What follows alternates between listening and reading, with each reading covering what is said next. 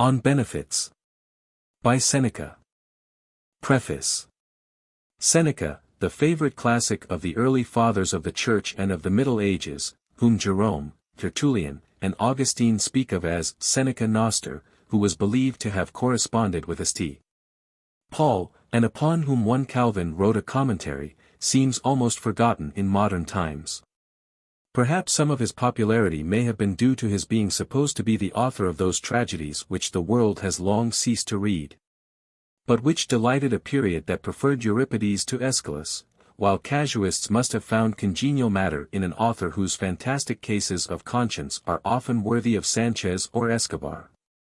Yet Seneca's morality is always pure, and from him we gain, albeit at second hand, an insight into the doctrines of the Greek philosophers, Zeno, Epicurus, Chrysippus, and whose precepts and system of religious thought had in cultivated Roman society taken the place of the old worship of Jupiter and Quirinus. Since Lodge's edition, Fall.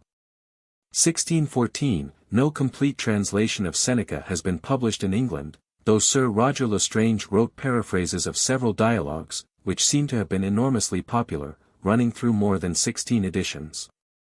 I think we may conjecture that Shakespeare had seen Lodge's translation, from several allusions to philosophy, to that impossible conception, the wise man, and especially from a passage in All's Well That Ends Well, which seems to breathe the very spirit of De Beneficiis. 'Tis pity that wishing well had not a body in it, which might be felt, that we, the poorer born, whose baser stars do shut us up in wishes, might with effects of them follow our friends, and show what we alone must think, which never returns us thanks. All's Well That Ends Well, Act I, Sc. 1. Though, if this will not fit the supposed date of that play, he may have taken the idea from the work of Lucius Annaeus Seneca concerning benefiting, that is to say, the doing, receiving, and requiting of good turns. Translated out of Latin by A. Golding. J. Day, London, 1578. And even during the Restoration, Pepys's ideal of virtuous and lettered seclusion is a country house in whose garden he might sit on summer afternoons with his friend, Sir W. Coventry, it may be, to read a chapter of Seneca. In sharp contrast to this is Vaughan's preface to the Minor Dialogues, which he edited after the death of his friend Coke, who had begun that work, in which he remarks that he has read much of this writer, in order to perfect his knowledge of Latin. For otherwise he neither admires his artificial subtleties of thought, nor his childish mannerisms of style. Vaughan, Preface, p. v. edition 1879, Jena. Yet by the student of the history of Rome under the Caesars, Seneca is not to be neglected, because, whatever may be thought of the intrinsic merit of his speculations, he represents, more perhaps even than Tacitus, the intellectual characteristics of his age, and the tone of society in Rome, nor could we well spare the gossiping stories which we find embedded in his graver dissertations. The following extract from Dean Merivale's History of the Romans under the Empire, will show the estimate of him which has been formed by that accomplished writer. At Rome, we have no reason to suppose that Christianity was only the refuge of the afflicted and miserable.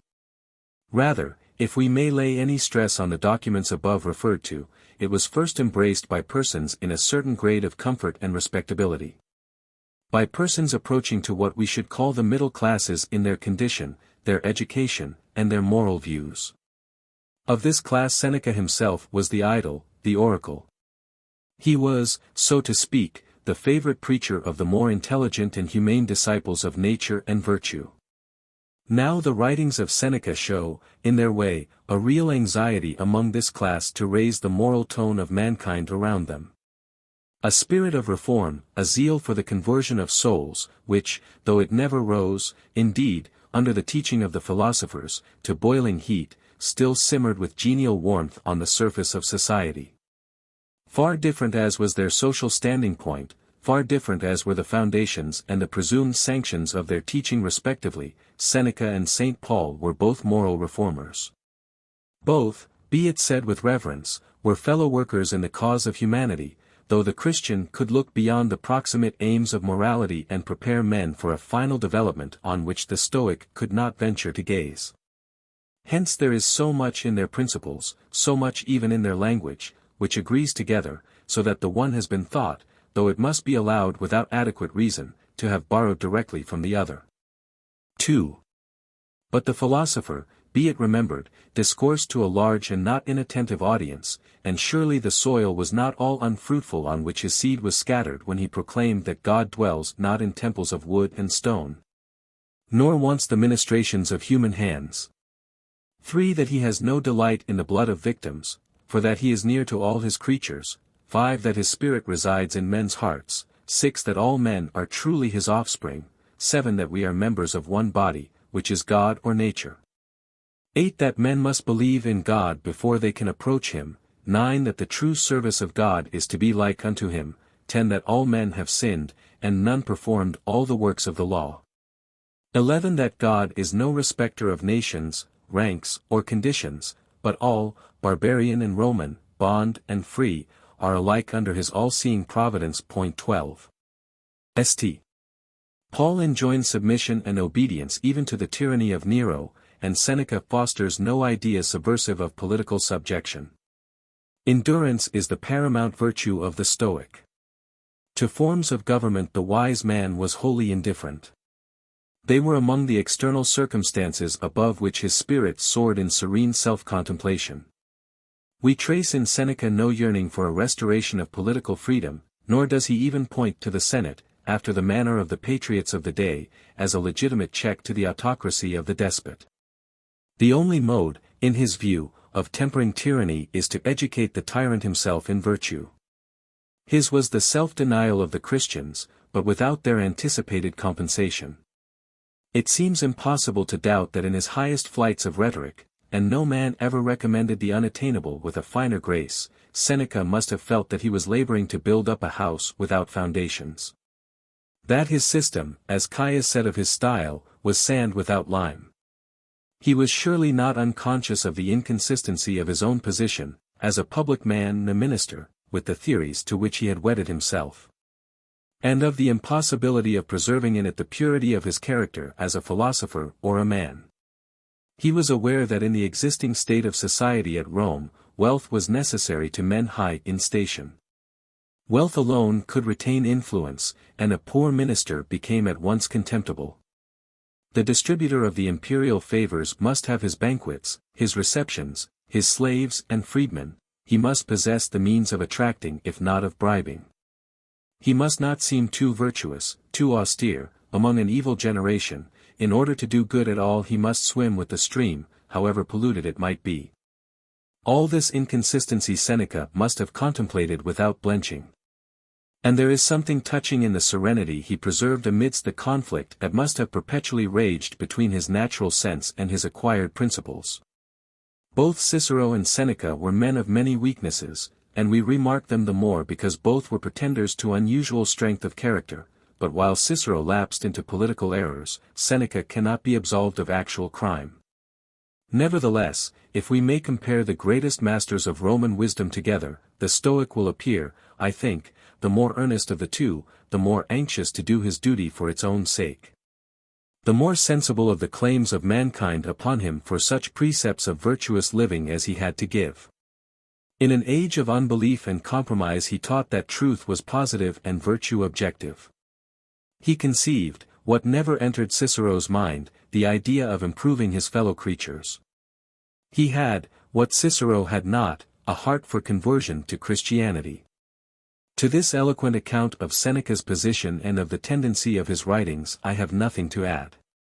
The main particulars of his life, his Spanish extraction, like that of Lacon and Martial, his father's treatises on rhetoric, his mother Helvia, his brothers, his wealth, his exile in Corsica, his outrageous flattery of Claudius and his satiric poem on his death, the vision of judgment, Marivalli calls it, after Lord Byron, his position as Nero's tutor, and his death, worthy at once of a Roman and a Stoic, by the orders of that tyrant, may be read of in The History of the Romans Under the Empire, or in the article Seneca in the Dictionary of Classical Biography, and need not be reproduced here, but I cannot resist pointing out how entirely Grote's view of the Sophists as a sort of established clergy, and Seneca's account of the various sects of philosophers as representing the religious thought of the time, is illustrated by his anecdote of Julia Augusta, the mother of Tiberius, better known to English readers as Livia, the wife of Augustus, who in her first agony of grief at the loss of her first husband applied to his Greek philosopher, Arius, as to a kind of domestic chaplain, for spiritual consolation. Ad Marciam de Consolation, ch. 4. I take this opportunity of expressing my gratitude to the Reverend J. E. B. Mayer, Professor of Latin in the University of Cambridge, for his kindness in finding time among his many and important literary labors for reading and correcting the proofs of this work. The text which I have followed for De Beneficiis is that of Goetz, Berlin, 1876. Aubrey Stewart. London, March, 1887. How do you find this book? Any thoughts about the book or the author? Any suggestion for improvement? Please take a moment to share your thoughts in a comment. If you like it, share it with your friends who might enjoy it as well. Subscribe to keep in touch. Visit CompleteAudiobooks.com for more quality content. Book I. Among the numerous faults of those who pass their lives recklessly and without due reflection, my good friend Liberalis, I should say that there is hardly any one so hurtful to society as this. That we neither know how to bestow or how to receive a benefit. It follows from this that benefits are badly invested, and become bad debts. In these cases it is too late to complain of their not being returned, for they were thrown away when we bestowed them. Nor need we wonder that while the greatest vices are common, none is more common than ingratitude, for this I see is brought about by various causes. The first of these is, that we do not choose worthy persons upon whom to bestow our bounty, but although when we are about to lend money we first make a careful inquiry into the means and habits of life of our debtor, and avoid sowing seed in a worn-out or unfruitful soil, yet without any discrimination we scatter our benefits at random rather than bestow them. It is hard to say whether it is more dishonorable for the receiver to disown a benefit, or for the giver to demand a return of it, for a benefit is a loan, the repayment of which depends merely upon the good feeling of the debtor. To misuse a benefit like a spendthrift is most shameful, because we do not need our wealth but only our intention to set us free from the obligation of it, for a benefit is repaid by being acknowledged. Yet while they are to blame who do not even show so much gratitude as to acknowledge their debt, we ourselves are to blame no less. We find many men ungrateful, yet we make more men so, because at one time we harshly and reproachfully demand some return for our bounty, at another we are fickle and regret what we have given. At another we are peevish and apt to find fault with trifles. By acting thus we destroy all sense of gratitude, not only after we have given anything, but while we are in the act of giving it. Who has ever thought it enough to be asked for anything in an offhand manner, or to be asked only once? Who, when he suspected that he was going to be asked for anything, has not frowned, turned away his face, pretended to be busy, or purposely talked without ceasing, in order not to give his suitor a chance of preferring his request? And avoided by various tricks having to help his friend in his pressing need?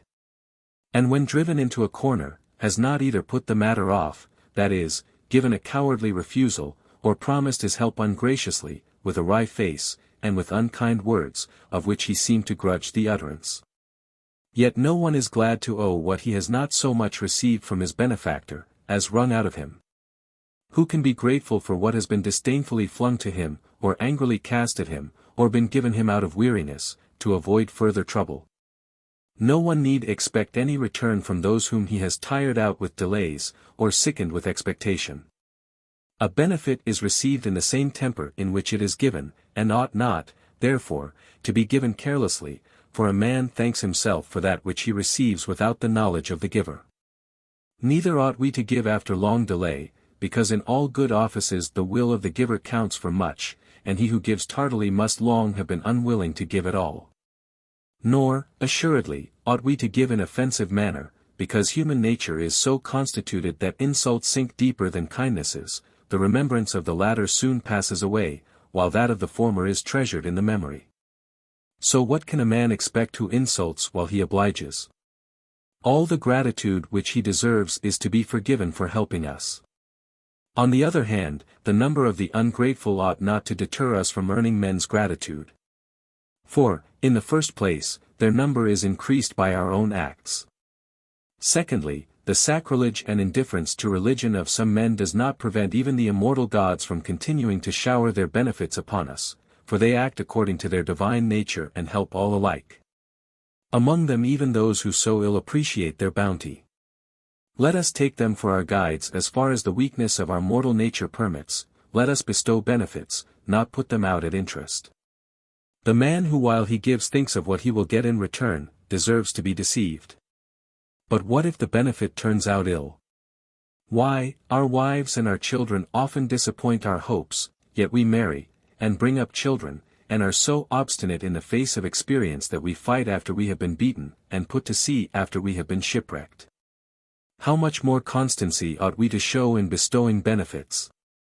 If a man does not bestow benefits because he has not received any, he must have bestowed them in order to receive them in return, and he justifies ingratitude, whose disgrace lies in not returning benefits when able to do so. How many are there who are unworthy of the light of day? And nevertheless the sun rises. How many complain because they have been born? Yet nature is ever renewing our race, and even suffers men to live who wish that they had never lived. It is the property of a great and good mind to covet, not the fruit of good deeds, but good deeds themselves, and to seek for a good man even after having met with bad men. If there were no rogues, what glory would there be in doing good to many?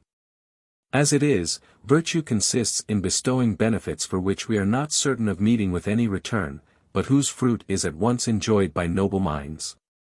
So little influence ought this to have in restraining us from doing good actions, that even though I were denied the hope of meeting with a grateful man, yet the fear of not having my benefits returned would not prevent my bestowing them. Because he who does not give, forestalls the vice of him who is ungrateful. I will explain what I mean. He who does not repay a benefit, sins more, but he who does not bestow one, sins earlier. If thou at random dost thy bounties waste, much must be lost, for one that's rightly placed. 2. In the former verse you may blame two things, for one should not cast them at random, and it is not right to waste anything, much less benefits. For unless they be given with judgment, they cease to be benefits, and may be called by any other name you please. The meaning of the latter verse is admirable, that one benefit rightly bestowed makes amends for the loss of many that have been lost.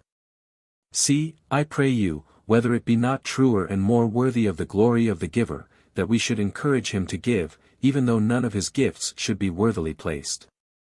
Much must be lost. Nothing is lost because he who loses had counted the cost before.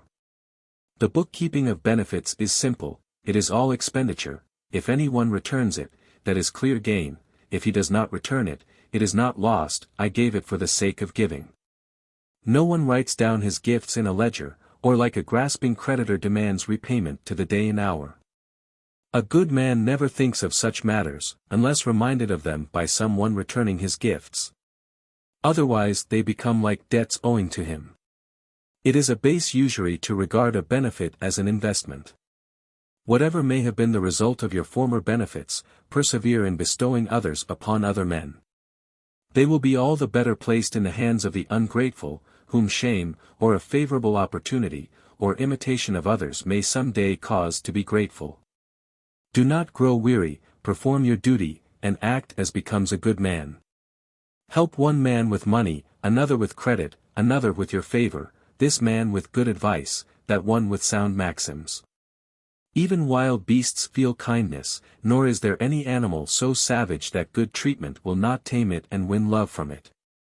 The mouths of lions are handled by their keepers with impunity. To obtain their food fierce elephants become as docile as slaves, so that constant unceasing kindness wins the hearts even of creatures who, by their nature, cannot comprehend or weigh the value of a benefit. Is a man ungrateful for one benefit? Perhaps he will not be so after receiving a second. Has he forgotten two kindnesses? Perhaps by a third he may be brought to remember the former ones also. 3. He who is quick to believe that he has thrown away his benefits, does really throw them away, but he who presses on and adds new benefits to his former ones, forces out gratitude even from a hard and forgetful breast.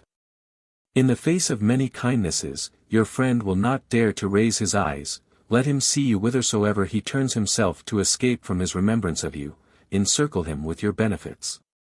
As for the power and property of these, I will explain it to you if first you will allow me to glance at a matter which does not belong to our subject, as to why the graces are 3 in number, why they are sisters, why hand in hand, and why they are smiling and young, with a loose and transparent dress.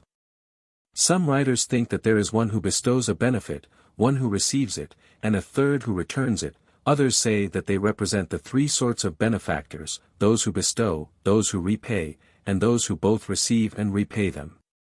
But take whichever you please to be true, what will this knowledge profit us?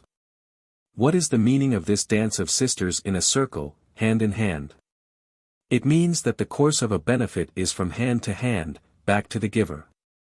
That the beauty of the whole chain is lost if a single link fails, and that it is fairest when it proceeds in unbroken regular order. In the dance there is one, esteemed beyond the others, who represents the givers of benefits. Their faces are cheerful, as those of men who give or receive benefits are wont to be.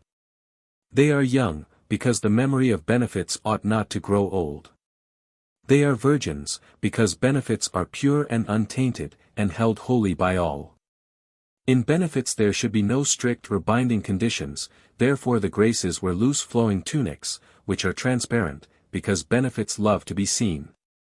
People who are not under the influence of Greek literature may say that all this is a matter of course, but there can be no one who would think that the names which Hesiod has given them bear upon our subject. He named the eldest Aglaia, the middle one Euphrosyne, the third Talia.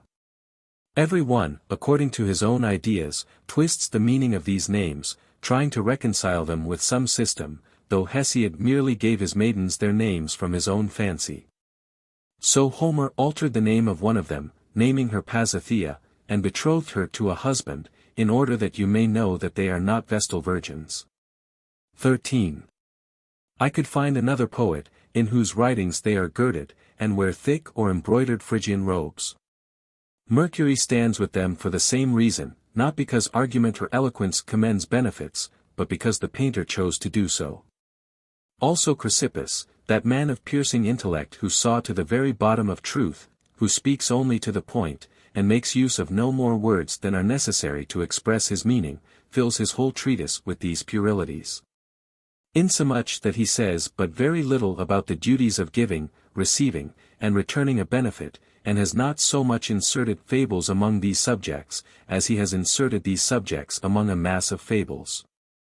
For, not to mention what Hecaton borrows from him, Chrysippus tells us that the 3 graces are the daughters of Jupiter and Eurynomy, that they are younger than the hours, and rather more beautiful. And that on that account they are assigned as companions to Venus. He also thinks that the name of their mother bears upon the subject, and that she is named Eurynomy because to distribute benefits requires a wide inheritance. As if the mother usually received her name after her daughters, or as if the names given by poets were true. In truth, just as with a nomenclator audacity supplies the place of memory, and he invents a name for every one whose name he cannot recollect, so the poets think that it is of no importance to speak the truth, but are either forced by the exigencies of meter, or attracted by sweetness of sound, into calling every one by whatever name runs neatly into verse. Nor do they suffer for it if they introduce another name into the list, for the next poet makes them bear what name he pleases. That you may know that this is so, for instance Talia, our present subject of discourse, is one of the graces in Hesiod's poems, while in those of Homer she is one of the muses. 4.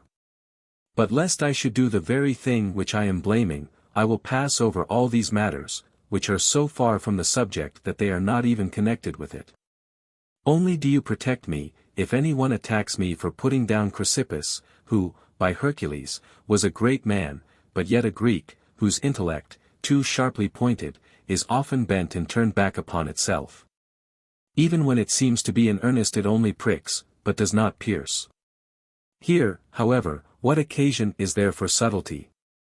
We are to speak of benefits, and to define a matter which is the chief bond of human society. We are to lay down a rule of life, such that neither careless open-handedness may commend itself to us under the guise of goodness of heart, and yet that our circumspection, while it moderates, may not quench our generosity. A quality in which we ought neither to exceed nor to fall short.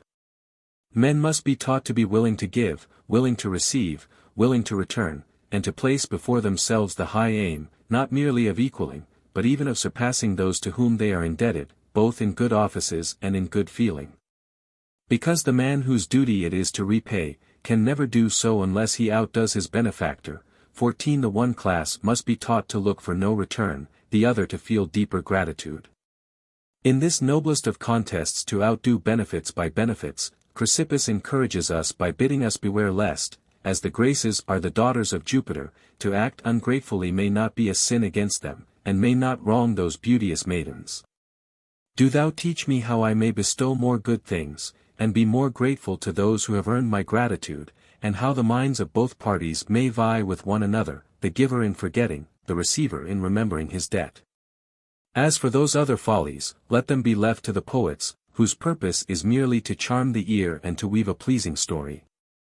But let those who wish to purify men's minds, to retain honor in their dealings, and to imprint on their minds gratitude for kindnesses, let them speak in sober earnest and act with all their strength. Unless you imagine, perchance, that by such flippant and mythical talk, and such old wives' reasoning, it is possible for us to prevent that most ruinous consummation, the repudiation of benefits. V. However, while I pass over what is futile and irrelevant, I must point out that the first thing which we have to learn is, what we owe in return for a benefit received. One man says that he owes the money which he has received, another that he owes a consulship, a priesthood, a province, and so on. These, however, are but the outward signs of kindnesses, not the kindnesses themselves. A benefit is not to be felt and handled, it is a thing which exists only in the mind. There is a great difference between the subject matter of a benefit, and the benefit itself. Wherefore neither gold, nor silver, nor any of those things which are most highly esteemed, are benefits, but the benefit lies in the goodwill of him who gives them. The ignorant take notice only of that which comes before their eyes, and which can be owned and passed from hand to hand, while they disregard that which gives these things their value. The things which we hold in our hands, which we see with our eyes, and which our avarice hugs, are transitory, they may be taken from us by ill luck or by violence, but a kindness lasts even after the loss of that by means of which it was bestowed. For it is a good deed, which no violence can undo. For instance, suppose that I ransomed a friend from pirates, but another pirate has caught him and thrown him into prison. The pirate has not robbed him of my benefit, but has only robbed him of the enjoyment of it. Or suppose that I have saved a man's children from a shipwreck or a fire, and that afterwards disease or accident has carried them off. Even when they are no more, the kindness which was done by means of them remains. All those things, therefore, which improperly assume the name of benefits, are means by which kindly feeling manifests itself. In other cases also, we find a distinction between the visible symbol and the matter itself, as when a general bestows collars of gold, or civic or mural crowns upon any one. What value has the crown in itself? Or the purple-bordered robe? Or the fasces? Or the judgment seat and car of triumph? None of these things is in itself an honor, but is an emblem of honor. In like manner, that which is seen is not a benefit, it is but the trace and mark of a benefit. 6. What, then, is a benefit? It is the art of doing a kindness which both bestows pleasure and gains it by bestowing it, and which does its office by natural and spontaneous impulse. It is not, therefore, the thing which is done or given, but the spirit in which it is done or given, that must be considered, because a benefit exists, not in that which is done or given, but in the mind of the doer or giver. How great the distinction between them is, you may perceive from this, that while a benefit is necessarily good, yet that which is done or given is neither good nor bad. The spirit in which they are given can exalt small things, can glorify mean ones, and can discredit great and precious ones. The objects themselves which are sought after have a neutral nature, neither good nor bad. All depends upon the direction given them by the guiding spirit from which things receive their shape. That which is paid or handed over is not the benefit itself, just as the honor which we pay to the gods lies not in the victims themselves, although they be fat and glittering with gold. 15 But in the pure and holy feelings of the worshippers. Thus good men are religious, though their offering be meal and their vessels of earthenware, whilst bad men will not escape from their impiety, though they pour the blood of many victims upon the altars. 7. If benefits consisted of things, and not of the wish to benefit, then the more things we receive the greater the benefit would be. But this is not true, for sometimes we feel more gratitude to one who gives us trifles nobly, who, like Virgil's poor old soldier, holds himself as rich as kings. If he has given us ever so little with a good will, a man who forgets his own need when he sees mine, who has not only a wish but a longing to help, who thinks that he receives a benefit when he bestows one, who gives as though he would receive no return, receives a repayment as though he had originally given nothing, and who watches for and seizes an opportunity of being useful. On the other hand, as I said before, those gifts which are hardly wrung from the giver, or which drop unheeded from his hands, claim no gratitude from us, however great they may appear and may be. We prize much more what comes from a willing hand, than what comes from a full one. This man has given me but little, yet more he could not afford, while what that one has given is much indeed, but he hesitated, he put it off, he grumbled when he gave it haughtily, or he proclaimed it aloud, and did it to please others. Not to please the person to whom he gave it. He offered it to his own pride, not to me. 8. As the pupils of Socrates, each in proportion to his means, gave him large presents, Aeschines, a poor pupil, said, I can find nothing to give you which is worthy of you. I feel my poverty in this respect alone. Therefore I present you with the only thing I possess, myself. I pray that you may take this my present, such as it is, in good part, and may remember that the others, although they gave you much, yet left for themselves more than they gave. Socrates answered, Surely you have bestowed a great present upon me, unless perchance you set a small value upon yourself. I will accordingly take pains to restore you to yourself a better man than when I received you. By this present Aeschines outdid Alcibiades, whose mind was as great as his wealth, and all the splendor of the most wealthy youths of Athens. 9. You see how the mind even in the straitest circumstances finds the means of generosity. Aeschines seems to me to have said, Fortune, it is in vain that you have made me poor, in spite of this I will find a worthy present for this man. Since I can give him nothing of yours, I will give him something of my own. Nor need you suppose that he held himself cheap, he made himself his own price. By a stroke of genius this youth discovered a means of presenting Socrates to himself. We must not consider how great presents are, but in what spirit they are given. A rich man is well spoken of if he is clever enough to render himself easy of access to men of a moderate ambition, and although he intends to do nothing to help them, yet encourages their unconscionable hopes. But he is thought the worse of if he be sharp of tongue, sour in appearance, and displays his wealth in an invidious fashion. For men respect and yet loathe a fortunate man, and hate him for doing what, if they had the chance, they would do themselves. Men nowadays no longer secretly, but openly outrage the wives of others, and allow to others access to their own wives. A match is thought countrified, uncivilized, in bad style, and to be protested against by all matrons, if the husband should forbid his wife to appear in public in a litter, and to be carried about exposed to the gaze of all observers. If a man has not made himself notorious by a liaison with some mistress, if he does not pay an annuity to some one else's wife, married women speak of him as a poor-spirited creature, a man given to low vice, a lover of servant girls. Soon adultery becomes the most respectable form of marriage, and widowhood and celibacy are commonly practiced. No one takes a wife unless he takes her away from someone else. Now men vie with one another in wasting what they have stolen, and in collecting together what they have wasted with the keenest avarice. They become utterly reckless, scorn poverty in others, fear personal injury more than anything else, break the peace by their riots, and by violence and terror domineer over those who are weaker than themselves. No wonder that they plunder provinces and offer the seat of judgment for sale, knocking it down after an auction to the highest bidder, since it is the law of nations that you may sell what you have bought. X. However, my enthusiasm has carried me further than I intended, the subject being an inviting one. Let me, then, end by pointing out that the disgrace of these crimes does not belong especially to our own time. Our ancestors before us have lamented, and our children after us will lament, as we do, the ruin of morality, the prevalence of vice, and the gradual deterioration of mankind. Yet these things are really stationary, only moved slightly to and fro like the waves which at one time a rising tide washes further over the land, and at another an ebbing one restrains within a lower water mark. At one time the chief vice will be adultery, and licentiousness will exceed all bounds, at another time a rage for feasting will be in vogue, and men will waste their inheritance in the most shameful of all ways, by the kitchen.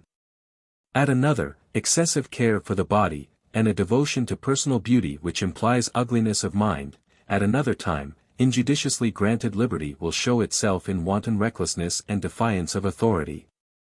Sometimes there will be a reign of cruelty both in public and private, and the madness of the civil wars will come upon us, which destroy all that is holy and inviolable. Sometimes even drunkenness will be held in honor, and it will be a virtue to swallow most wine. Vices do not lie in wait for us in one place alone, but hover around us in changeful forms, sometimes even at variance one with another, so that in turn they win and lose the field. Yet we shall always be obliged to pronounce the same verdict upon ourselves, that we are and always were evil, and, I unwillingly add, that we always shall be. There always will be homicides, tyrants, thieves, adulterers, ravishers, sacrilegious, traitors. Worse than all these is the ungrateful man, except we consider that all these crimes flow from ingratitude, without which hardly any great wickedness has ever grown to full stature. Be sure that you guard against this as the greatest of crimes in yourself, but pardon it as the least of crimes in another. For all the injury which you suffer is this: you have lost the subject matter of a benefit, not the benefit itself, for you possess unimpaired the best part of it, in that you have given it. Though we ought to be careful to bestow our benefits by preference upon those who are likely to show us gratitude for them, yet we must sometimes do what we have little hope will turn out well, and bestow benefits upon those who we not only think will prove ungrateful, but who we know have been so. For instance, if I should be able to save a man's children from a great danger with no risk to myself, I should not hesitate to do so. If a man be worthy, I would defend him even with my blood, and would share his perils. If he be unworthy, and yet by merely crying for help I can rescue him from robbers, I would without reluctance raise the shout which would save a fellow creature. 11. The next point to be defined is, what kind of benefits are to be given, and in what manner. First let us give what is necessary, next what is useful, and then what is pleasant, provided that they be lasting. We must begin with what is necessary, for those things which support life affect the mind very differently from those which adorn and improve it. A man may be nice, and hard to please, in things which he can easily do without, of which he can say, "Take them back, I do not want them, I am satisfied with what I have." Sometimes, we wish not only to return what we have received, but even to throw it away. Of necessary things, the first class consists of things without which we cannot live, the second, of things without which we ought not to live, and the third, of things without which we should not care to live. The first class are, to be saved from the hands of the enemy, from the anger of tyrants, from proscription, and the various other perils which beset human life. By averting any one of these, we shall earn gratitude proportionate to the greatness of the danger, for when men think of the greatness of the misery from which they have been saved, the terror which they have gone through enhances the value of our services. Yet we ought not to delay rescuing any one longer than we are obliged, solely in order to make his fears add weight to our services. Next come those things without which we can indeed live, but in such a manner that it would be better to die, such as liberty, chastity, or a good conscience. After these are what we have come to hold dear by connection and relationship and long use and custom, such as our wives and children, our household gods, and so on. To which the mind so firmly attaches itself that separation from them seems worse than death. After these come useful things, which form a very wide and varied class, in which will be money, not in excess, but enough for living in a moderate style, public office, and, for the ambitious, due advancement to higher posts. For nothing can be more useful to a man than to be placed in a position in which he can benefit himself. All benefits beyond these are superfluous, and are likely to spoil those who receive them. In giving these we must be careful to make them acceptable by giving them at the appropriate time, or by giving things which are not common, but such as few people possess, or at any rate few possess in our times. Or again, by giving things in such a manner, that though not naturally valuable, they become so by the time and place at which they are given. We must reflect what present will produce the most pleasure, what will most frequently come under the notice of the possessor of it, so that whenever he is with it he may be with us also. And in all cases we must be careful not to send useless presents, such as hunting weapons to a woman or old man, or books to a rustic, or nets to catch wild animals to a quiet literary man. On the other hand, we ought to be careful, while we wish to send what will please, that we do not send what will insultingly remind our friends of their failings, as, for example, if we send wine to a hard drinker or drugs to an invalid. For a present which contains an allusion to the shortcomings of the receiver, becomes an outrage. 12. If we have a free choice as to what to give, we should above all choose lasting presents, in order that our gift may endure as long as possible, for few are so grateful as to think of what they have received, even when they do not see it. Even the ungrateful remember us by our gifts, when they are always in their sight and do not allow themselves to be forgotten, but constantly obtrude and stamp upon the mind the memory of the giver. As we never ought to remind men of what we have given them, we ought all the more to choose presents that will be permanent, for the things themselves will prevent the remembrance of the giver from fading away. I would more willingly give a present of plate than of coined money, and would more willingly give statues than clothes or other things which are soon worn out. Few remain grateful after the present is gone, many more remember their presents only while they make use of them. If possible, I should like my present not to be consumed, let it remain in existence, let it stick to my friend and share his life. No one is so foolish as to need to be told not to send gladiators or wild beasts to one who has just given a public show, or not to send summer clothing in winter time, or winter clothing in summer. Common sense must guide our benefits. We must consider the time and the place, and the character of the receiver, which are the weights in the scale, which cause our gifts to be well or ill received. How far more acceptable a present is, if we give a man what he has not, than if we give him what he has plenty of. If we give him what he has long been searching for in vain, rather than what he sees everywhere. Let us make presents of things which are rare and scarce rather than costly, things which even a rich man will be glad of, just as common fruits, such as we tire of after a few days, please us if they have ripened before the usual season. People will also esteem things which no one else has given to them, or which we have given to no one else. 13. When the conquest of the East had flattered Alexander of Macedon into believing himself to be more than man, the people of Corinth sent an embassy to congratulate him, and presented him with the franchise of their city. When Alexander smiled at this form of courtesy, one of the ambassadors said, "We have never enrolled any stranger among our citizens except Hercules and yourself." Alexander willingly accepted the proffered honor, invited the ambassadors to his table, and showed them other courtesies. He did not think of who offered the citizenship, but to whom they had granted it. And being altogether the slave of glory, though he knew neither its true nature or its limits, had followed in the footsteps of Hercules and Bacchus, and had not even stayed his march where they ceased.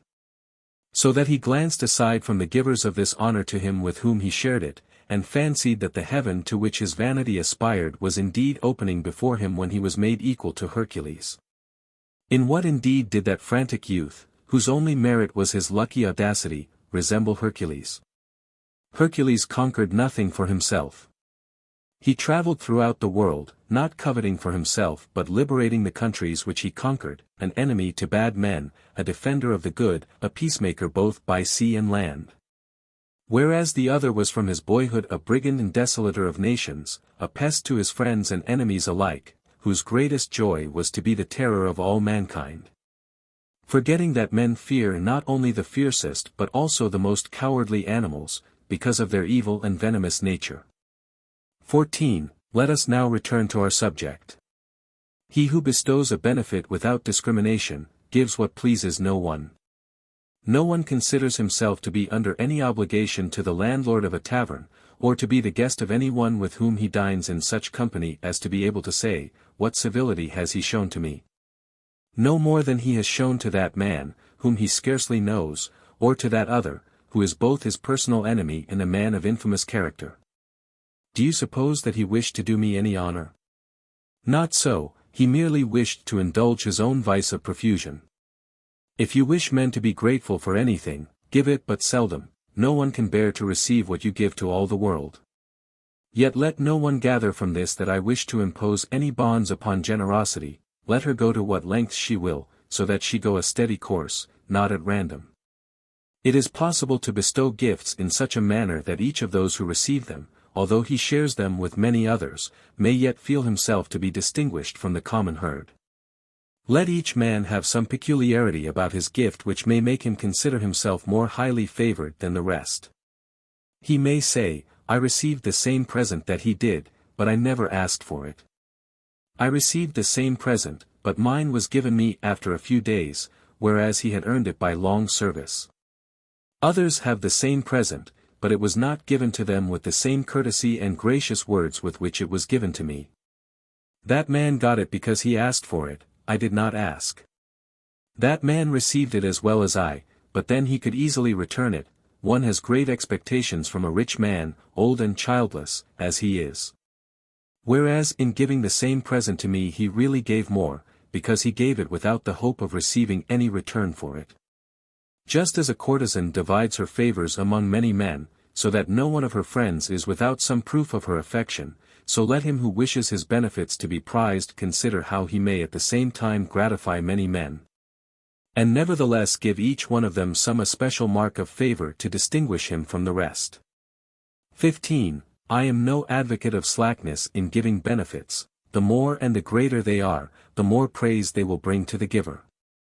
Yet let them be given with discretion, for what is given carelessly and recklessly can please no one. Whoever, therefore, supposes that in giving this advice I wish to restrict benevolence and to confine it to narrower limits, entirely mistakes the object of my warning. What virtue do we admire more than benevolence? Which do we encourage more?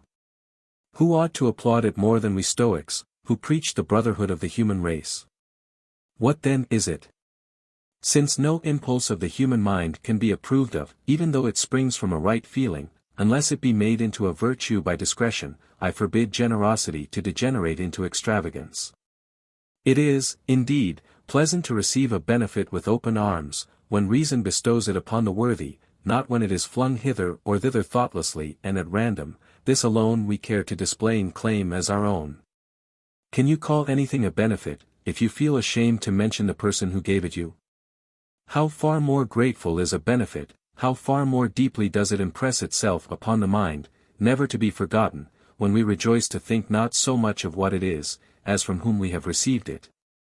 Crispus Pacinus was wont to say that some men's advice was to be preferred to their presents, some men's presents to their advice, and he added as an example, I would rather have received advice from Augustus than a present. I would rather receive a present from Claudius than advice. I, however, think that one ought not to wish for a benefit from any man whose judgment is worthless. What then? Ought we not to receive what Claudius gives? We ought. But we ought to regard it as obtained from fortune, which may at any moment turn against us. Why do we separate this which naturally is connected? That is not a benefit, to which the best part of a benefit, that it be bestowed with judgment, is wanting. A really great sum of money, if it be given neither with discernment nor with good will, is no more a benefit than if it remained hoarded. There are, however, many things which we ought not to reject, yet for which we cannot feel indebted. Book 2. Let us consider, most excellent Liberalis, what still remains of the earlier part of the subject, in what way a benefit should be bestowed. I think that I can point out the shortest way to this. Let us give in the way in which we ourselves should like to receive. Above all, we should give willingly, quickly, and without any hesitation. A benefit commands no gratitude if it has hung for a long time in the hands of the giver, if he seems unwilling to part with it, and gives it as though he were being robbed of it. Even though some delay should intervene, let us by all means in our power strive not to seem to have been in two minds about giving it at all. To hesitate is the next thing to refusing to give, and destroys all claim to gratitude. For just as the sweetest part of a benefit is the kindly feeling of the giver, it follows that one who has by his very delay proved that he gives unwillingly, must be regarded not as having given anything, but as having been unable to keep it from an importunate suitor. Indeed, many men are made generous by want of firmness. The most acceptable benefits are those which are waiting for us to take them, which are easy to be received, and offer themselves to us, so that the only delay is caused by the modesty of the receiver.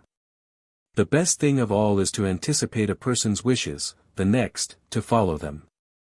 The former is the better course, to be beforehand with our friends by giving them what they want before they ask us for it, for the value of a gift is much enhanced by sparing an honest man the misery of asking for it with confusion and blushes.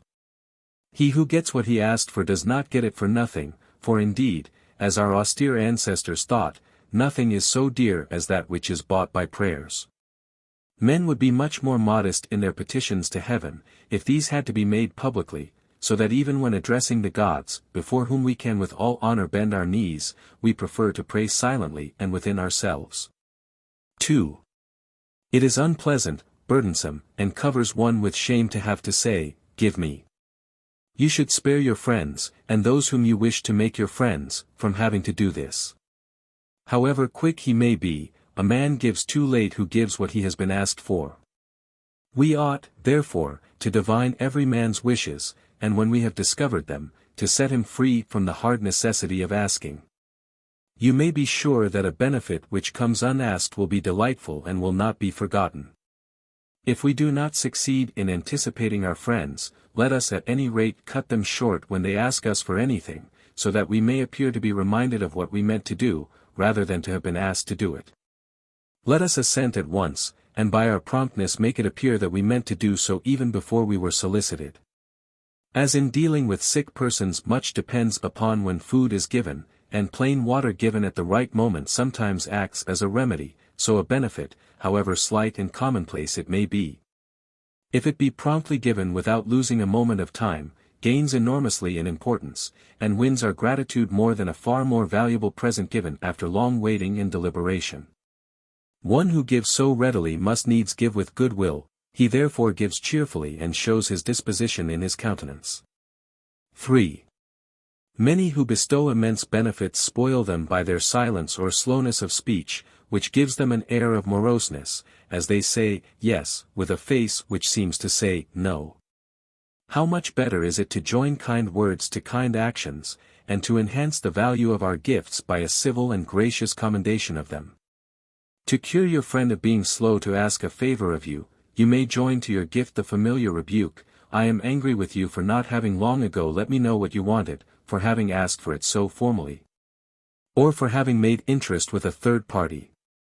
I congratulate myself that you have been pleased to make trial of me. Hereafter, if you want anything, ask for it as your right, however, for this time I pardon your want of manners."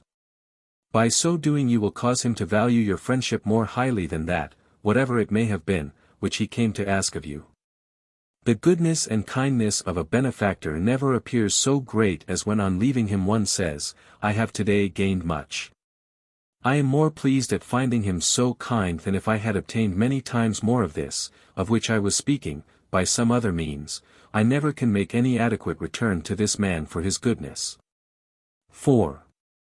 Many, however, there are who, by harsh words and contemptuous manner, make their very kindnesses odious, for by speaking and acting disdainfully they make us sorry that they have granted our requests. Various delays also take place after we have obtained a promise, and nothing is more heartbreaking than to be forced to beg for the very thing which you already have been promised. Benefits ought to be bestowed at once, but from some persons it is easier to obtain the promise of them than to get them. One man has to be asked to remind our benefactor of his purpose, another, to bring it into effect. And thus a single present is worn away in passing through many hands, until hardly any gratitude is left for the original promiser. Since whoever we are forced to solicit after the giving of the promise receives some of the gratitude which we owe to the giver. Take care, therefore, if you wish your gifts to be esteemed, that they reach those to whom they are promised entire, and, as the saying is, without any deduction. Let no one intercept them or delay them. For no one can take any share of the gratitude due for your gifts without robbing you of it.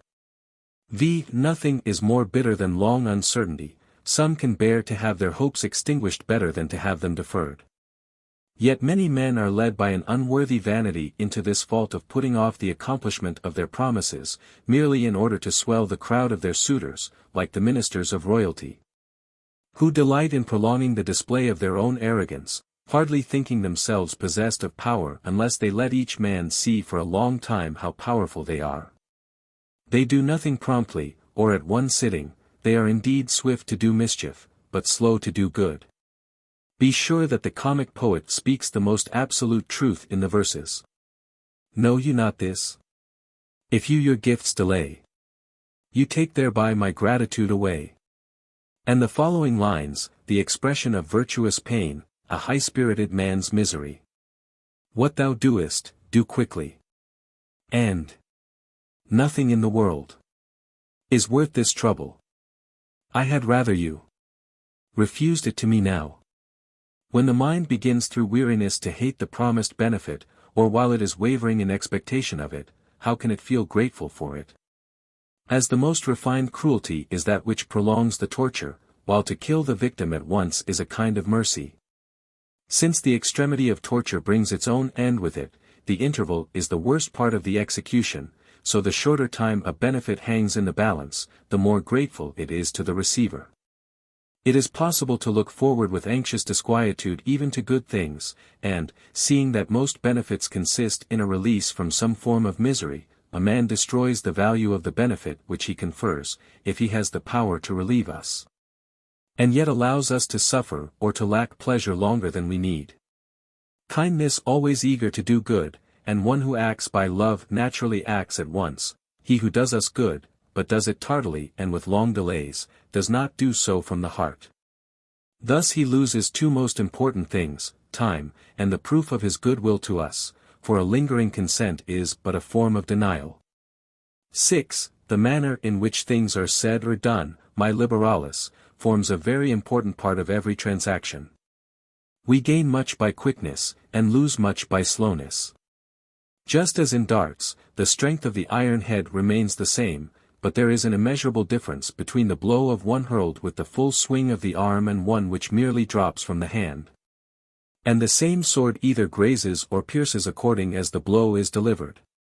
So, in like manner, that which is given is the same, but the manner in which it is given makes the difference. How sweet, how precious is a gift, when he who gives does not permit himself to be thanked, and when while he gives he forgets that he has given. To reproach a man at the very moment that you are doing him a service is sheer madness. It is to mix insult with your favors. We ought not to make our benefits burdensome, or to add any bitterness to them. Even if there be some subject upon which you wish to warn your friend, choose some other time for doing so. 7.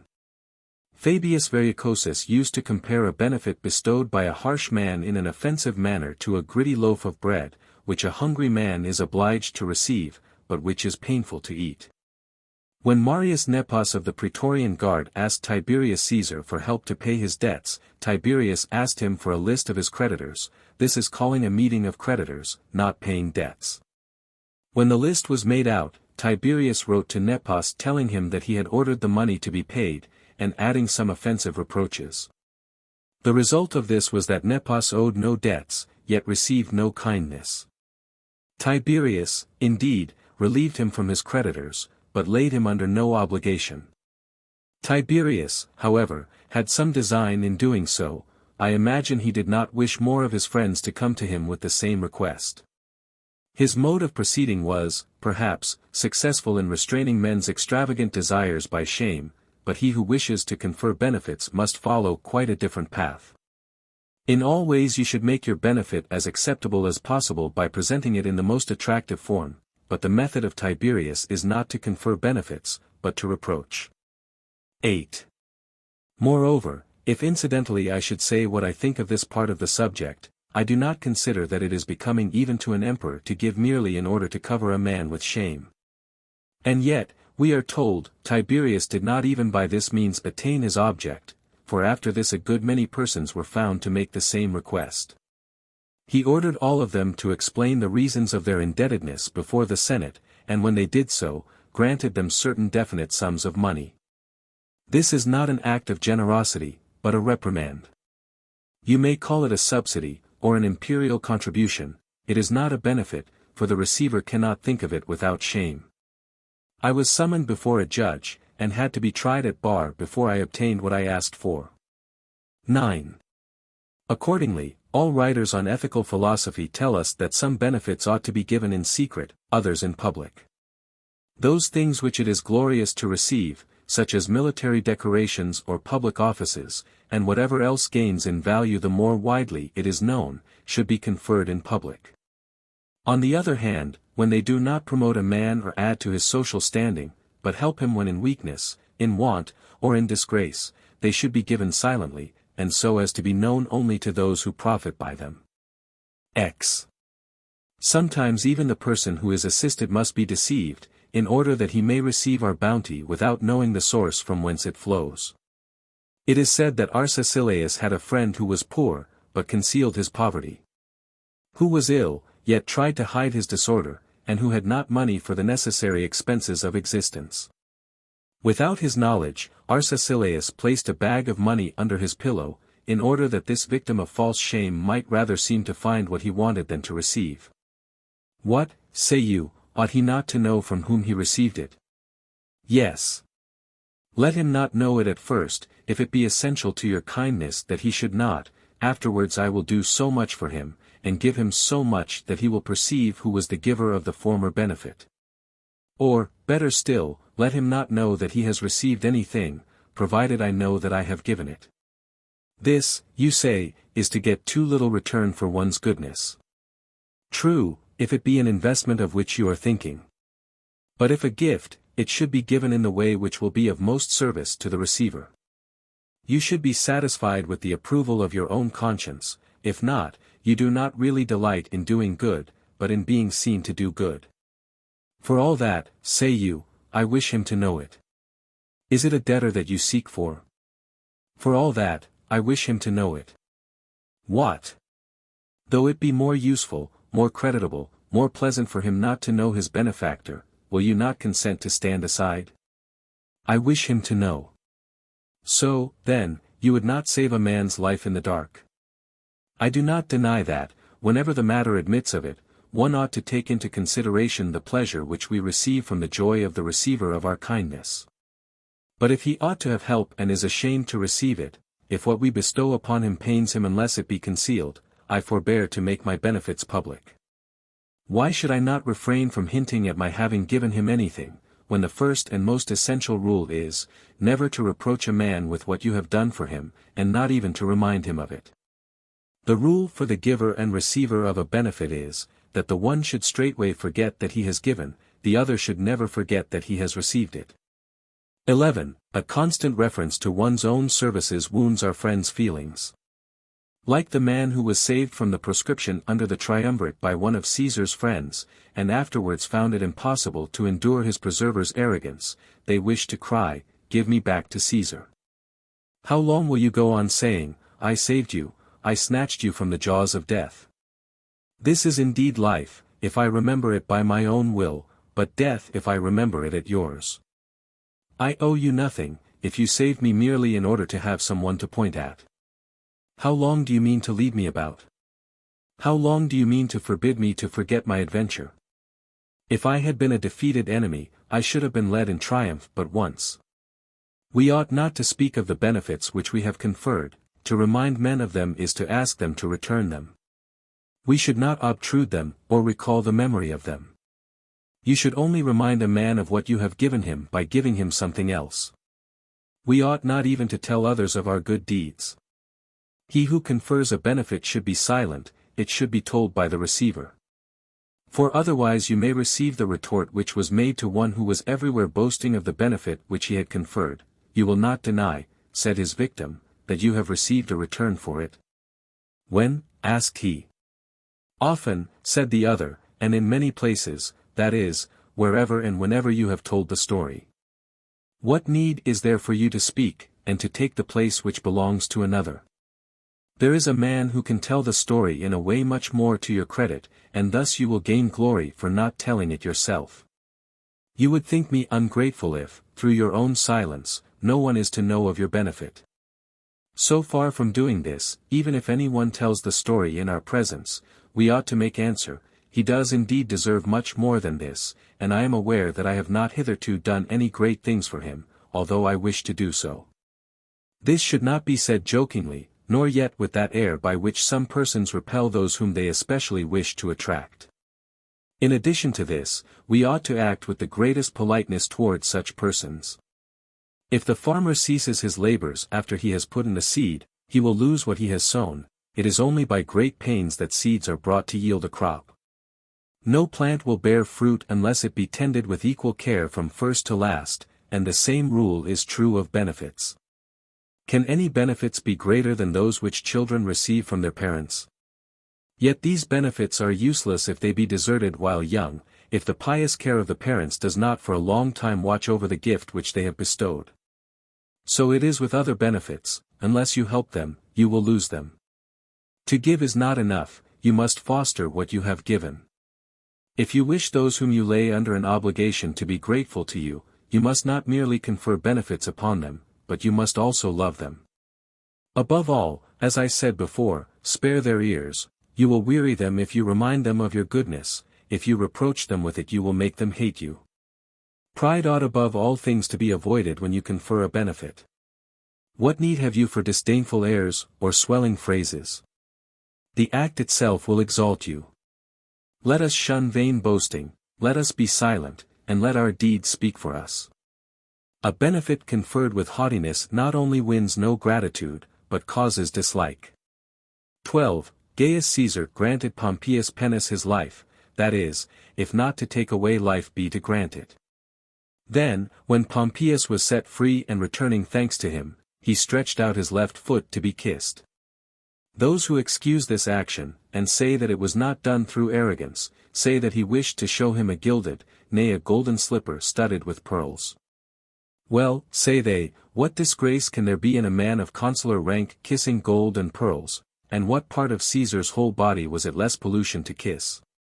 So, then, that man, the object of whose life was to change a free state into a Persian despotism, was not satisfied when a senator, an aged man, a man who had filled the highest offices in the state, prostrated himself before him in the presence of all the nobles, just as the vanquished prostrate themselves before their conqueror. He discovered a place below his knees down to which he might thrust liberty. What is this but trampling upon the commonwealth, and that, too, with the left foot, though you may say that this point does not signify. It was not a sufficiently foul and frantic outrage for the emperor to sit at the trial of a consular for his life wearing slippers, he must needs push his shoes into a senator's face. 13. O pride, the silliest fault of great good fortune! How pleasant it is to take nothing from thee! How dost thou turn all benefits into outrages! How dost thou delight in all excess! How ill all things become thee! The higher thou risest the lower thou art, and provest that the good things by which thou art so puffed up profit thee not, thou spoilest all that thou givest. It is worth while to inquire why it is that pride thus swaggers and changes the form and appearance of her countenance, so that she prefers a mask to her own face. It is pleasant to receive gifts when they are conferred in a kindly and gentle manner, when a superior in giving them does not exalt himself over me, but shows as much good feeling as possible, placing himself on a level with me.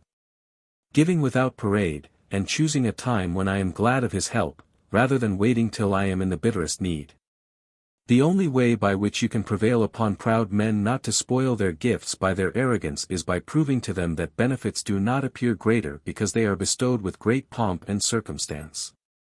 That no one will think them greater men for so doing, and that excessive pride is a mere delusion which leads men to hate even what they ought to love. 14. There are some things which injure those who receive them, things which it is not a benefit to give but to withhold. We should therefore consider the usefulness of our gift rather than the wish of the petitioner to receive it. For we often long for hurtful things, and are unable to discern how ruinous they are, because our judgment is biased by our feelings. When, however, the longing is past, when that frenzied impulse which masters our good sense has passed away, we abhor those who have given us hurtful gifts. As we refuse cold water to the sick, or swords to the grief-stricken or remorseful, and take from the insane whatever they might in their delirium use to their own destruction. So must we persist in refusing to give anything whatever that is hurtful, although our friends earnestly and humbly, nay, sometimes even most piteously beg for it. We ought to look at the end of our benefits as well as the beginning, and not merely to give what men are glad to receive, but what they will hereafter be glad to have received. There are many who say, I know that this will do him no good, but what am I to do? He begs for it, I cannot withstand his entreaties. Let him see to it, he will blame himself, not me. Not so, you he will blame, and deservedly. When he comes to his right mind, when the frenzy which now excites him has left him, how can he help hating the man who has assisted him to harm and to endanger himself? It is a cruel kindness to allow one's self to be won over into granting that which injures those who beg for it. Just as it is the noblest of acts to save men from harm against their will, so it is but hatred, under the mask of civility, to grant what is harmful to those who ask for it. Let us confer benefits of such a kind, that the more they are made use of the better they please, and which never can turn into injuries. I never will give money to a man if I know that he will pay it to an adulteress, nor will I be found in connection with any wicked act or plan. If possible, I will restrain men from crime. If not, at least I will never assist them in it. Whether my friend be driven into doing wrong by anger, or seduced from the path of safety by the heat of ambition, he shall never gain the means of doing mischief except from himself, nor will I enable him one day to say, he ruined me out of love for me. Our friends often give us what our enemies wish us to receive. We are driven by the unseasonable fondness of the former into the ruin which the latter hope will befall us. Yet, often as it is the case, what can be more shameful than that there should be no difference between a benefit and hatred? 15. Let us never bestow gifts which may recoil upon us to our shame.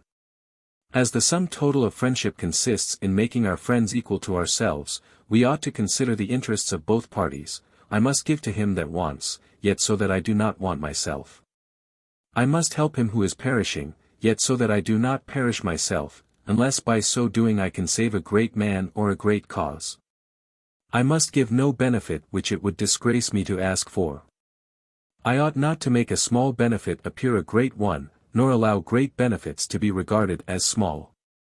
For although it destroys all feeling of gratitude to treat what you give like a creditor, yet you do not reproach a man, but merely set off your gift to the best advantage by letting him know what it is worth. Every man must consider what his resources and powers are, so that we may not give either more or less than we are able. We must also consider the character and position of the person to whom we give, for some men are too great to give small gifts, while others are too small to receive great ones. Compare, therefore, the character both of the giver and the receiver, and weigh that which you give between the two, taking care that what is given be neither too burdensome nor too trivial for the one to give, nor yet such as the receiver will either treat with disdain as too small, or think too great for him to deal with. 16. Alexander, who was of unsound mind, and always full of magnificent ideas, presented somebody with a city. When the man to whom he gave it had reflected upon the scope of his own powers, he wished to avoid the jealousy which so great a present would excite, saying that the gift did not suit a man of his position. I do not ask, replied Alexander, what is becoming for you to receive, but what is becoming for me to give. This seems a spirited and kingly speech, yet really it is a most foolish one. Nothing is by itself a becoming gift for any one, all depends upon who gives it, to whom he gives it, when, for what reason, where, and so forth, without which details it is impossible to argue about it. Inflated creature. If it did not become him to receive this gift, it could not become thee to give it. There should be a proportion between men's characters and the offices which they fill. And as virtue in all cases should be our measure, he who gives too much acts as wrongly as he who gives too little. Even granting that fortune has raised you so high, that, where other men give cups, you give cities, which it would show a greater mind in you not to take than to take and squander. Still there must be some of your friends who are not strong enough to put a city in their pockets. 17. A certain cynic asked Antigonus for a talent. Antigonus answered that this was too much for a cynic to ask for. After this rebuff he asked for a penny. Antigonus answered that this was too little for a king to give. This kind of hair-splitting, you say, is contemptible. He found the means of giving neither. In the matter of the penny he thought of the king, in that of the talent he thought of the cynic, whereas with respect to the cynic it would have been right to receive the penny, with respect to the king it would have been right to give the talent. Though there may be things which are too great for a cynic to receive, yet nothing is so small, that it does not become a gracious king to bestow it. If you ask me, I applaud Antigonus. For it is not to be endured that a man who despises money should ask for it. Your cynic has publicly proclaimed his hatred of money, and assumed the character of one who despises it. Let him act up to his professions. It is most inconsistent for him to earn money by glorifying his poverty. I wish to use Chrysippus's simile of the game of ball, in which the ball must certainly fall by the fault either of the thrower or of the catcher. It only holds its course when it passes between the hands of two persons who each throw it and catch it suitably. It is necessary, however, for a good player to send the ball in one way to a comrade at a long distance, and in another to one at a short distance. So it is with a benefit, unless it be suitable both for the giver and the receiver, it will neither leave the one nor reach the other as it ought. If we have to do with a practiced and skilled player, we shall throw the ball more recklessly, for however it may come, that quick and agile hand will send it back again. If we are playing with an unskilled novice, we shall not throw it so hard, but far more gently, guiding it straight into his very hands, and we shall run to meet it when it returns to us. This is just what we ought to do in conferring benefits. Let us teach some men how to do so, and be satisfied if they attempt it, if they have the courage and the will to do so. For the most part, however, we make men ungrateful, and encourage them, to be so, as if our benefits were only great when we cannot receive any gratitude for them. Just as some spiteful ball-players purposely put out their companion, of course to the ruin of the game, which cannot be carried on without entire agreement. Many men are of so depraved a nature that they had rather lose the presents which they make than be thought to have received a return for them, because they are proud, and like to lay people under obligations. Yet how much better and more kindly would it be if they tried to enable the others also to perform their parts, if they encouraged them in returning gratitude, put the best construction upon all their acts, received one who wished to thank them just as cordially as if he came to repay what he had received, and easily lent themselves to the belief that those whom they have laid under an obligation wish to repay it. We blame usurers equally when they press harshly for payment, and when they delay and make difficulties about taking back the money which they have lent. In the same way, it is just as right that a benefit should be returned, as it is wrong to ask any one to return it.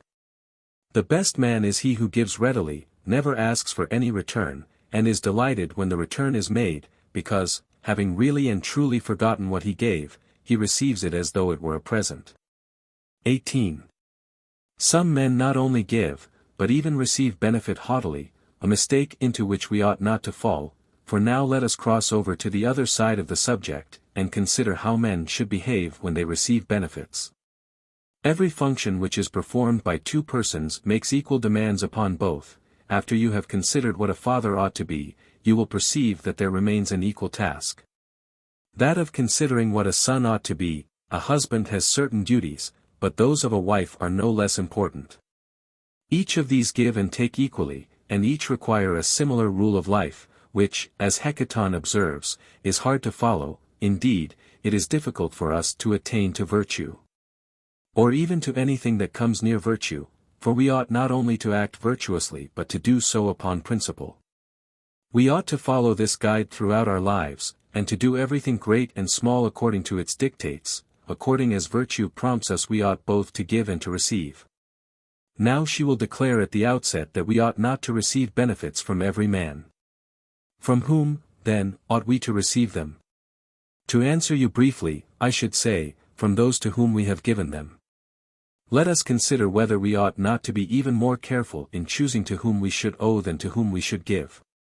For even supposing that no unpleasantness should result, and very much always does, still it is a great misery to be indebted to a man to whom you do not wish to be under an obligation.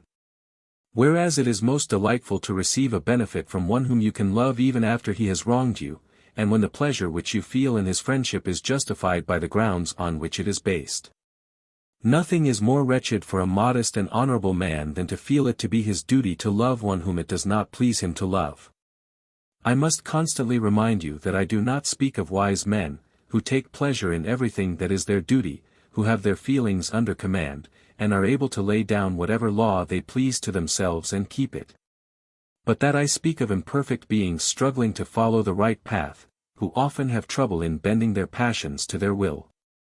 I must therefore choose the man from whom I will accept a benefit. Indeed, I ought to be more careful in the choice of my creditor for a benefit than for money.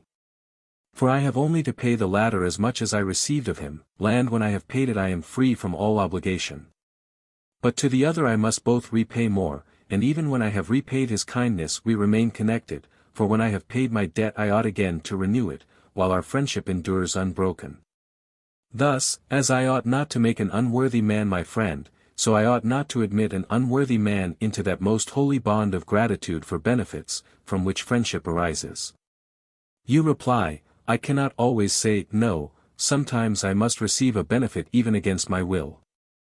Suppose I were given something by a cruel and easily offended tyrant, who would take it as an affront if his bounty were slighted?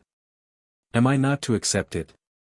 Suppose it were offered by a pirate, or a brigand, or a king of the temper of a pirate or brigand. What ought I to do? Such a man is not a worthy object for me to owe a benefit to. When I say that you ought to choose, I accept vis major and fear, which destroy all power of choice.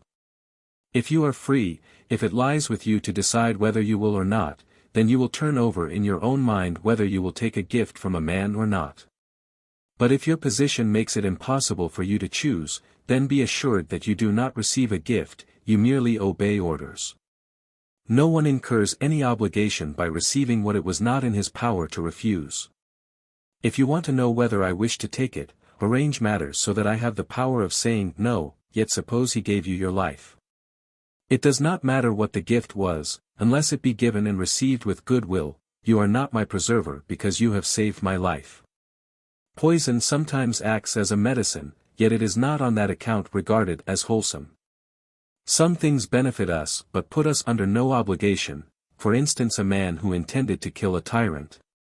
Cut with his sword a tumor from which he suffered, yet the tyrant did not show him gratitude because by wounding him he had healed a disease which surgeons had feared to meddle with. 19. You see that the actual thing itself is not of much importance, because it is not regarded as a benefit at all. If you do good when you intended to do evil, in such a case the benefit is done by chance, the man did harm. I have seen a lion in the amphitheater, who recognized one of the men who fought with wild beasts, who once had been his keeper, and protected him against the attacks of the other animals. Are we, then, to say that this assistance of the brute was a benefit? By no means, because it did not intend to do it, and did not do it with kindly intentions. You may class the lion and your tyrant together, each of them saved a man's life, yet neither conferred a benefit.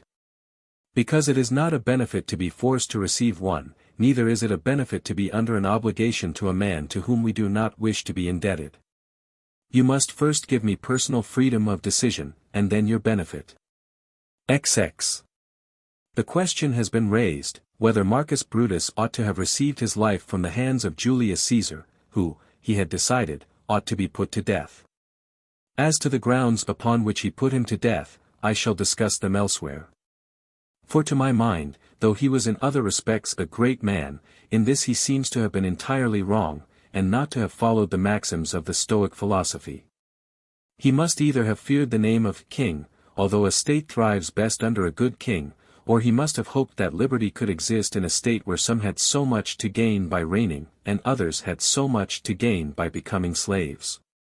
Or, again, he must have supposed that it would be possible to restore the ancient constitution after all the ancient manners had been lost, and that citizens could continue to possess equal rights, or laws remain inviolate. In a state in which he had seen so many thousands of men fighting to decide, not whether they should be slaves or free, but which master they should serve. How forgetful he seems to have been, both of human nature and of the history of his own country, in supposing that when one despot was destroyed another of the same temper would not take his place, though. After so many kings had perished by lightning and the sword, a Tarquin was found to reign. Yet Brutus did right in receiving his life from Caesar, though he was not bound thereby to regard Caesar as his father, since it was by a wrong that Caesar had come to be in a position to bestow this benefit. A man does not save your life who does not kill you, nor does he confer a benefit, but merely gives you your discharge. The discharge alluded to is that which was granted to the beaten one of a pair of gladiators, when their duel was not to the death. 21. It seems to offer more opportunity for debate to consider what a captive ought to do, if a man of abominable vices offers him the price of his ransom. Shall I permit myself to be saved by a wretch? When safe, what recompense can I make to him? Am I to live with an infamous person? Yet, am I not to live with my preserver? I will tell you my opinion. I would accept money, even from such a person, if it were to save my life, yet I would only accept it as a loan, not as a benefit. I would repay him the money, and if I were ever able to preserve him from danger I would do so. As for friendship, which can only exist between equals, would not condescend to be such a man's friend. Nor would I regard him as my preserver, but merely as a money-lender, to whom I am only bound to repay what I borrowed from him. A man may be a worthy person for me to receive a benefit from, but it will hurt him to give it. For this reason I will not receive it, because he is ready to help me to his own prejudice, or even danger.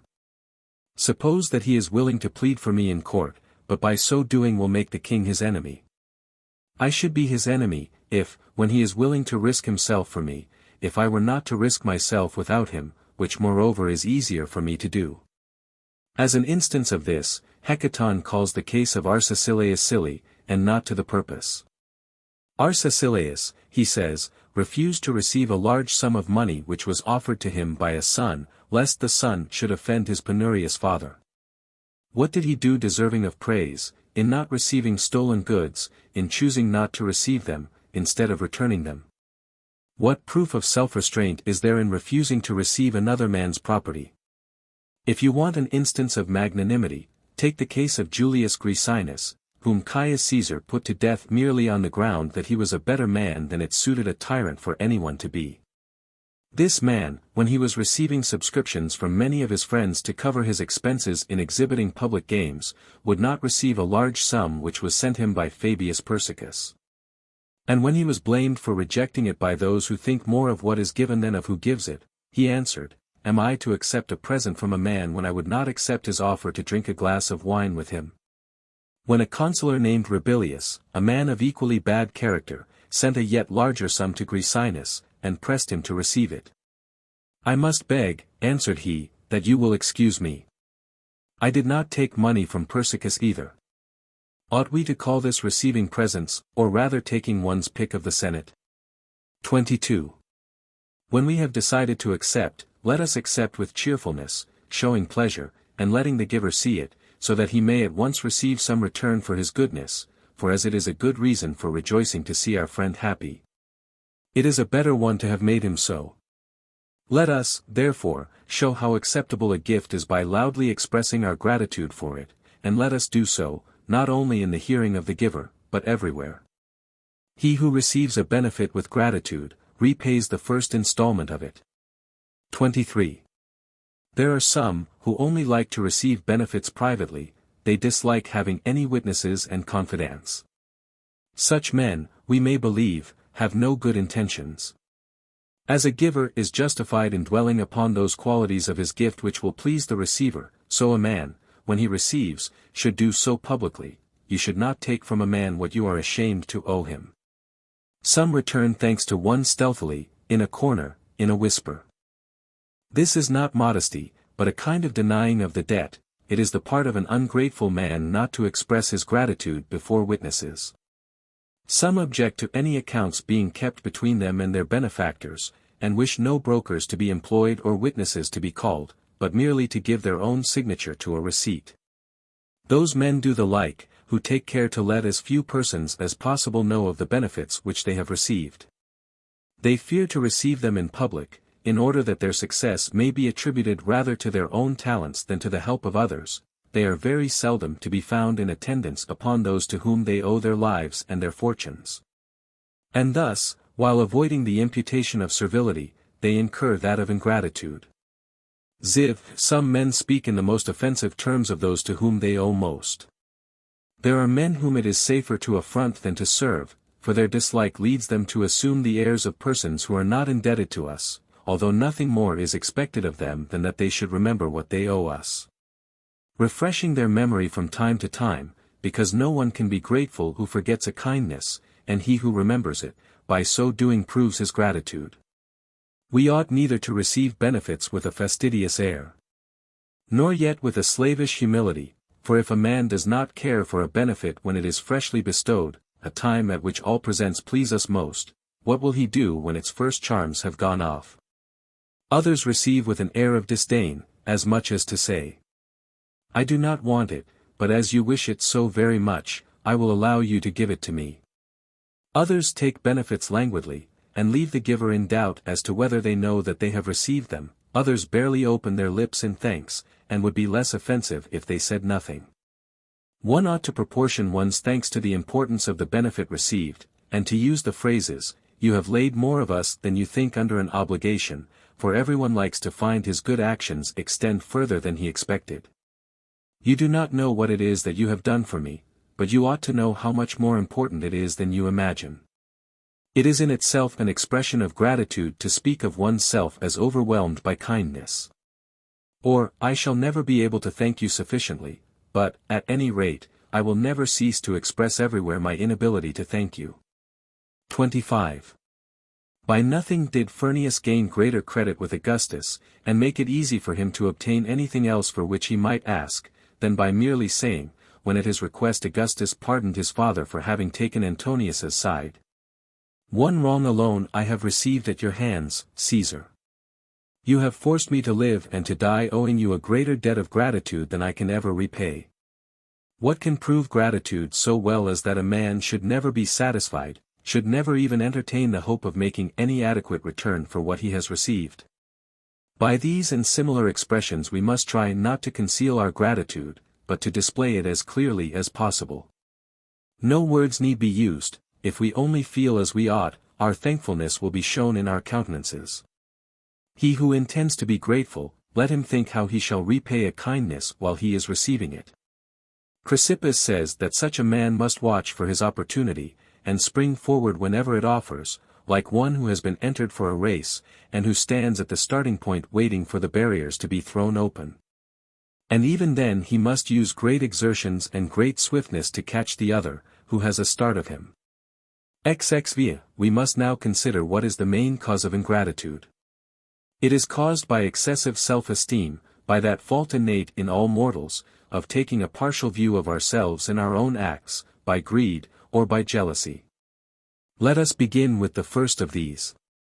Every one is prejudiced in his own favor, from which it follows that he believes himself to have earned all that he receives, regards it as payment for his services, and does not think that he has been appraised at a valuation sufficiently near his own.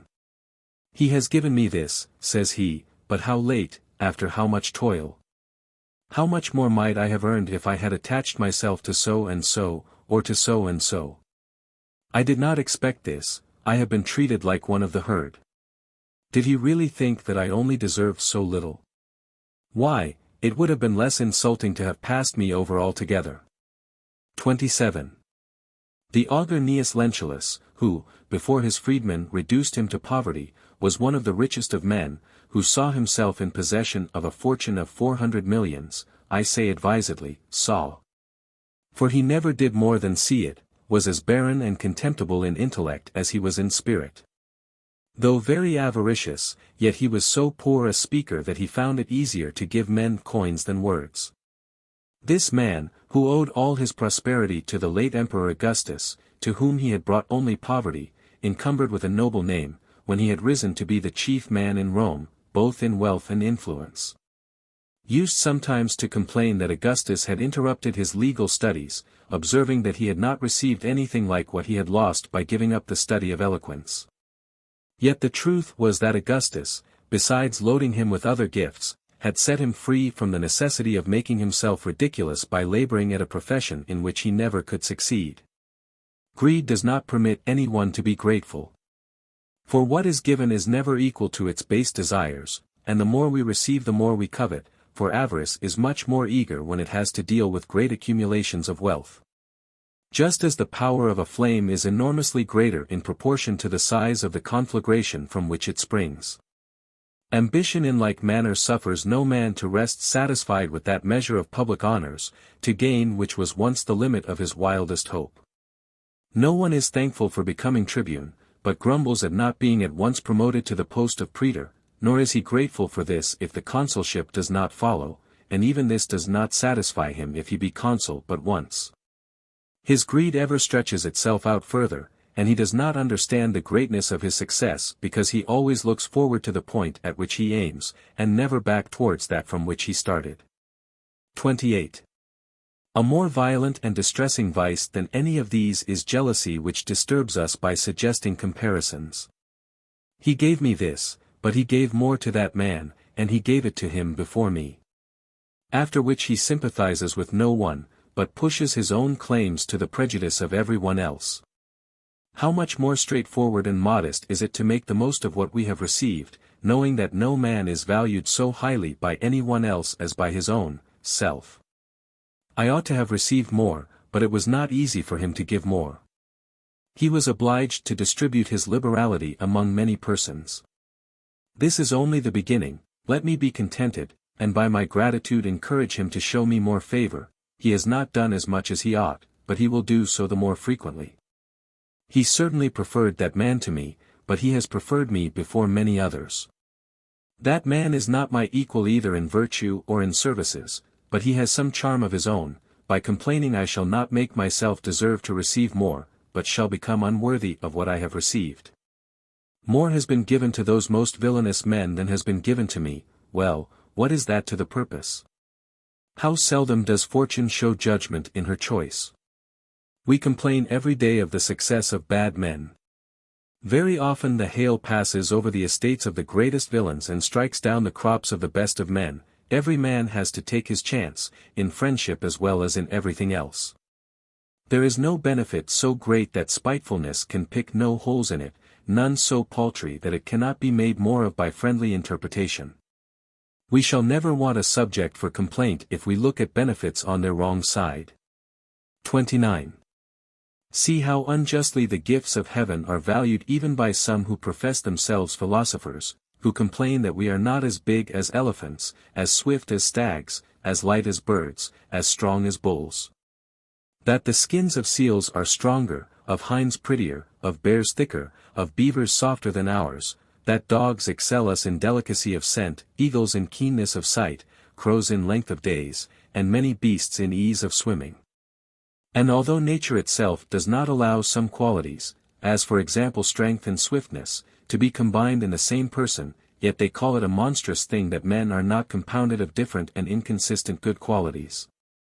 And call the gods neglectful of us because we have not been given health which even our vices cannot destroy, or knowledge of the future. They scarcely refrain from rising to such a pitch of impudence as to hate nature because we are below the gods, and not on an equality with them. How much better is it to turn to the contemplation of so many great blessings, and to be thankful that the gods have been pleased to give us a place second only to themselves in this most beautiful abode. and that they have appointed us to be the lords of the earth. Can anyone compare us with the animals over whom we rule? Nothing has been denied us except what could not have been granted. In like manner, thou that takest an unfair view of the lot of mankind, think what blessings our Father has bestowed upon us, how far more powerful animals than ourselves we have broken to harness, how we catch those which are far swifter. How nothing that has life is placed beyond the reach of our weapons. We have received so many excellencies, so many crafts, above all our mind, which can pierce at once whatever it is directed against, which is swifter than the stars in their courses. For it arrives before them at the place which they will reach after many ages. And besides this, so many fruits of the earth, so much treasure, such masses of various things piled one upon another.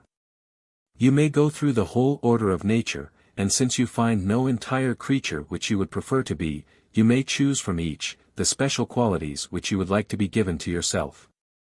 Then, if you rightly appreciate the partiality of nature for you, you cannot but confess yourself to be her spoiled child.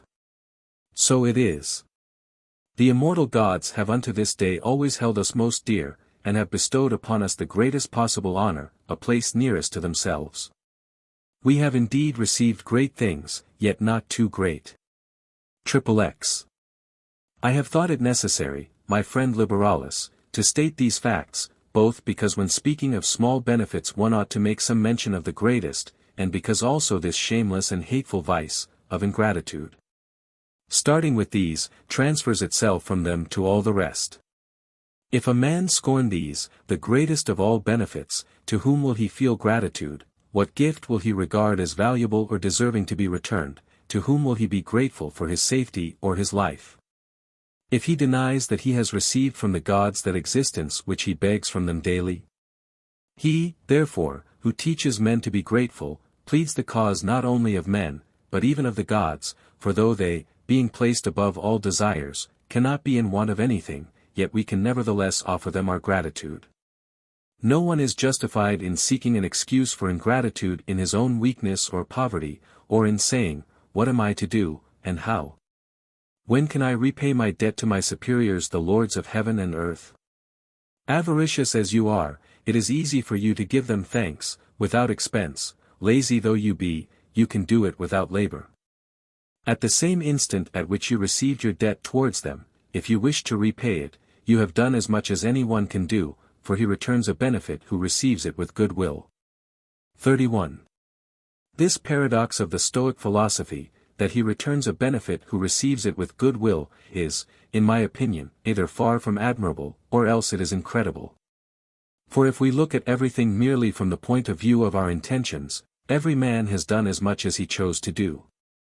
And since filial piety, good faith, justice, and in short every virtue is complete within itself, a man may be grateful in intention even though he may not be able to lift a hand to prove his gratitude. Whenever a man obtains what he aimed at, he receives the fruit of his labor. When a man bestows a benefit, at what does he aim? Clearly to be of service and afford pleasure to him upon whom he bestows it. If he does what he wishes, if his purpose reaches me and fills us each with joy, he has gained his object. He does not wish anything to be given to him in return, or else it becomes an exchange of commodities, not a bestowal of benefits. A man steers well who reaches the port for which he started. A dart hurled by a steady hand performs its duty if it hits the mark. One who bestows a benefit wishes it to be received with gratitude. He gets what he wanted if it be well received. But, you say, he hoped for some profit also. Then it was not a benefit, the property of which is to think nothing of any repayment. I receive what was given me in the same spirit in which it was given, then I have repaid it. If this be not true, then this best of deeds has this worst of conditions attached to it, that it depends entirely upon fortune whether I am grateful or not, for if my fortune is adverse I can make no repayment. The intention is enough. What then? Am I not to do whatever I may be able to repay it, and ought I not ever to be on the watch for an opportunity of filling the bosom 16 of him from whom I have received any kindness? True. But a benefit is in an evil plight if we cannot be grateful for it even when we are empty-handed. 32.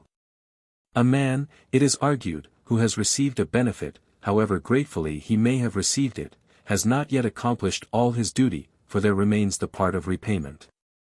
Just as in playing at ball it is something to catch the ball cleverly and carefully, but a man is not called a good player unless he can handily and quickly send back the ball which he has caught.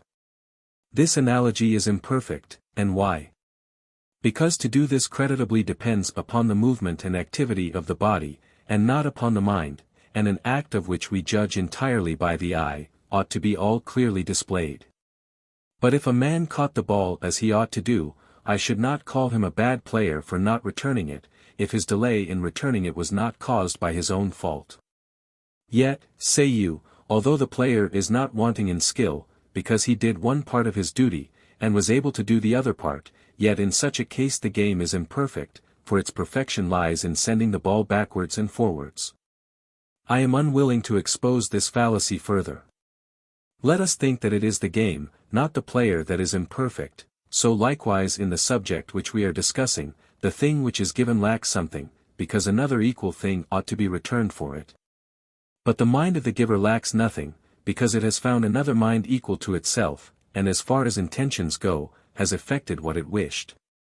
33. A man bestows a benefit upon me, I receive it just as he wished it to be received, then he gets at once what he wanted, and the only thing which he wanted, and therefore I have proved myself grateful.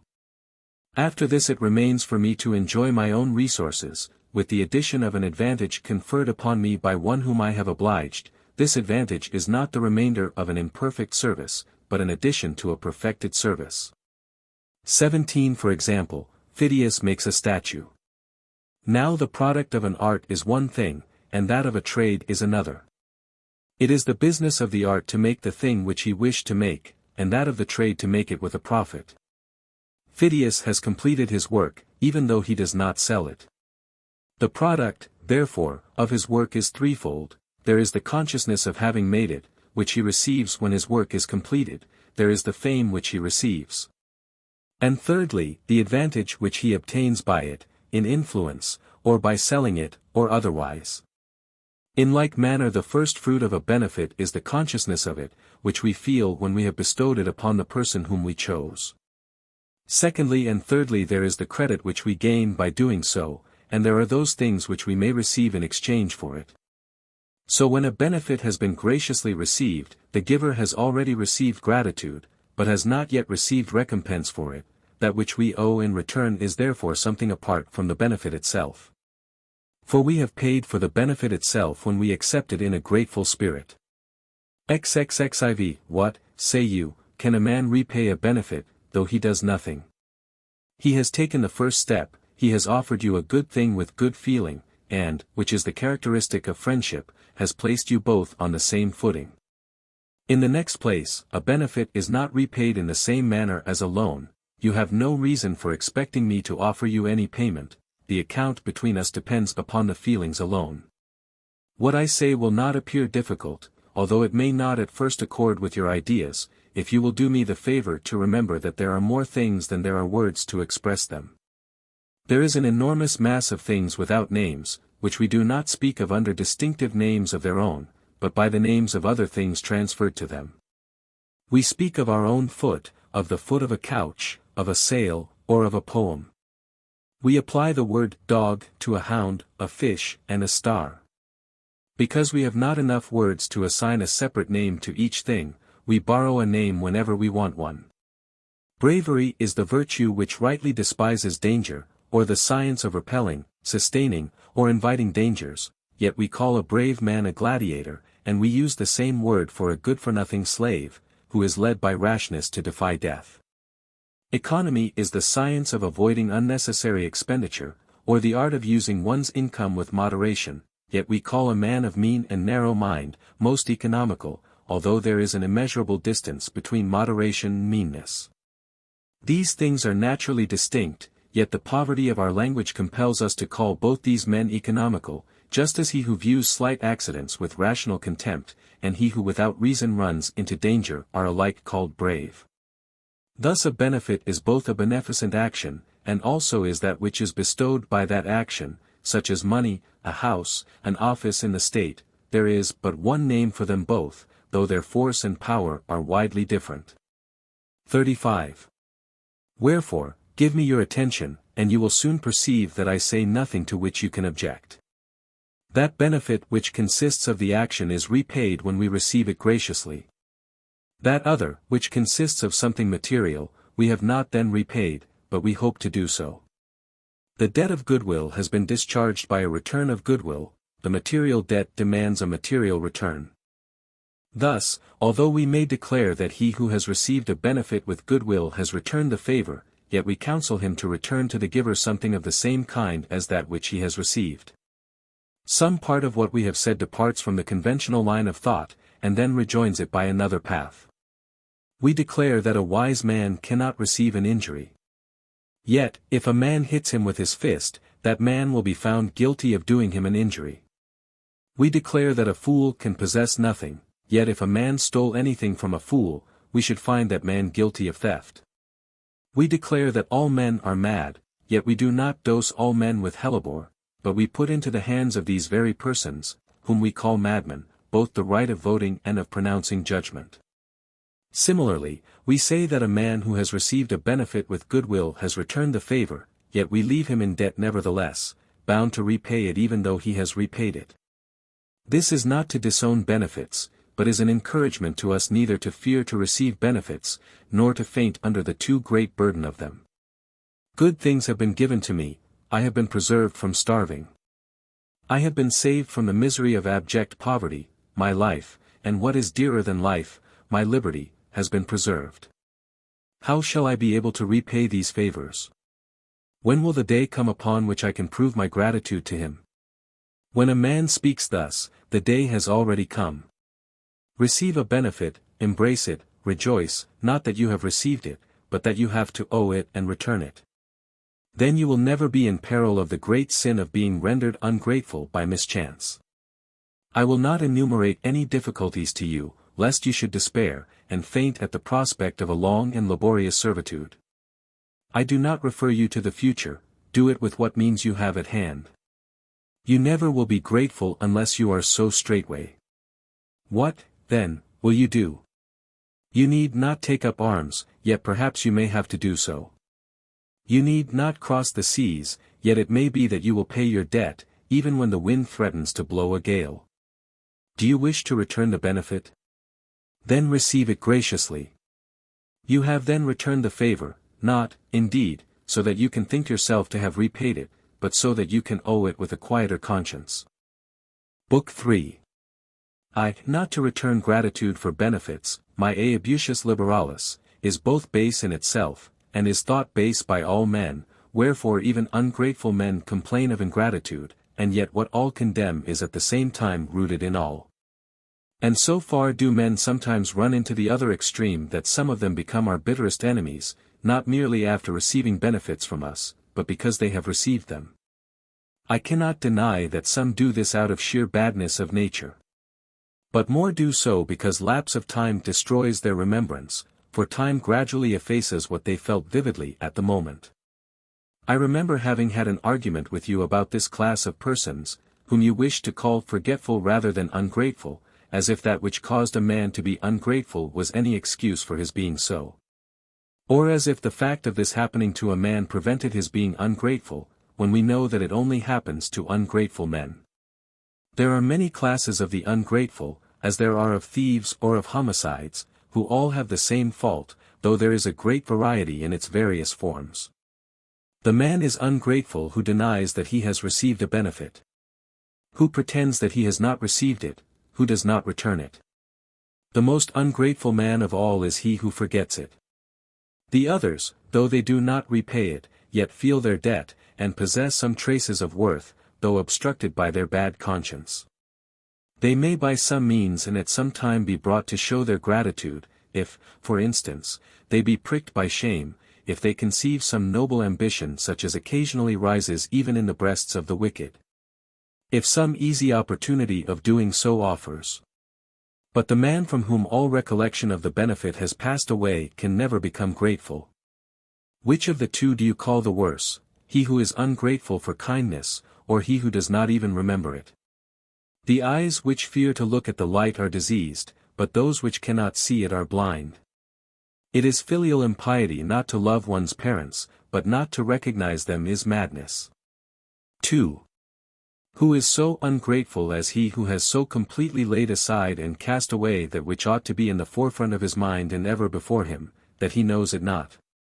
It is clear that if forgetfulness of a benefit steals over a man, he cannot have often thought about repaying it. In short, repayment requires gratitude, time, opportunity, and the help of fortune. Whereas, he who remembers a benefit is grateful for it, and that too without expenditure. Since gratitude demands neither labor, wealth, nor good fortune, he who fails to render it has no excuse behind which to shelter himself. For he who places a benefit so far away that it is out of his sight, never could have meant to be grateful for it. Just as those tools which are kept in use, and are daily touched by the hand, are never in danger of growing rusty, while those which are not brought before our eyes, and lie as if superfluous, not being required for common use, collect dirt by the mere lapse of time, so likewise that which our thoughts frequently turn over and renew never passes from our memory, which only loses those things to which it seldom directs its eyes. 3. Besides this, there are other causes which at times erase the greatest services from our minds. The first and most powerful of these is that, being always intent upon new objects of desire, we think, not of what we have, but of what we are striving to obtain. Those whose mind is fixed entirely upon what they hope to gain, regard with contempt all that is their own already. It follows that since men's eagerness for something new makes them undervalue whatever they have received, they do not esteem those from whom they have received it. As long as we are satisfied with the position we have gained, we love our benefactor, we look up to him, and declare that we owe our position entirely to him. Then we begin to entertain other aspirations, and hurry forward to attain them after the manner of human beings, who when they have gained much always covet more. Straightway all that we used to regard as benefits slip from our memory, and we no longer consider the advantages which we enjoy over others, but only the insolent prosperity of those who have outstripped us. Now no one can at the same time be both jealous and grateful, because those who are jealous are querulous and sad, while the grateful are joyous. In the next place, since none of us think of any time but the present, and but few turn back their thoughts to the past, it results that we forget our teachers, and all the benefits which we have obtained from them. Because we have altogether left our childhood behind us, thus, all that was done for us in our youth perishes unremembered, because our youth itself is never reviewed. What has been is regarded by every one, not only as past, but as gone, and for the same reason, our memory is weak for what is about to happen in the future. 4. Here I must do Epicurus the justice to say that he constantly complains of our ingratitude for past benefits, because we cannot bring back again, or count among our present pleasures, those good things which we have received long ago.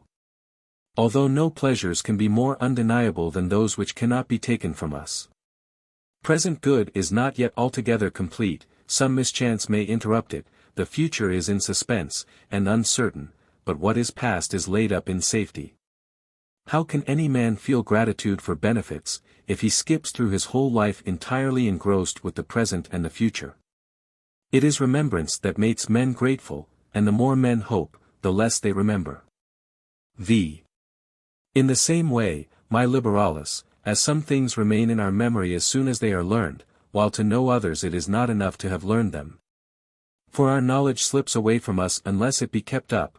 I allude to geometry and astronomy, and such other sciences as are hard to remember because of their intricacy, so the greatness of some benefits prevents their being forgotten.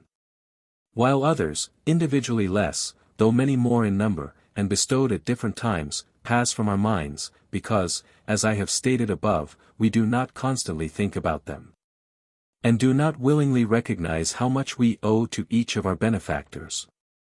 Listen to the words of those who ask for favors. There is not one of them who does not declare that his remembrance will be eternal, who does not vow himself your devoted servant and slave, or find, if he can, some even greater expression of humility with which to pledge himself. After a brief space of time these same men avoid their former expressions, thinking them abject, and scarcely befitting freeborn men. Afterwards they arrive at the same point to which, as I suppose, the worst and most ungrateful of men come, that is, they forget. So little does forgetfulness excuse ingratitude, that even the remembrance of a benefit may leave us ungrateful. 6. The question has been raised, whether this most odious vice ought to go unpunished. And whether the law commonly made use of in the schools, by which we can proceed against a man for ingratitude, ought to be adopted by the state also, since all men agree that it is just. Why not? You may say, seeing that even cities cast in each other's teeth the services which they have performed to one another, and demand from the children some return for benefits conferred upon their fathers. On the other hand, our ancestors, who were most admirable men, made demands upon their enemies alone, and both gave and lost their benefits with magnanimity. With the exception of Macedonia, no nation has ever established an action at law for ingratitude. And this is a strong argument against its being established, because all agree in blaming crime. And homicide, poisoning, parricide, and sacrilege are visited with different penalties in different countries, but everywhere with some penalty, whereas this most common vice is nowhere punished, though it is everywhere blamed. We do not acquit it.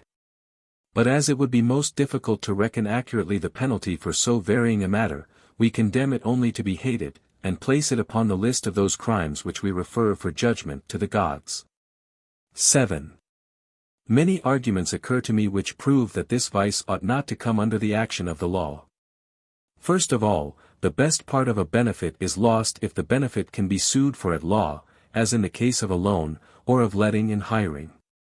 Indeed, the finest part of a benefit is that we have given it without considering whether we shall lose it or not, that we have left all this to the free choice of him who receives it. If I call him before a judge, it begins to be not a benefit, but a loan.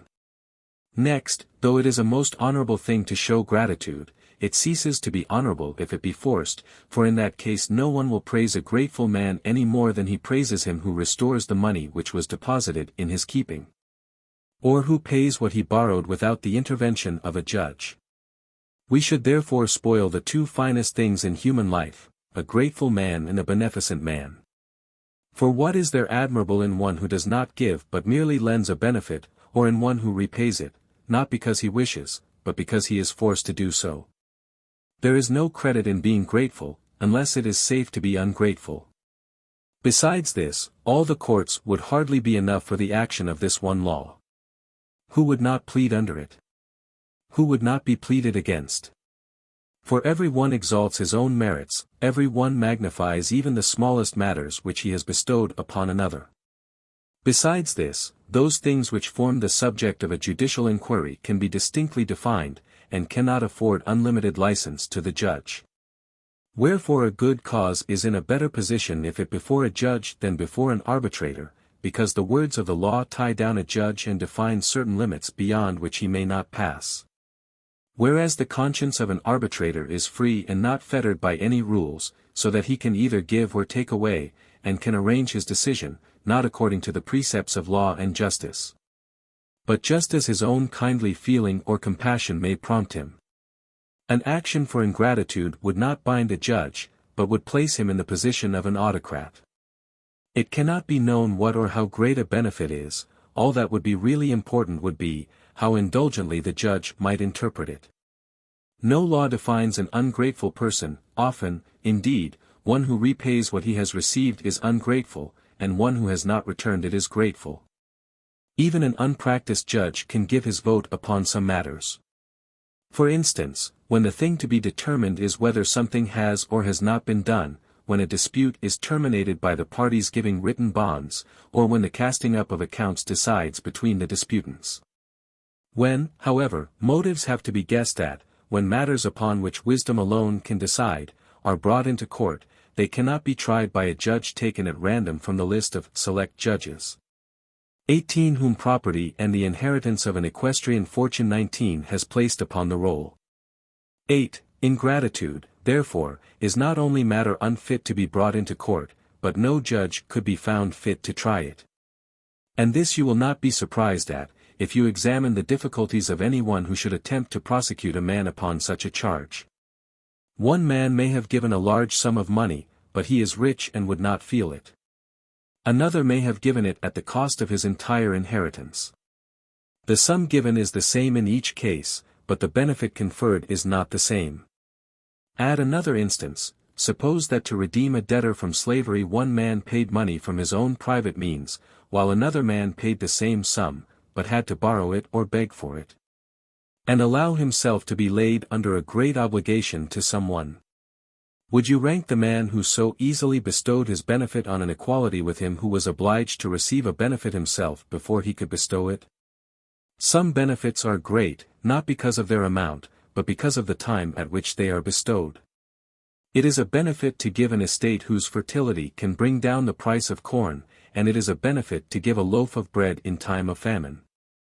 It is a benefit to give provinces through which flow vast navigable rivers, and it is a benefit, when men are parched with thirst, and can scarcely draw a breath through their dry throats, to show them a spring of water.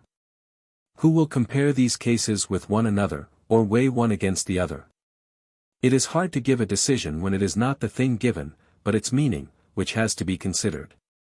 Though what is given is the same, yet if it be given under different circumstances it has a different value. A man may have bestowed a benefit upon me, but unwillingly, he may have complained of having given it. He may have looked at me with greater haughtiness than he was wont to do, he may have been so slow in giving it, that he would have done me a greater service if he had promptly refused it.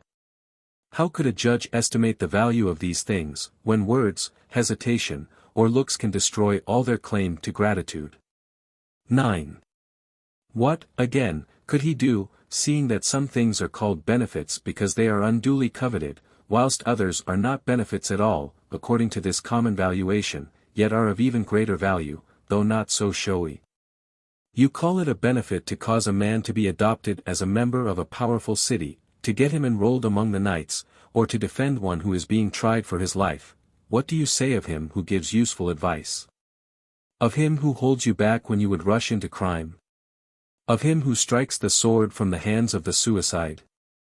Of him who by his power of consolation brings back to the duties of life one who was plunged in grief, and eager to follow those whom he had lost? Of him who sits at the bedside of the sick man, and who, when health and recovery depend upon seizing the right moment, administers food in due season, stimulates the failing veins with wine, or calls in the physician to the dying man? Who can estimate the value of such services as these? Who can bid us weigh dissimilar benefits one with another?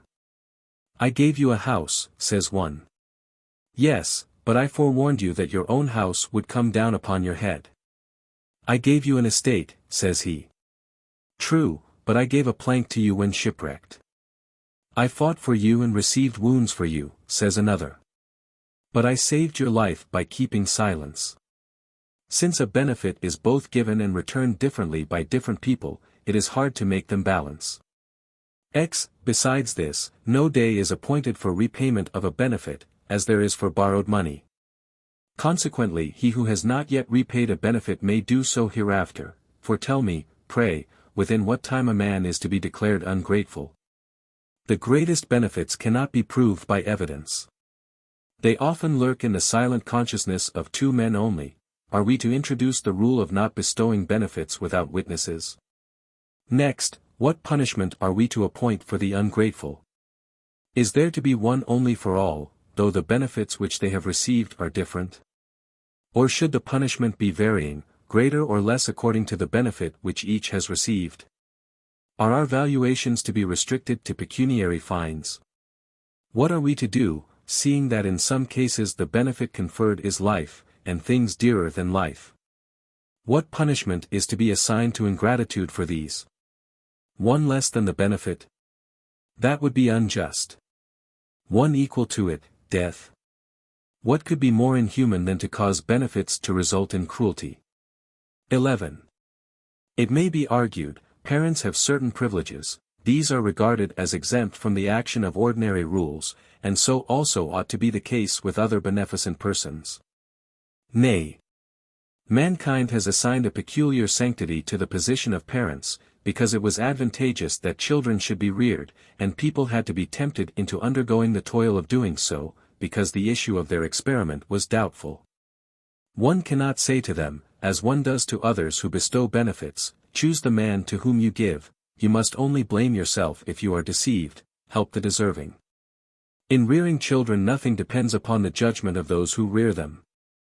It is a matter of hope, in order, therefore, that people may be more willing to embark upon this lottery, it was right that they should be given a certain authority. And since it is useful for youth to be governed, we have placed their parents in the position of domestic magistrates, under whose guardianship their lives may be ruled. Moreover, the position of parents differs from that of other benefactors, for their having given formerly to their children does not stand in the way of their giving now and hereafter. And also, there is no fear of their falsely asserting that they have given. With others one has to inquire not only whether they have received, but whether they have given, but the good deeds of parents are placed beyond doubt. In the next place, one benefit bestowed by parents is the same for all, and might be counted once for all, while the others which they bestow are of various kinds, unlike one to another, differing from one another by the widest possible intervals. They can therefore come under no regular rule, since it would be more just to leave them all unrewarded than to give the same reward to all. 12. Some benefits cost much to the givers, some are of much value to the receivers but cost the givers nothing.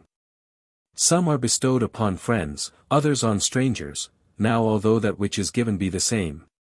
Yet it becomes more when it is given to one with whom you are beginning to be acquainted through the benefits which you have previously conferred upon him. One man may give us help, another distinctions, a third consolation. You may find one who thinks nothing pleasanter or more important than to have some one to save him from distress. You may again find one who would rather be helped to great place than to security, while some consider themselves more indebted to those who save their lives than to those who save their honor. Each of these services will be held more or less important, according as the disposition of our judge inclines to one or the other of them. Besides this, I choose my creditors for myself, whereas I often receive benefits from those from whom I would not, and sometimes I am laid under an obligation without my knowledge. What will you do in such a case? When a man has received a benefit unknown to himself, and which, had he known of it, he would have refused to receive, will you call him ungrateful if he does not repay it, however he may have received it? Suppose that some one has bestowed a benefit upon me, and that the same man has afterwards done me some wrong. Am I to be bound by his one bounty to endure with patience any wrong that he may do me, or will it be the same as if I had repaid it, because he himself has by the subsequent wrong cancelled his own benefit?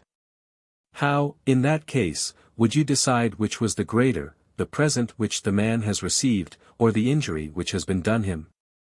Time would fail me if I attempted to discuss all the difficulties which would arise. 13. It may be argued that we render men less willing to confer benefits by not supporting the claim of those which have been bestowed to meet with gratitude, and by not punishing those who repudiate them. But you would find, on the other hand, that men would be far less willing to receive benefits, if by so doing they were likely to incur the danger of having to plead their cause in court, and having more difficulty in proving their integrity. This legislation would also render us less willing to give, for no one is willing to give to those who are unwilling to receive, but one who is urged to acts of kindness by his own good nature and by the beauty of charity. Will give all the more freely to those who need make no return unless they choose. It impairs the credit of doing a service, if in doing it we are carefully protected from loss. 14. Benefits, then, will be fewer, but more genuine. Well, what harm is there in restricting people from giving recklessly? Even those who would have no legislation upon the subject follow this rule, that we ought to be somewhat careful in giving, and in choosing those upon whom we bestow favors. Reflect over and over again to whom you are giving, you will have no remedy at law, no means of enforcing repayment. You are mistaken if you suppose that the judge will assist you, no law will make full restitution to you, you must look only to the honor of the receiver. Thus only can benefits retain their influence, and thus only are they admirable. You dishonor them if you make them the grounds of litigation. Pay what you owe, is a most just proverb, and one which carries with it the sanction of all nations. But in dealing with benefits it is most shameful.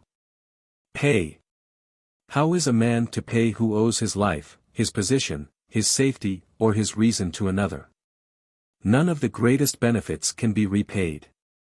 Yet, it is said, you ought to give in return for them something of equal value.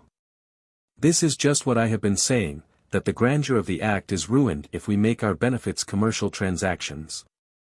We ought to encourage ourselves in avarice, in discontent, or in quarrels. The human mind is prone enough to these by nature. As far as we are able, let us check it, and cut off the opportunities for which it seeks. 15. Would that we could indeed persuade men to receive back money which they have lent from those debtors only who are willing to pay. Would that no agreement ever bound the buyer to the seller, and that their interests were not protected by sealed covenants and agreements, but rather by honor and a sense of justice. However, men prefer what is needful to what is truly best, and choose rather to force their creditors to keep faith with them than to trust that they will do so. Witnesses are called on both sides. The one, by calling in brokers, makes several names appear in his accounts as his debtors instead of one. The other is not content with the legal forms of question and answer unless he holds the other party by the hand. What a shameful admission of the dishonesty and wickedness of mankind! Men trust more to our signet rings than to our intentions. For what are these respectable men summoned? For what do they impress their seals? It is in order that the borrower may not deny that he has received what he has received. You regard these men, I suppose, as above bribes, as maintainers of the truth. Well, these very men will not be entrusted with money except on the same terms. Would it not, then, be more honorable to be deceived by some than to suspect all men of dishonesty? To fill up the measure of avarice one thing only is lacking, that we should bestow no benefit without a surety. To help, to be of service, is the part of a generous and noble mind. He who gives acts like a god, he who demands repayment acts like a moneylender. Why then, by trying to protect the rights of the former class, should we reduce them to the level of the basest of mankind? 16. More men, our opponent argues, will be ungrateful, if no legal remedy exists against ingratitude. Nay, fewer, because then benefits will be bestowed with more discrimination. In the next place, it is not advisable that it should be publicly known how many ungrateful men there are, for the number of sinners will do away with the disgrace of the sin, and a reproach which applies to all men will cease to be dishonorable. Is any woman ashamed of being divorced, now that some noble ladies reckon the years of their lives, not by the number of the consuls, but by that of their husbands, now that they leave their homes in order to marry others? And marry only in order to be divorced? Divorce was only dreaded as long as it was unusual. Now that no gazette appears without it, women learn to do what they hear so much about. Can anyone feel ashamed of adultery, now that things have come to such a pass that no woman keeps a husband at all unless it be to pique her lover? Chastity merely implies ugliness. Where will you find any woman so abject, so repulsive, as to be satisfied with a single pair of lovers, without having a different one for each hour of the day? Nor is the day long enough for all of them, unless she has taken her airing in the grounds of one, and passes the night with another.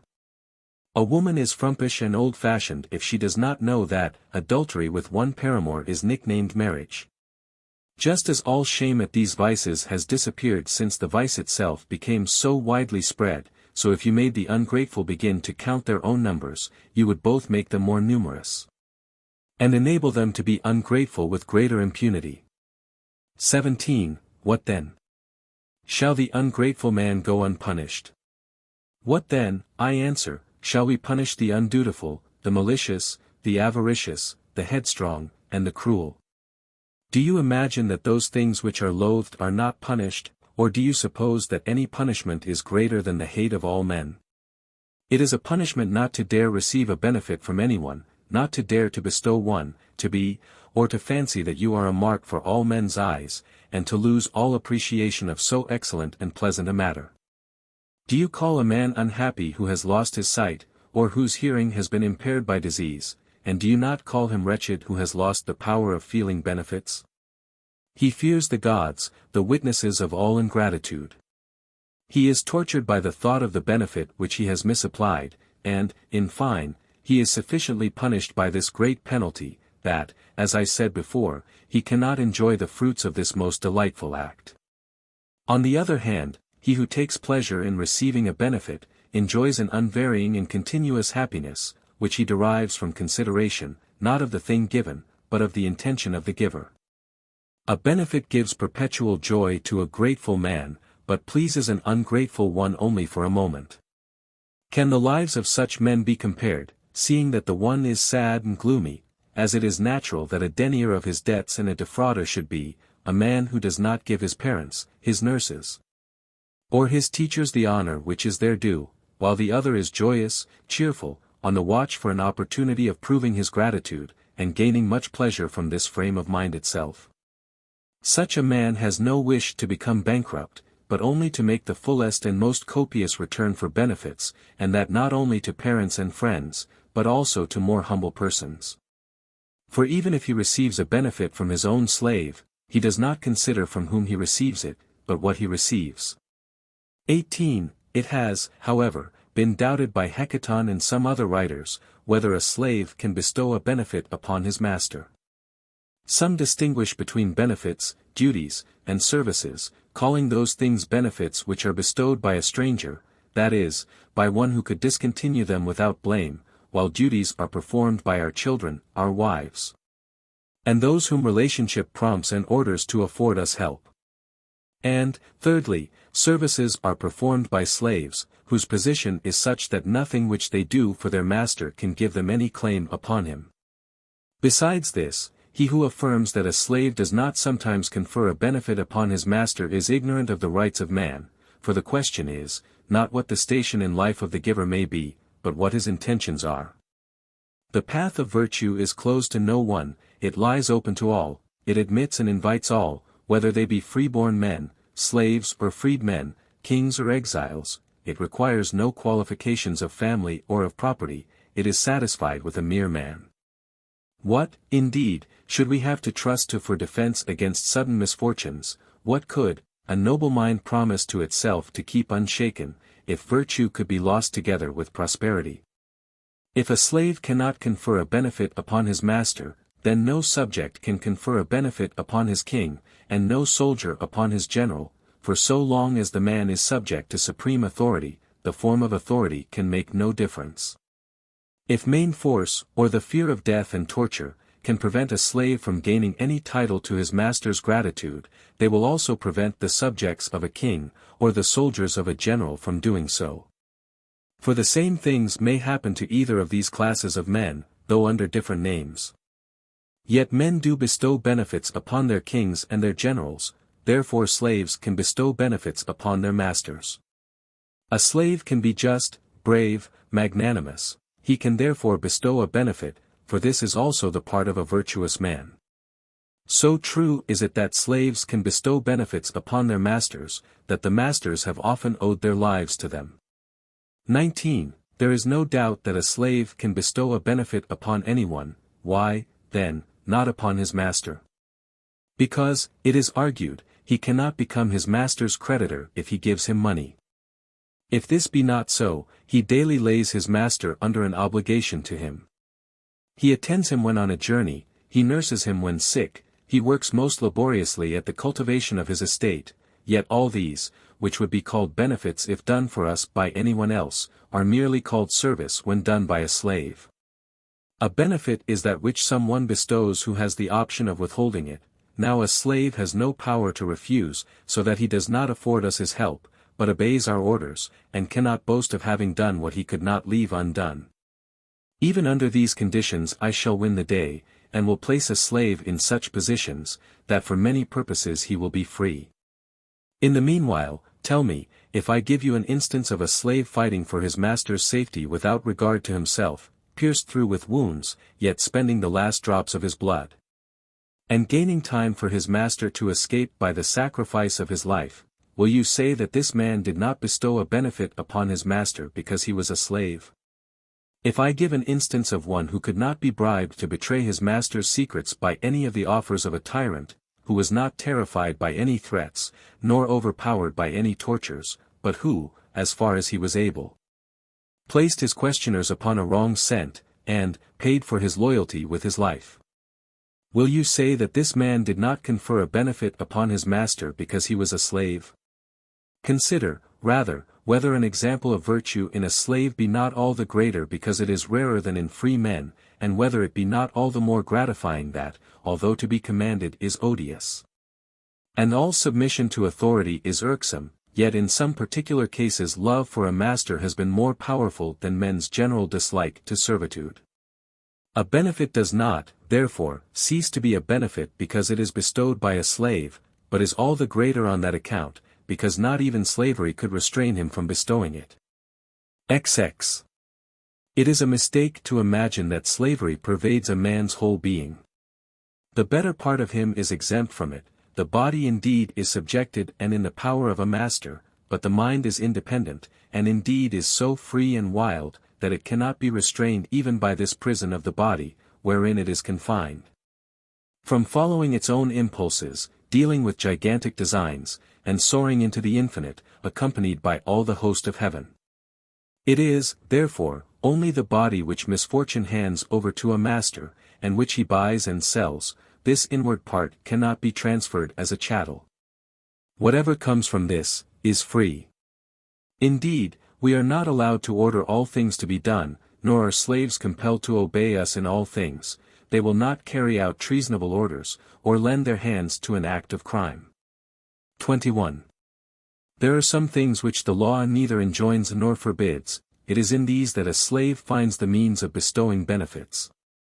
As long as we only receive what is generally demanded from a slave, that is mere service.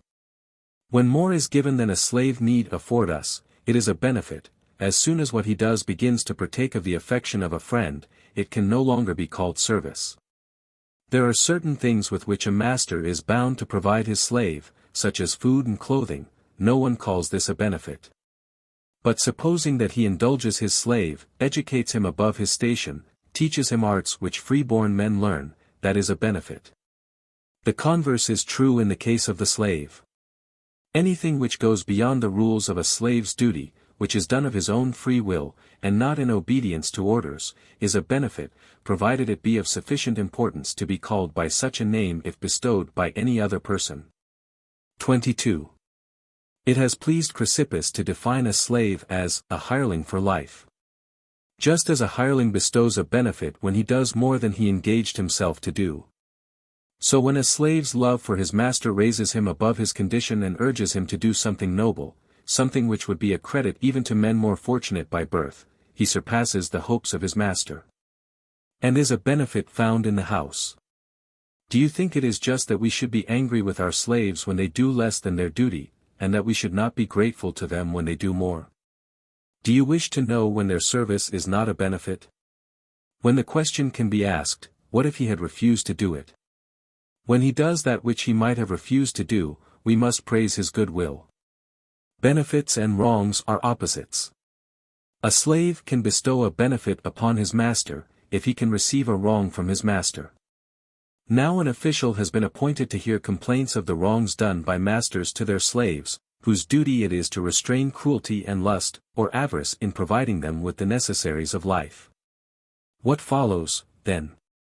Is it the master who receives a benefit from his slave? Nay, rather, it is one man who receives it from another. Lastly, he did all that lay in his power, he bestowed a benefit upon his master. It lies in your power to receive or not to receive it from a slave. Yet who is so exalted, that fortune may not make him need the aid even of the lowliest? 23. I shall now quote a number of instances of benefits, not all alike, some even contradictory. Some slaves have given their master life, some death, have saved him when perishing, or, as if that were not enough, have saved him by their own death.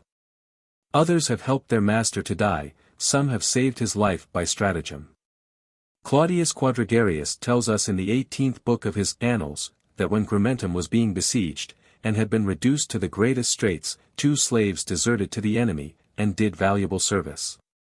Afterwards, when the city was taken, and the victors were rushing wildly in every direction, they ran before every one else along the streets, which they well knew, to the house in which they had been slaves, and drove their mistress before them. When they were asked who she might be, they answered that she was their mistress, and a most cruel one, and that they were leading her away for punishment. They led her outside the walls, and concealed her with the greatest care until the fighting was over. Then, as the soldiery, satisfied with the sack of the city, quickly resumed the manners of Romans, they also returned to their own countrymen, and themselves restored their mistress to them. She manumitted each of them on the spot, and was not ashamed to receive her life from men over whom she had held the power of life and death. She might, indeed, especially congratulate herself upon this. For had she been saved otherwise, she would merely have received a common and hackneyed piece of kindness, whereas, by being saved as she was, she became a glorious legend, and an example to 2 cities. In the confusion of the captured city, when every one was thinking only of his own safety, all deserted her except these deserters. But they, that they might prove what had been their intentions in effecting that desertion, deserted again from the victors to the captive, wearing the masks of unnatural murderers. They thought, and this was the greatest part of the service which they rendered, they were content to seem to have murdered their mistress, if thereby their mistress might be saved from murder. Believe me, it is the mark of no slavish soul to purchase a noble deed by the semblance of crime. When Vedius, the praetor of the Marsi, was being led into the presence of the Roman general, his slave snatched a sword from the soldier who was dragging him along, and first slew his master. Then he said, "It is now time for me to look to myself. I have already set my master free," and with these words transfixed himself with one blow. Can you tell me of anyone who saved his master more gloriously? 24. When Caesar was besieging Corfinium, Domitius, who was shut up in the city, ordered a slave of his own, who was also a physician, to give him poison. Observing the man's hesitation, he said, "Why do you delay, as though the whole business was in your power? I ask for death with arms in my hands." Then the slave assented, and gave him a harmless drug to drink. When Domitius fell asleep after drinking this, the slave went to his son, and said, "Give orders for my being kept in custody until you learn from the result whether I have given your father poison or no."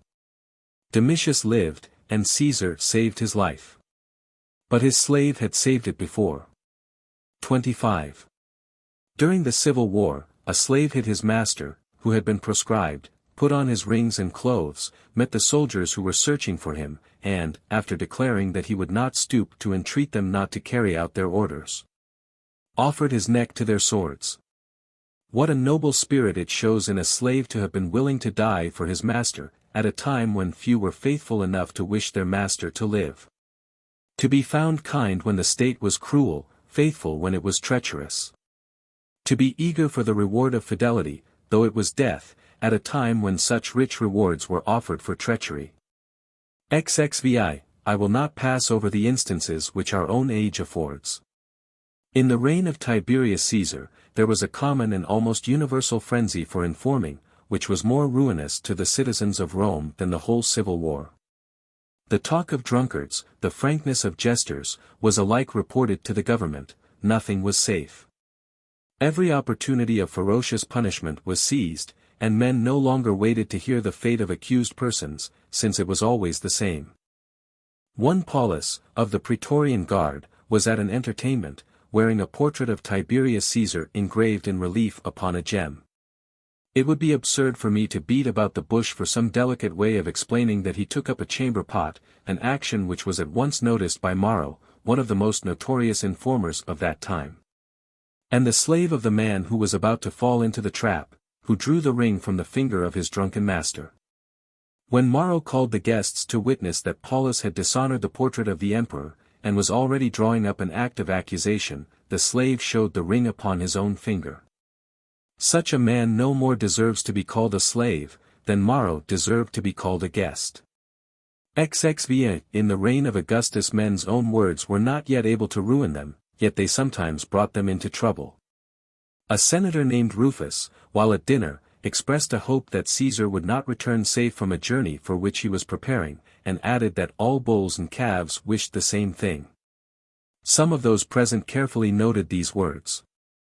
At daybreak, the slave who had stood at his feet during the dinner, told him what he had said in his cups, and urged him to be the first to go to Caesar, and denounce himself. Rufus followed this advice, met Caesar as he was going down to the forum, and, swearing that he was out of his mind the day before, prayed that what he had said might fall upon his own head and that of his children. He then begged Caesar pardon him, and to take him back into favor. When Caesar said that he would do so, he added, "No one will believe that you have taken me back into favor unless you make me a present of something." And he asked for and obtained a sum of money so large, that it would have been a gift not to be slighted even if bestowed by an unoffended prince. Caesar added, "In future I will take care never to quarrel with you, for my own sake." Caesar acted honorably in pardoning him, and in being liberal as well as forgiving. No one can hear this anecdote without praising Caesar, but he must praise the slave first. You need not wait for me to tell you that the slave who did his master this service was set free, yet his master did not do this for nothing, for Caesar had already paid him the price of the slave's liberty. 28. After so many instances, can we doubt that a master may sometimes receive a benefit from a slave? Why need the person of the giver detract from the thing which he gives? Why should not the gift add rather to the glory of the giver? All men descend from the same original stock, no one is better born than another, except in so far as his disposition is nobler and better suited for the performance of good actions. Those who display portraits of their ancestors in their halls, and set up in the entrance to their houses the pedigree of their family drawn out at length, with many complicated collateral branches, are they not notorious rather than noble? The universe is the one parent of all, whether they trace their descent from this primary source through a glorious or a mean line of ancestors. Be not deceived when men who are reckoning up their genealogy, wherever an illustrious name is wanting, foist in that of a god in its place. You need despise no one, even though he bears a commonplace name, and owes little to fortune. Whether your immediate ancestors were freedmen, or slaves, or foreigners, pluck up your spirits boldly, and leap over any intervening disgraces of your pedigree. At its source, a noble origin awaits you. Why should our pride inflate us to such a degree that we think it beneath us to receive benefits from slaves, and think only of their position, forgetting their good deeds? You, the slave of lust, of gluttony, of a harlot, nay, who are owned as a joint chattel by harlots, can you call anyone else a slave? Call a man a slave? Why, I pray you, whither are you being hurried by those bearers who carry your litter? Whither are these men with their smart military-looking cloaks carrying you? Is it not to the door of some doorkeeper, or to the gardens of someone who has not even a subordinate office? And then you, who regard the salute of another man's slave as a benefit, declare that you cannot receive a benefit from your own slave. What inconsistency is this? At the same time you despise and fawn upon slaves, you are haughty and violent at home, while out of doors you are meek, and as much despised as you despise your slaves. For none abase themselves lower than those who unconscionably give themselves airs, nor are any more prepared to trample upon others than those who have learned how to offer insults by having endured them. 29. I felt it my duty to say this, in order to crush the arrogance of men who are themselves at the mercy of fortune, and to claim the right of bestowing a benefit for slaves, in order that I may claim it also for sons. The question arises, whether children can ever bestow upon their parents greater benefits than those which they have received from them. It is granted that many sons become greater and more powerful than their parents, and also that they are better men. If this be true, they may give better gifts to their fathers than they have received from them, seeing that their fortune and their good nature are alike greater than that of their father. Whatever a father receives from his son, our opponent will urge, must in any case be less than what the son received from him, because the son owes to his father the very power of giving. Therefore the father can never be surpassed in the bestowal of benefits, because the benefit which surpasses his own is really his. I answer, that some things derive their first origin from others, yet are greater than those others. And a thing may be greater than that from which it took its rise, although without that thing to start from it never could have grown so great. All things greatly outgrow their beginnings. Seeds are the causes of all things, and yet are the smallest part of the things which they produce. Look at the Rhine, or the Euphrates, or any other famous rivers. How small they are, if you only view them at the place from whence they take their rise. They gain all that makes them terrible and renowned as they flow along. Look at the trees which are tallest if you consider their height, and the broadest if you look at their thickness and the spread of their branches. Compared with all this, how small a part of them is contained in the slender fibers of the root. Yet take away their roots, and no more groves will arise, nor great mountains be clothed with trees. Temples and cities are supported by their foundations, yet what is built as the foundation of the entire building lies out of sight. So it is in other matters, the subsequent greatness of a thing ever eclipses its origin. I could never have obtained anything without having previously received the boon of existence from my parents. Yet it does not follow from this that whatever I obtain is less than that without which I could not obtain it. If my nurse had not fed me when I was a child, I should not have been able to conduct any of those enterprises which I now carry on, both with my head and with my hand. Nor should I ever have obtained the fame which is due to my labors both in peace and war. Would you on that account argue that the services of a nurse were more valuable than the most important undertakings? Yet is not the nurse as important as the father, since without the benefits which I have received from each of them alike, I should have been alike unable to effect anything. If I owe all that I now can do to my original beginning, I cannot regard my father or my grandfather as being this original beginning. There always will be a spring further back, from which the spring next below is derived. Yet no one will argue that I owe more to unknown and forgotten ancestors than to my father, though really I do owe them more, if I owe it to my ancestors that my father begot me. XXX. Whatever I have bestowed upon my father, says my opponent, however great it may be, yet is less valuable than what my father has bestowed upon me, because if he had not begotten me, it never could have existed at all. By this mode of reasoning, if a man has healed my father when ill, and at the point of death, I shall not be able to bestow anything upon him equivalent to what I have received from him. For had my father not been healed, he could not have begotten me. Yet think whether it be not nearer the truth to regard all that I can do, and all that I have done, as mine, due to my own powers and my own will. Consider what the fact of my birth is in itself, you will see that it is a small matter, the outcome of which is dubious, and that it may lead equally to good or to evil. No doubt it is the first step to everything, but because it is the first, it is not on that account more important than all the others. Suppose that I have saved my father's life, raised him to the highest honors, and made him the chief man in his city, that I have not merely made him illustrious by my own deeds, but have furnished him himself with an opportunity of performing great exploits, which is at once important, easy, and safe, as well as glorious. That I have loaded him with appointments, wealth, and all that attracts men's minds, still, even when I surpass all others, I am inferior to him. Now if you say, you owe to your father the power of doing all this, I shall answer, quite true, if to do all this it is only necessary to be born. But if life is merely an unimportant factor in the art of living well, and if you have bestowed upon me only that which I have in common with wild beasts and the smallest, and some of the foulest of creatures, do not claim for yourself what did not come into being in consequence of the benefits which you bestowed, even though it could not have come into being without them. 31. Suppose, Father, that I have saved your life, in return for the life which I received from you. In this case also I have outdone your benefit, because I have given life to one who understands what I have done. And because I understood what I was doing, since I gave you your life not for the sake of, or by the means of my own pleasure. For just as it is less terrible to die before one has time to fear death, so it is a much greater boon to preserve one's life than to receive it. I have given life to one who will at once enjoy it, you gave it to one who knew not if he should ever live. I have given life to one who was in fear of death, your gift of life merely enables me to die, I have given you a life complete, perfect. You begot me without intelligence, a burden upon others. Do you wish to know how far from a benefit it was to give life under such conditions? You should have exposed me as a child, for you did me a wrong in begetting me. What do I gather from this?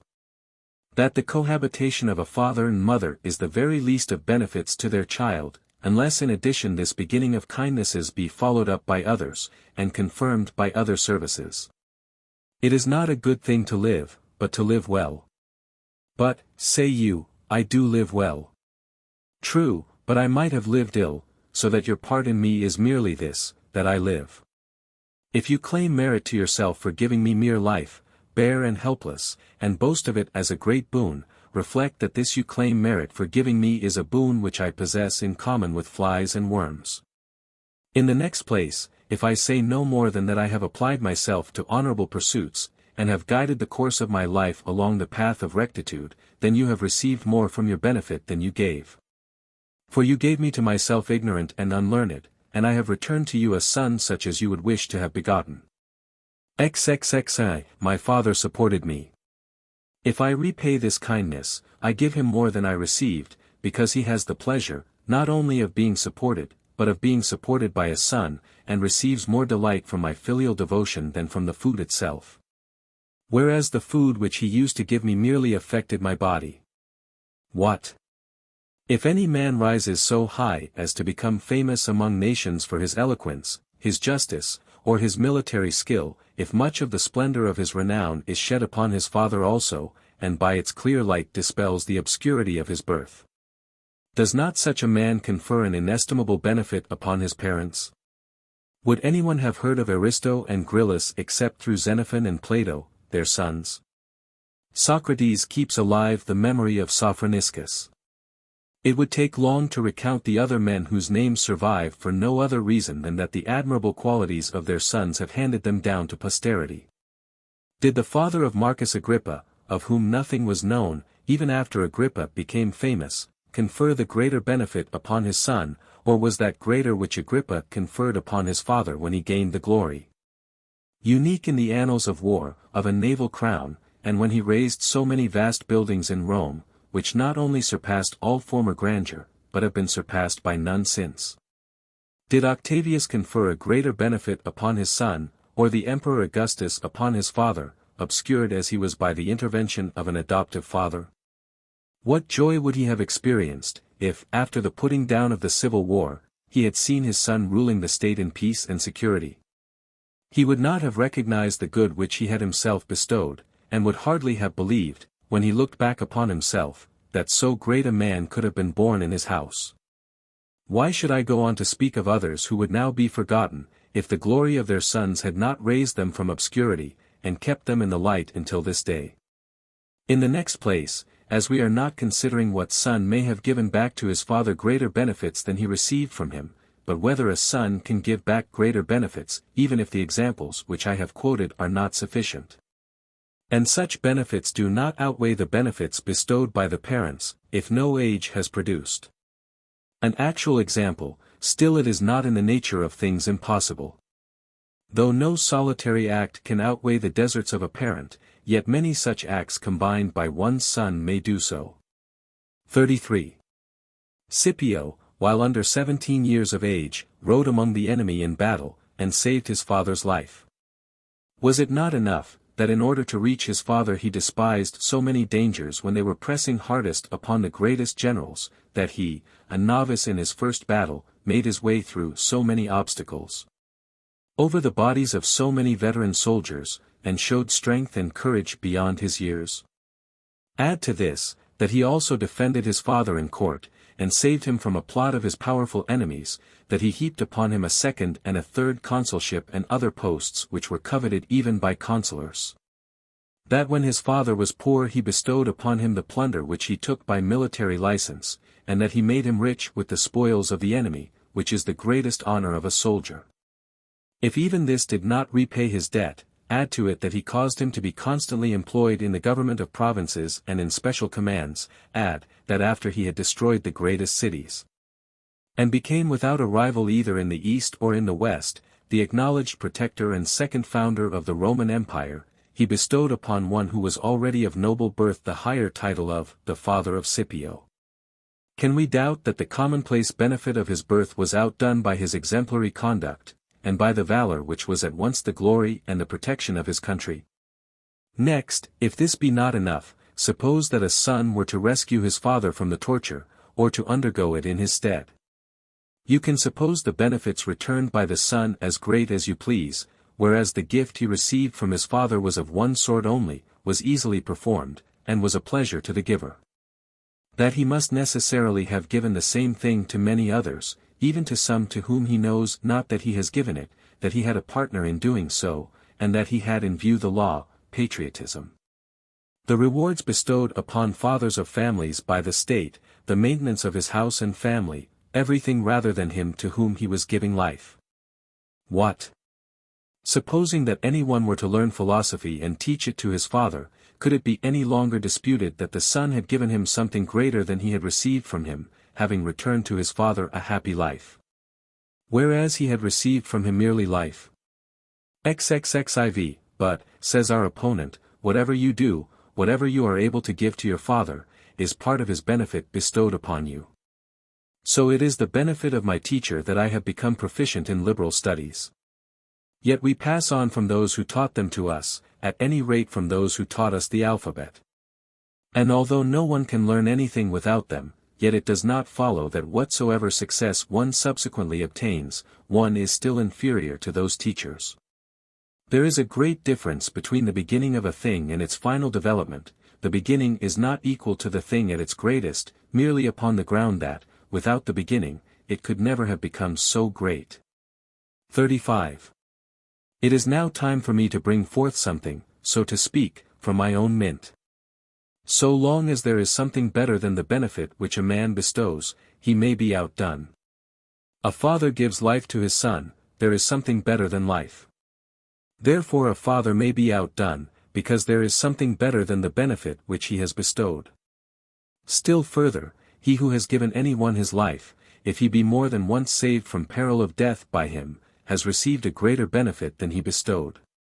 Now, a father has given life to his son, if, therefore, he be more than once saved from peril by his son, he can receive a greater benefit than he gave. A benefit becomes greater to the receiver in proportion to his need of it.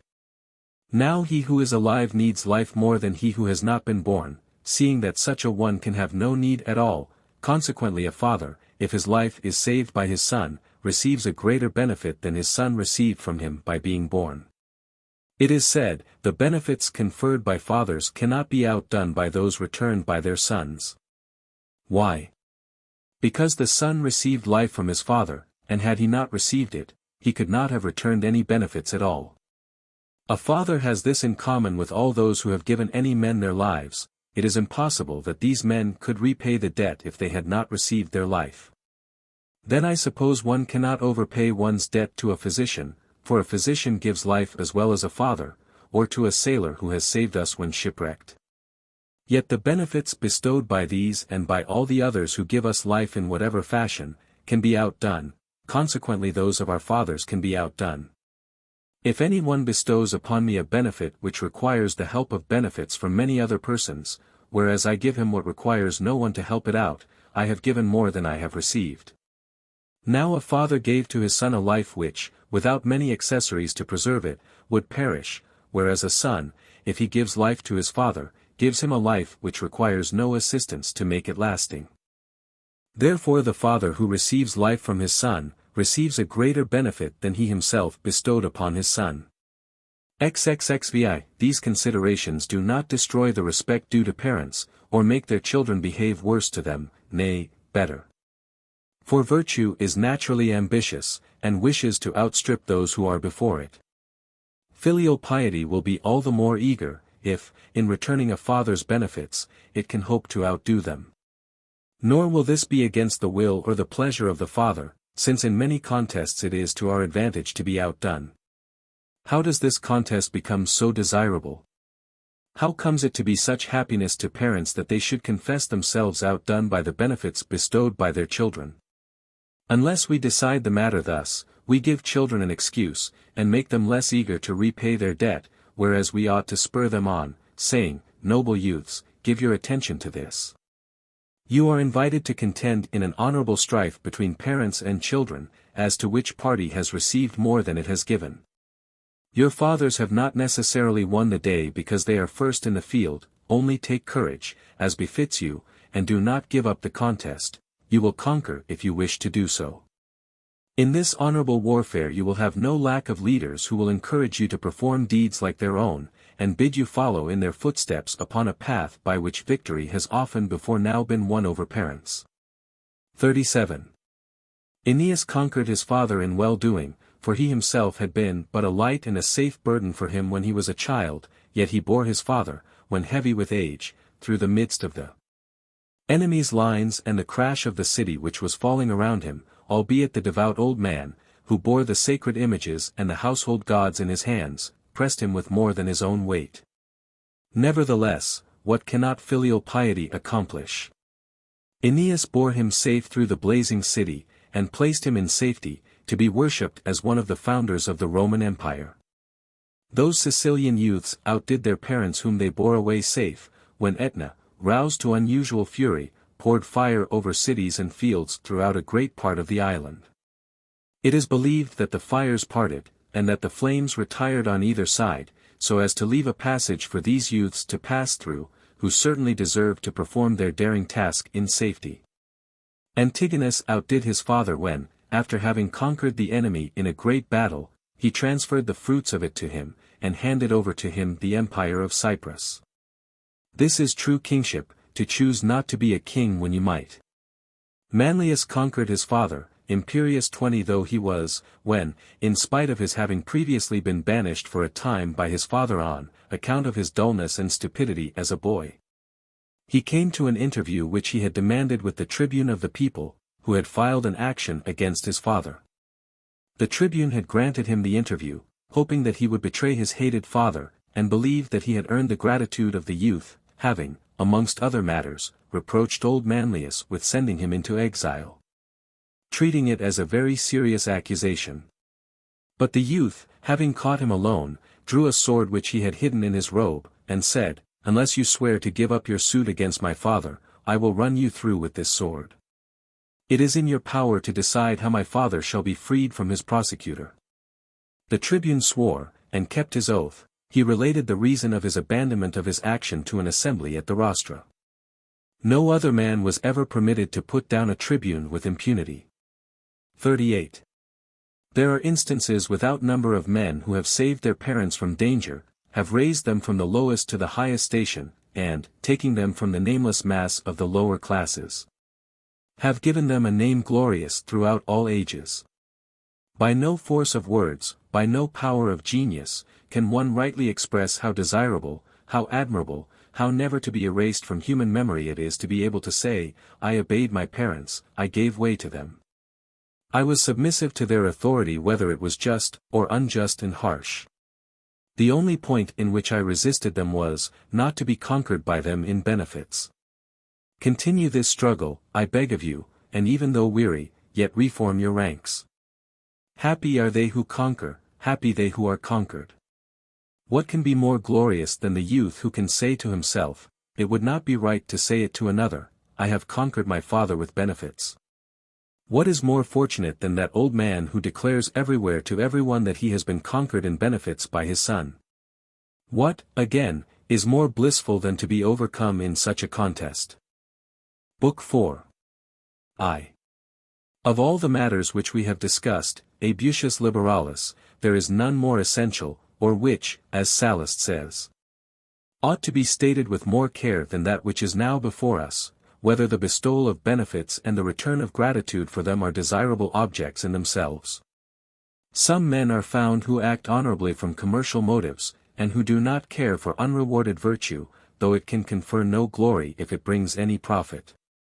What can be more base than for a man to consider what it costs him to be a good man, when virtue neither allures by gain nor deters by loss, and is so far from bribing anyone with hopes and promises, that on the other hand she bids them spend money upon herself, and often consists in voluntary gifts? We must go to her, trampling what is merely useful under our feet, whithersoever she may call us or send us we must go, without any regard for our private fortunes, sometimes without sparing even our own blood. Nor must we ever refuse to obey any of her commands. "What shall I gain," says my opponent, "if I do this bravely and gratefully?" You will gain the doing of it, the deed itself is your gain. Nothing beyond this is promised. If any advantage chances to accrue to you, count it as something extra. The reward of honorable dealings lies in themselves. If honor is to be sought after for itself, since a benefit is honorable, it follows that because both of these are of the same nature, their conditions must also be the same. Now it has frequently and satisfactorily been proved, that honor ought to be sought after for itself alone. 2. In this part of the subject we oppose the Epicureans, an effeminate and dreamy sect who philosophize in their own paradise, amongst whom virtue is the handmaid of pleasures, obeys them, is subject to them, and regards them as superior to itself. You say, there is no pleasure without virtue. But wherefore is it superior to virtue? Do you imagine that the matter in dispute between them is merely one of precedence? Nay, it is virtue itself and its powers which are in question. It cannot be virtue if it can follow. The place of virtue is first, she ought to lead, to command, to stand in the highest rank, you bid her look for a cue to follow. What, asks our opponent, does that matter to you? I also declare that happiness is impossible without virtue. Without virtue I disapprove of and condemn the very pleasures which I pursue, and to which I have surrendered myself. The only matter in dispute is this, whether virtue be the cause of the highest good, or whether it be itself the highest good. Do you suppose, though this be the only point in question, that it is a mere matter of precedence? It is a confusion and obvious blindness to prefer the last to the first. I am not angry at virtue being placed below pleasure, but at her being mixed up at all with pleasure, which she despises, whose enemy she is, and from which she separates herself as far as possible, being more at home with labor and sorrow, which are manly troubles, than with your womanish good things. 3. It was necessary to insert this argument, my liberalis, because it is the part of virtue to bestow those benefits which we are now discussing, and it is most disgraceful to bestow benefits for any other purpose than that they should be free gifts. If we give with the hope of receiving a return, we should give to the richest men, not to the most deserving, whereas we prefer a virtuous poor man to an unmannerly rich one. That is not a benefit, which takes into consideration the fortune of the receiver. Moreover, if our only motive for benefiting others was our own advantage, those who could most easily distribute benefits, such as rich and powerful men, or kings, and persons who do not stand in need of the help of others, ought never to do so at all. The gods would not bestow upon us the countless blessings which they pour upon us unceasingly by night and by day, for their own nature suffices them in all respects, and renders them complete, safe, and beyond the reach of harm. They will, therefore, never bestow a benefit upon any one, if self and self-interest be the only cause for the bestowal of benefits. To take thought, not where your benefit will be best bestowed, but where it may be most profitably placed at interest, from whence you will most easily get it back, is not bestowal of benefits, but usury.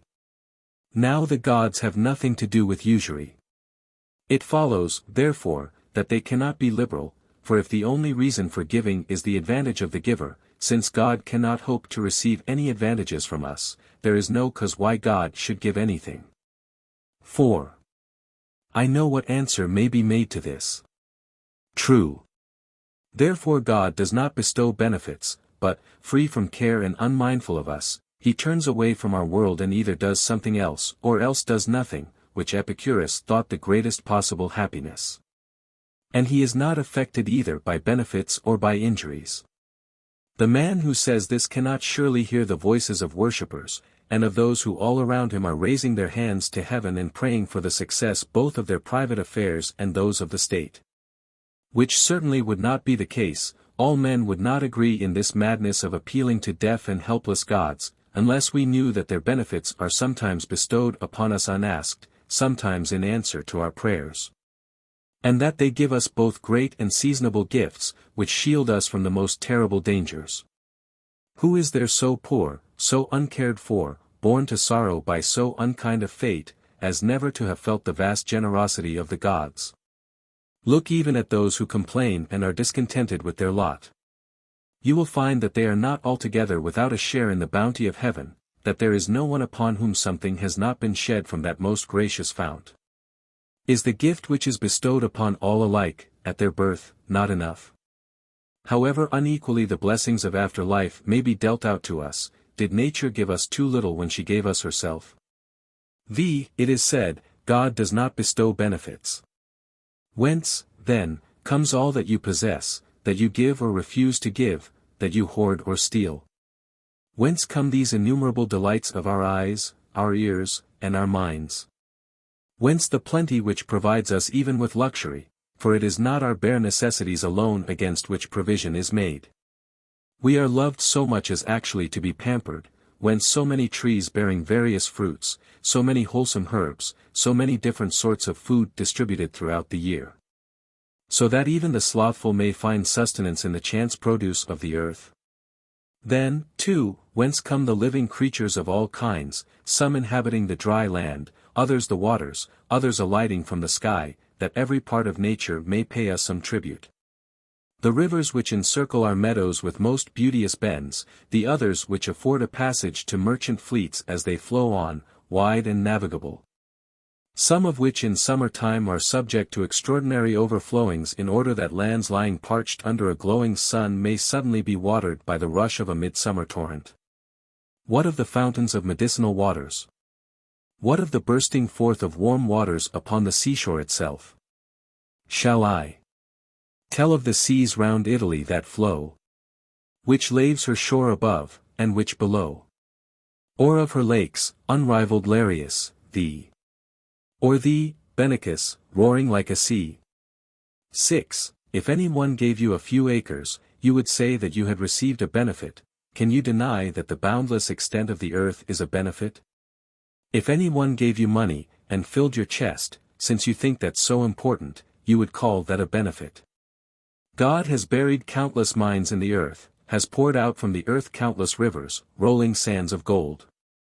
He has concealed in every place huge masses of silver, copper and iron, and has bestowed upon you the means of discovering them, placing upon the surface of the earth signs of the treasures hidden below. And yet do you say that you have received no benefit? If a house were given you, bright with marble, its roof beautifully painted with colors and gilding, you would call it no small benefit. God has built for you a huge mansion that fears no fire or ruin, in which you see no flimsy veneers, thinner than the very saw with which they are cut, but vast blocks of most precious stone. All composed of those various and different substances whose paltriest fragments you admire so much. He has built a roof which glitters in one fashion by day, and in another by night, and yet do you say that you have received no benefit? When you so greatly prize what you possess, do you act the part of an ungrateful man, and think that there is no one to whom you are indebted for them? Whence comes the breath which you draw? The light by which you arrange and perform all the actions of your life? The blood by whose circulation your vital warmth is maintained? Those meats which excite your palate by their delicate flavor after your hunger is appeased? Those provocatives which rouse you when wearied with pleasure? That repose in which you are rotting and moldering? Will you not, if you are grateful, say, "'Tis to a God that this repose I owe. For him I worship, as a God below. Oft on his altar shall my firstlings bleed. See, by his bounty here with rustic reed. I play the airs I love the livelong day, the while my oxen round about me stray. The true God is he who has placed, not a few oxen, but all the herds on their pastures throughout the world, who furnishes food to the flocks wherever they wander. Who has ordained the alternation of summer and winter pasturage, and has taught us not merely to play upon a reed, and to reduce to some order a rustic and artless song, but who has invented so many arts and varieties of voice. So many notes to make music, some with our own breath, some with instruments. You cannot call our inventions our own any more than you call our growth our own, or the various bodily functions which correspond to each stage of our lives. At one time comes the loss of childhood's teeth, at another, when our age is advancing and growing into robusta manhood, puberty and the last wisdom tooth marks the end of our youth. We have implanted in us the seeds of all ages, of all arts, and God our Master brings forth our intellects from obscurity. 7. Nature, says my opponent, gives me all this. Do you not perceive and you say this that you merely speak of God under another name? For what is nature but God and divine reason, which pervades the universe and all its parts? You may address the author of our world by as many different titles as you please. You may rightly call him Jupiter, best and greatest, and the thunderer, or the stayer, so called, not because, as the historians tell us, he stayed the flight of the Roman army in answer to the prayer of Romulus, but because all things continue in their stay through his goodness. If you were to call this same personage fate, you would not lie, for since fate is nothing more than a connected chain of causes, he is the first cause of all upon which all the rest depend. You will also be right in applying to him any names that you please which express supernatural strength and power. He may have as many titles as he has attributes. 8. Our school regards him as Fatherly Bear, and Hercules, and Mercurius. He is Fatherly Bear because he is the parent of all, who first discovered the power of seed, and are being led by pleasure to plant it. He is Hercules, because his might is unconquered, and when it is wearied after completing its labors, will retire into fire. He is Mercurius, because in him is reasoning, and numbers, and system, and knowledge. Whithersoever you turn yourself you will see him meeting you, nothing is void of him, he himself fills his own work. Therefore, most ungrateful of mortals, it is in vain that you declare yourself indebted, not to God, but to nature, because there can be no God without nature, nor any nature without God. They are both the same thing, differing only in their functions. If you were to say that you owe to Aeneas or to Lucius what you received from Sêneca, you would not change your creditor, but only his name, because he remains the same man whether you use his first, second, or third name. So whether you speak of nature, fate, or fortune, these are all names of the same God, using his power in different ways. So likewise justice, honesty, discretion, courage, frugality, are all the good qualities of one and the same mind. If you are pleased with any one of these, you are pleased with that mind. 9. However, not to drift aside into a distinct controversy, God bestows upon us very many and very great benefits without hope of receiving any return. Since he does not require any offering from us, and we are not capable of bestowing anything upon him, wherefore, a benefit is desirable in itself. In it the advantage of the receiver is all that is taken into consideration. We study this without regarding our own interests. Yet, argues our opponent, you say that we ought to choose with care the persons upon whom we bestow benefits, because neither do husbandmen sow seed in the sand. Now if this be true, we follow our own interest in bestowing benefits, just as much as in plowing and sowing, for sowing is not desirable in itself. Besides this you inquire where and how you ought to bestow a benefit, which would not need to be done if the bestowal of a benefit was desirable in itself, because in whatever place and whatever manner it might be bestowed, it still would be a benefit.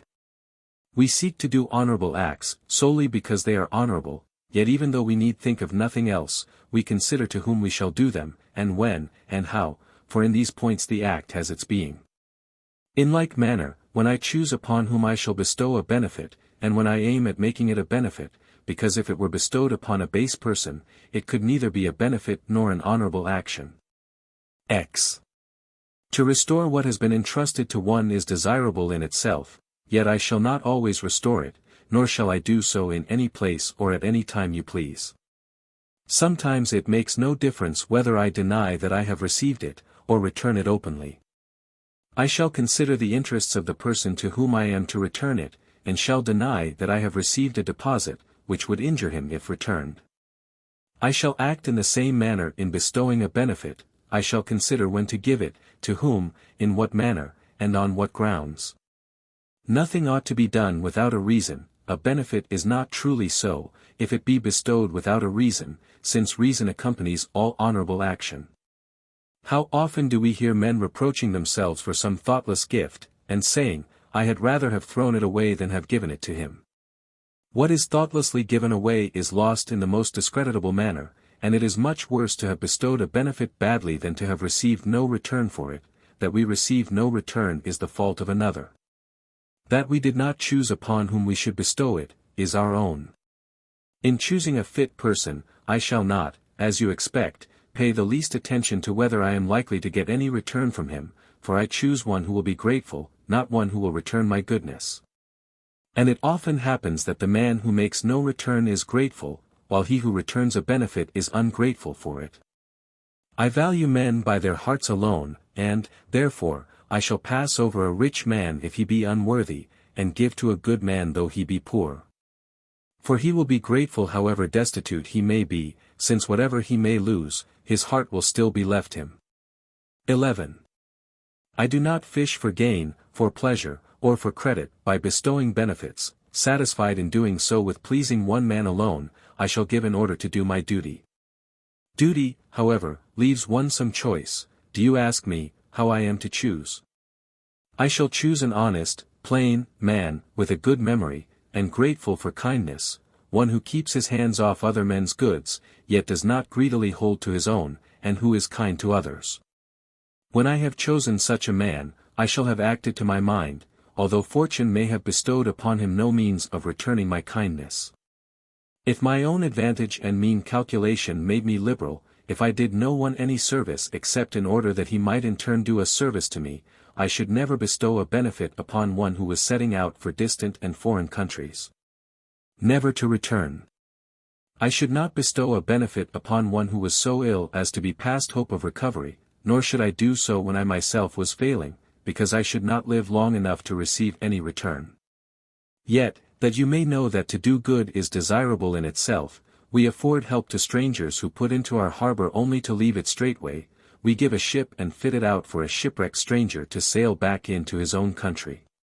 He leaves us hardly knowing who it was who saved him, and, as he will never return to our presence, he hands over his debt of gratitude to the gods, and beseeches them to fulfill it for him. In the meanwhile we rejoice in the barren knowledge that we have done a good action. What?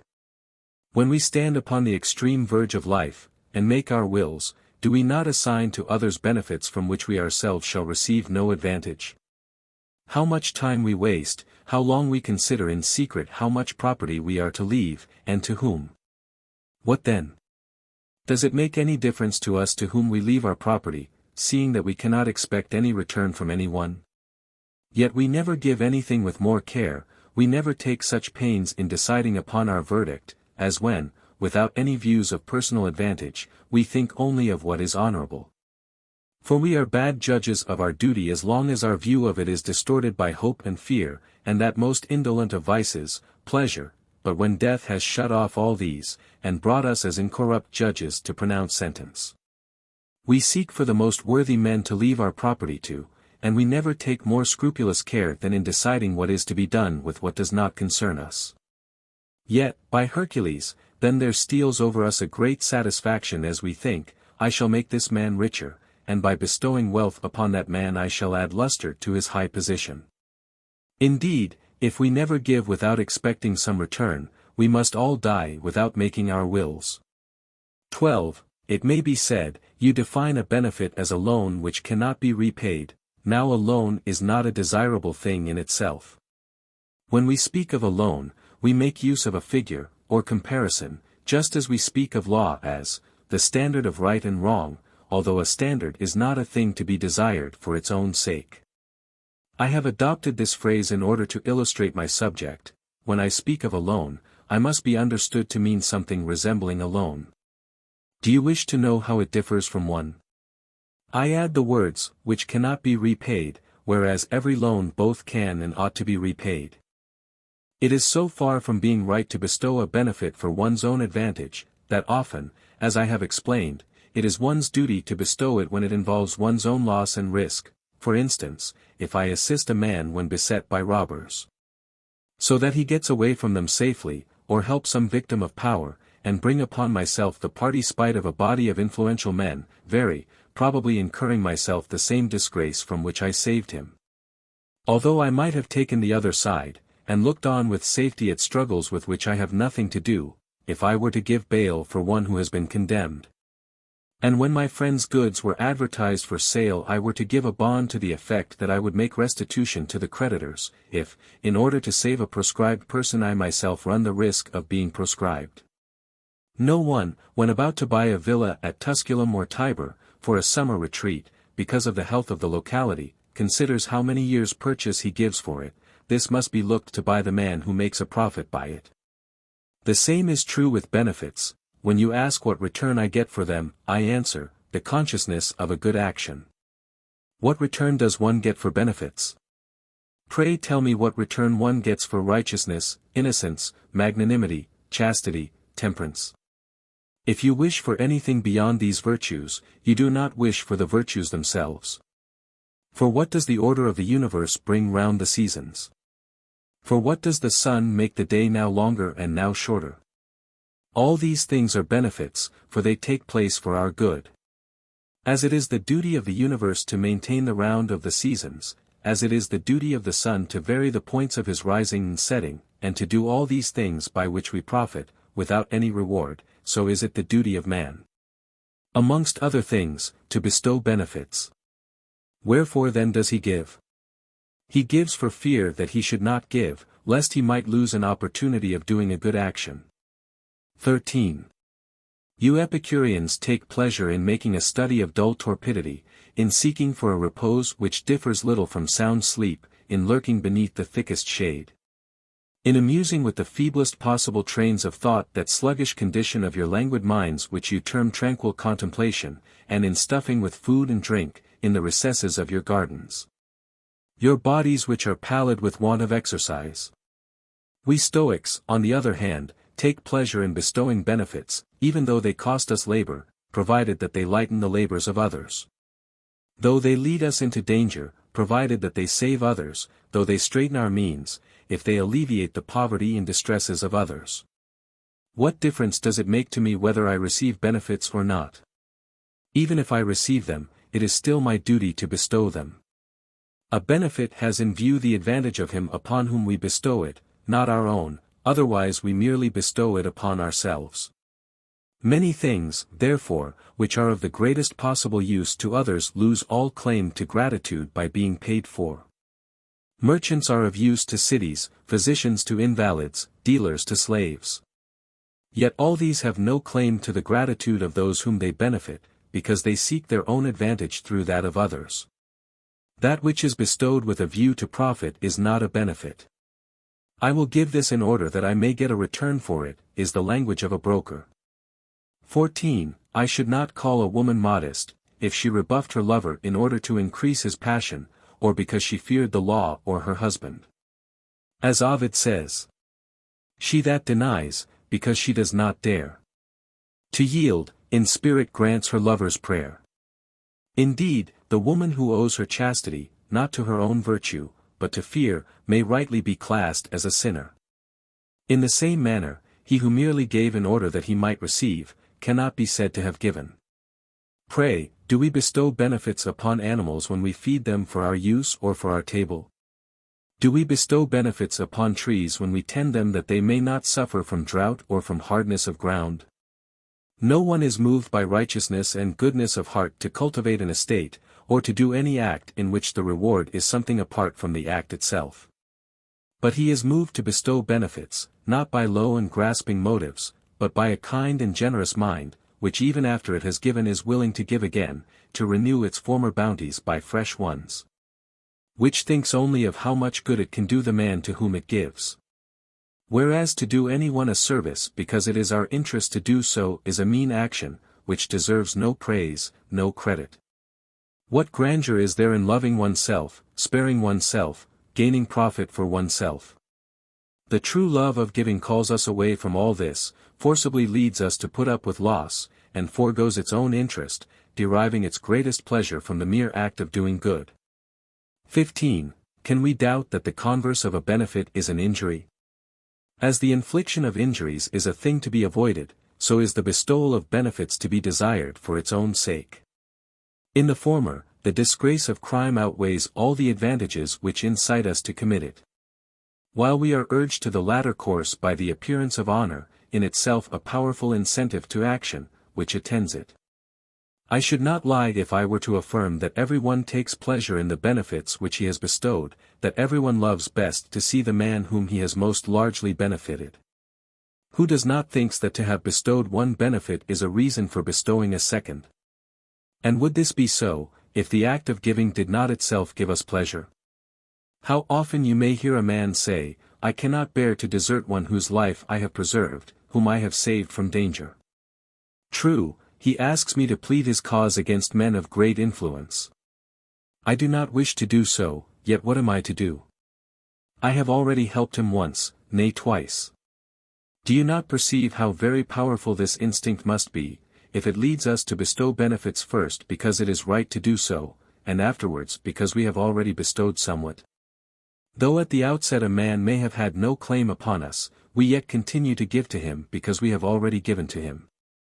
So untrue is it that we are urged to bestow benefits by our own interest, that even when our benefits prove failures we continue to nurse them and encourage them out of sheer love of benefiting.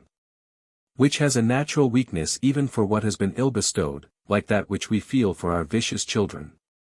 16. These same adversaries of ours admit that they are grateful, yet not because it is honorable, but because it is profitable to be so. This can be proved to be untrue all the more easily, because it can be established by the same arguments by which we have established that to bestow a benefit is desirable for its own sake. All our arguments start from this settled point, that honor is pursued for no reason except because it is honor. Now, who will venture to raise the question whether it be honorable to be grateful? Who does not loathe the ungrateful man, useless as he is even to himself?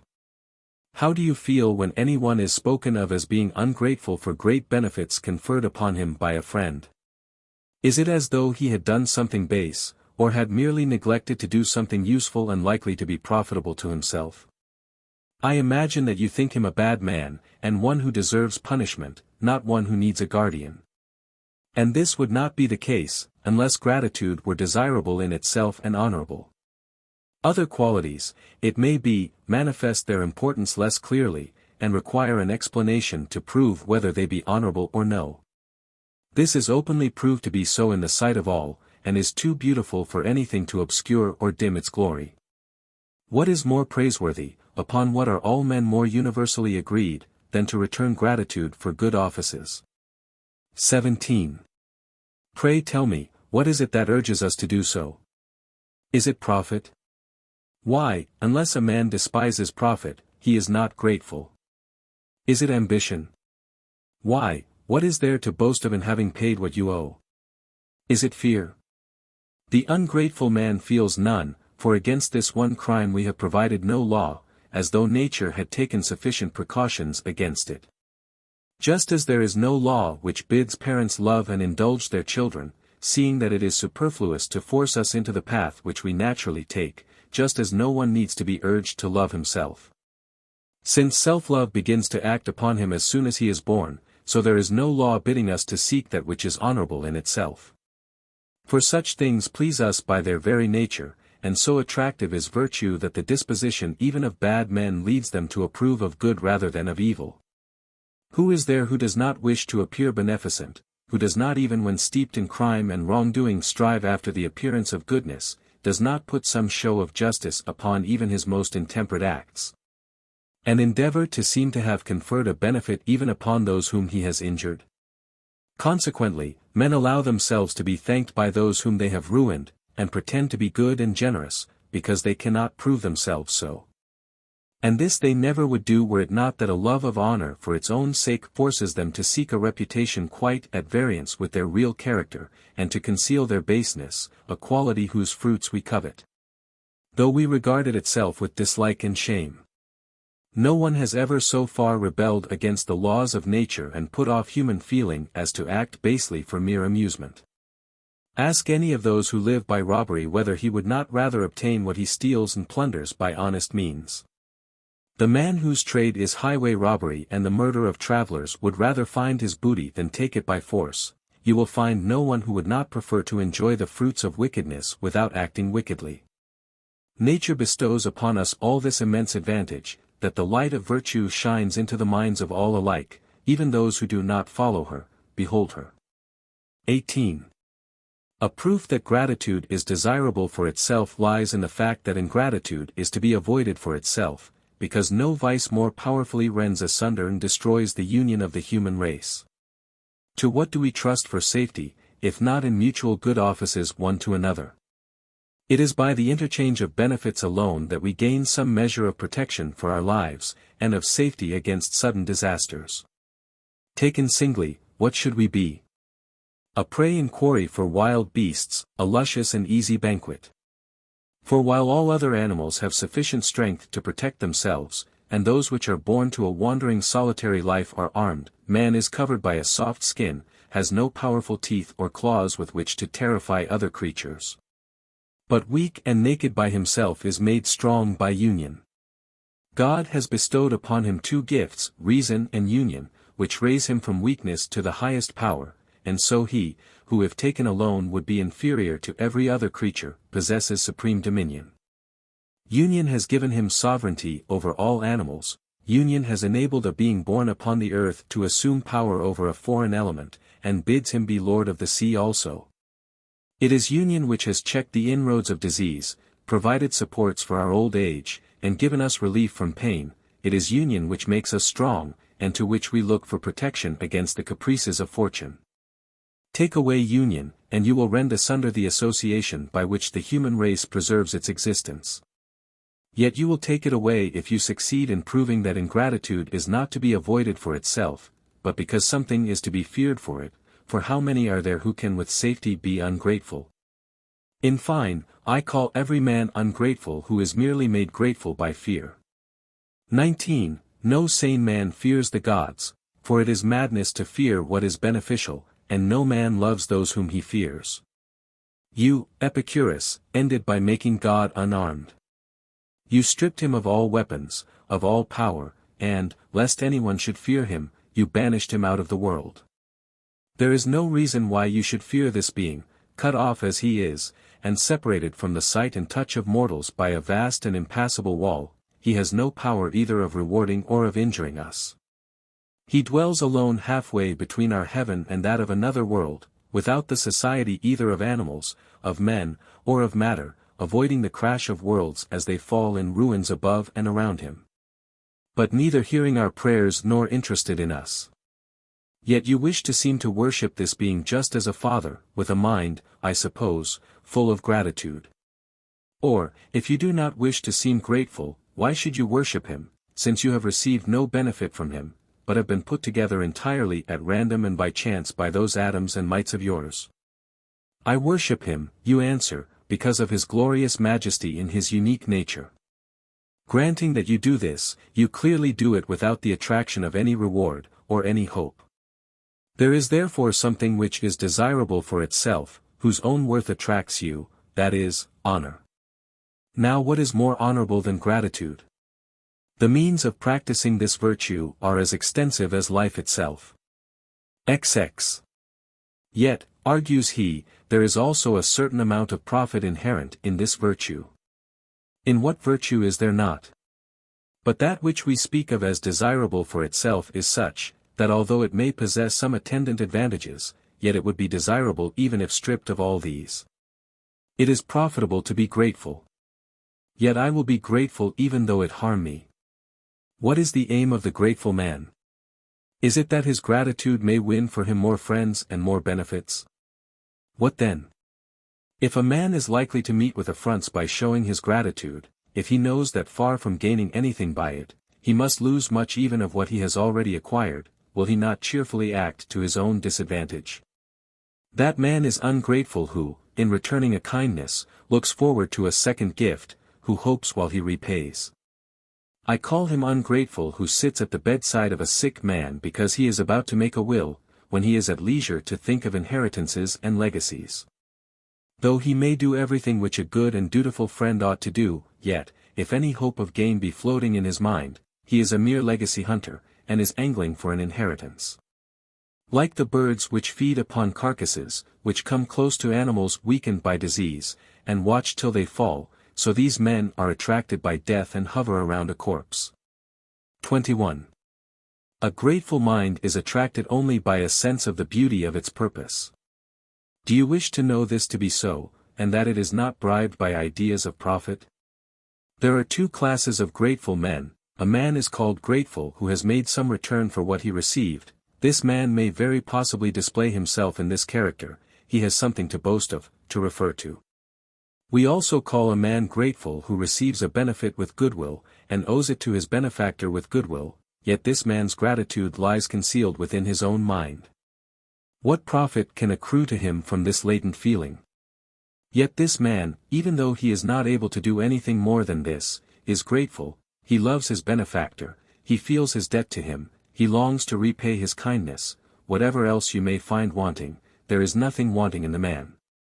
He is like a workman who has not the tools necessary for the practice of his craft, or like a trained singer whose voice cannot be heard through the noise of those who interrupt him. I wish to repay a kindness, after this there still remains something for me to do, not in order that I may become grateful, but that I may discharge my debt. For, in many cases, he who returns a kindness is ungrateful for it, and he who does not return it is grateful. Like all other virtues, the whole value of gratitude lies in the spirit in which it is done. So, if this man's purpose be loyal, any shortcomings on his part are due not to himself, but to fortune. A man who is silent may, nevertheless, be eloquent, his hands may be folded or even bound, and he may yet be strong. Just as a pilot is a pilot even when upon dry land, because his knowledge is complete, and there is nothing wanting to it, though there may be obstacles which prevent his making use of it. In the same way, a man is grateful who only wishes to be so, and who has no one but himself who can bear witness to his frame of mind. I will go even further than this. A man sometimes is grateful when he appears to be ungrateful, when ill-judging report has declared him to be so. Such a man can look to nothing but his own conscience, which can please him even when overwhelmed by calumny, which contradicts the mob and common rumor, relies only upon itself. And though it beholds a vast crowd of the other way of thinking opposed to it, does not count heads, but wins by its own vote alone. Should it see its own good faith meet with the punishment due to treachery, it will not descend from its pedestal, and will remain superior to its punishment. I have, it says, what I wished, what I strove for. I do not regret it, nor shall I do so, nor shall fortune, however unjust she may be, ever hear me say, what did I want? What now is the use of having meant well? A good conscience is of value on the rack, or in the fire. Though fire be applied to each of our limbs, gradually encircle our living bodies, and burst our heart, yet if our heart be filled with a good conscience, it will rejoice in the fire which will make its good faith shine before the world. 22. Now let that question also which has been already stated be again brought forward. Why is it that we should wish to be grateful when we are dying, that we should carefully weigh the various services rendered us by different individuals, and carefully review our whole life, that we may not seem to have forgotten any kindness? Nothing then remains for us to hope for, yet when on the very threshold, we wish to depart from human life as full of gratitude as possible. There is in truth an immense reward for this thing merely in doing it, and what is honorable has great power to attract men's minds, which are overwhelmed by its beauty and carried off their balance, enchanted by its brilliancy and splendor.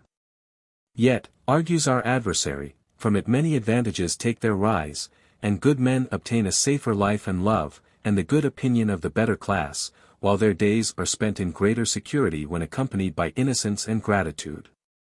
Indeed, nature would have been most unjust had she rendered this great blessing miserable, uncertain, and fruitless. But consider this point, whether you would make your way to that virtue, to which it is generally safe and easy to attain, even though the path lay over rocks and precipices, and were beset with fierce beasts and venomous serpents. A virtue is none the less to be desired for its own sake, because it has some adventitious profit connected with it. Indeed, in most cases the noblest virtues are accompanied by many extraneous advantages, but it is the virtues that lead the way. And these merely follow in their train. Xi, can we doubt that the climate of this abode of the human race is regulated by the motion of the sun and moon in their orbits? That our bodies are sustained, the hard earth loosened, excessive moisture reduced, and the surly bonds of winter broken by the heat of the one, and that crops are brought to ripeness by the effectual all-pervading warmth of the other? That the fertility of the human race corresponds to the courses of the moon? That the sun by its revolution marks out the year, and that the moon, moving in a smaller orbit, marks out the months? Yet, setting aside all this, would not the sun be a sight worthy to be contemplated and worshipped, if he did no more than rise and set? Would not the moon be worth looking at, even if it passed uselessly through the heavens? Whose attention is not arrested by the universe itself, when by night it pours forth its fires and glitters with innumerable stars? Who, while he admires them, thinks of their being of use to him? Look at that great company gliding over our heads, how they conceal their swift motion under the semblance of a fixed and immovable work. How much takes place in that night which you make use of merely to mark and count your days? What a mass of events is being prepared in that silence! What a chain of destiny their unerring path is forming! Those which you imagine to be merely strewn about for ornament are really one and all at work. Nor is there any ground for your belief that only 7 stars revolve, and that the rest remain still. We understand the orbits of a few, but countless divinities, further removed from our sight, come and go. While the greater part of those whom our sight reaches move in a mysterious manner and by an unknown path. Ziv, what then? Would you not be captivated by the sight of such a stupendous work, even though it did not cover you, protect you, cherish you, bring you into existence and penetrate you with its spirit? Though these heavenly bodies are of the very first importance to us, and are, indeed, essential to our life, yet we can think of nothing but their glorious majesty, and similarly all virtue, especially that of gratitude. Though it confers great advantages upon us, does not wish to be loved for that reason. It has something more in it than this, and he who merely reckons it among useful things does not perfectly comprehend it. A man, you say, is grateful because it is to his advantage to be so. If this be the case, then his advantage will be the measure of his gratitude. Virtue will not admit a covetous lover, men must approach her with open purse. The ungrateful man thinks, I did wish to be grateful, but I fear the expense and danger and insults to which I should expose myself, I will rather consult my own interest. Men cannot be rendered grateful and ungrateful by the same line of reasoning, their actions are as distinct as their purposes. The one is ungrateful, although it is wrong, because it is his interest. The other is grateful, although it is not his interest, because it is right. XXV, it is our aim to live in harmony with the scheme of the universe, and to follow the example of the gods. Yet in all their acts the gods have no object in view other than the act itself, unless you suppose that they obtain a reward for their work in the smoke of burnt sacrifices and the scent of incense. See what great things they do every day, how much they divide amongst us, with how great crops they fill the earth, how they move the seas with convenient winds to carry us to all shores, how by the fall of sudden showers they soften the ground. Renew the dried-up springs of fountains, and call them into new life by unseen supplies of water. All this they do without reward, without any advantage accruing to themselves. Let our line of conduct, if it would not depart from its model, preserve this direction, and let us not act honorably because we are hired to do so. We ought to feel ashamed that any benefit should have a price, we pay nothing for the gods. XXVI, if, our adversary may say, you wish to imitate the gods, then bestow benefits upon the ungrateful as well as the grateful. For the sun rises upon the wicked as well as the good, the seas are open even to pirates. By this question he really asks whether a good man would bestow a benefit upon an ungrateful person, knowing him to be ungrateful. Allow me here to introduce a short explanation, that we may not be taken in by a deceitful question. Understand that according to the system of the Stoics there are 2 classes of ungrateful persons. One man is ungrateful because he is a fool. A fool is a bad man, a man who is bad possesses every vice, therefore he is ungrateful. In the same way we speak of all bad men as dissolute, avaricious, luxurious, and spiteful, not because each man has all these vices in any great or remarkable degree, but because he might have them, they are in him, even though they be not seen. The second form of ungrateful person is he who is commonly meant by the term, one who is inclined by nature to this vice. In the case of him who has the vice of ingratitude just as he has every other, a wise man will bestow a benefit, because if he sets aside all such men there will be no one left for him to bestow it on.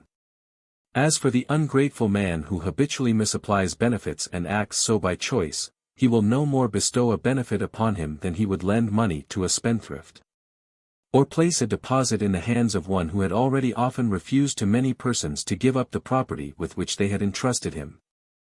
XXV, we call some men timid because they are fools, in this they are like the bad men who are steeped in all vices without distinction. Strictly speaking, we call those persons timid who are alarmed even at unmeaning noises.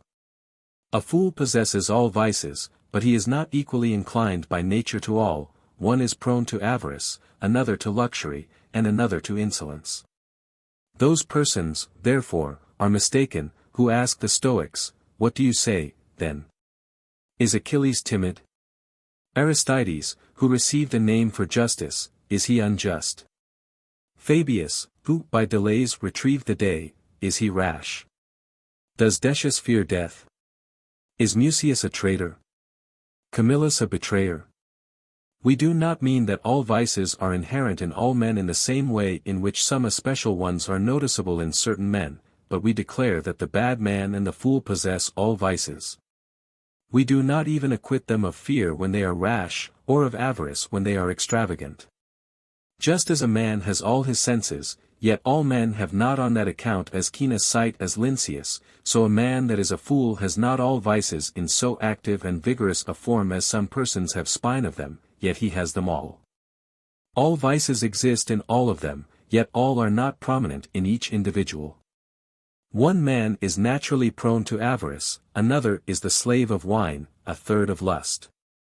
Or, if not yet enslaved by these passions, he is so fashioned by nature that this is the direction in which his character would probably lead him.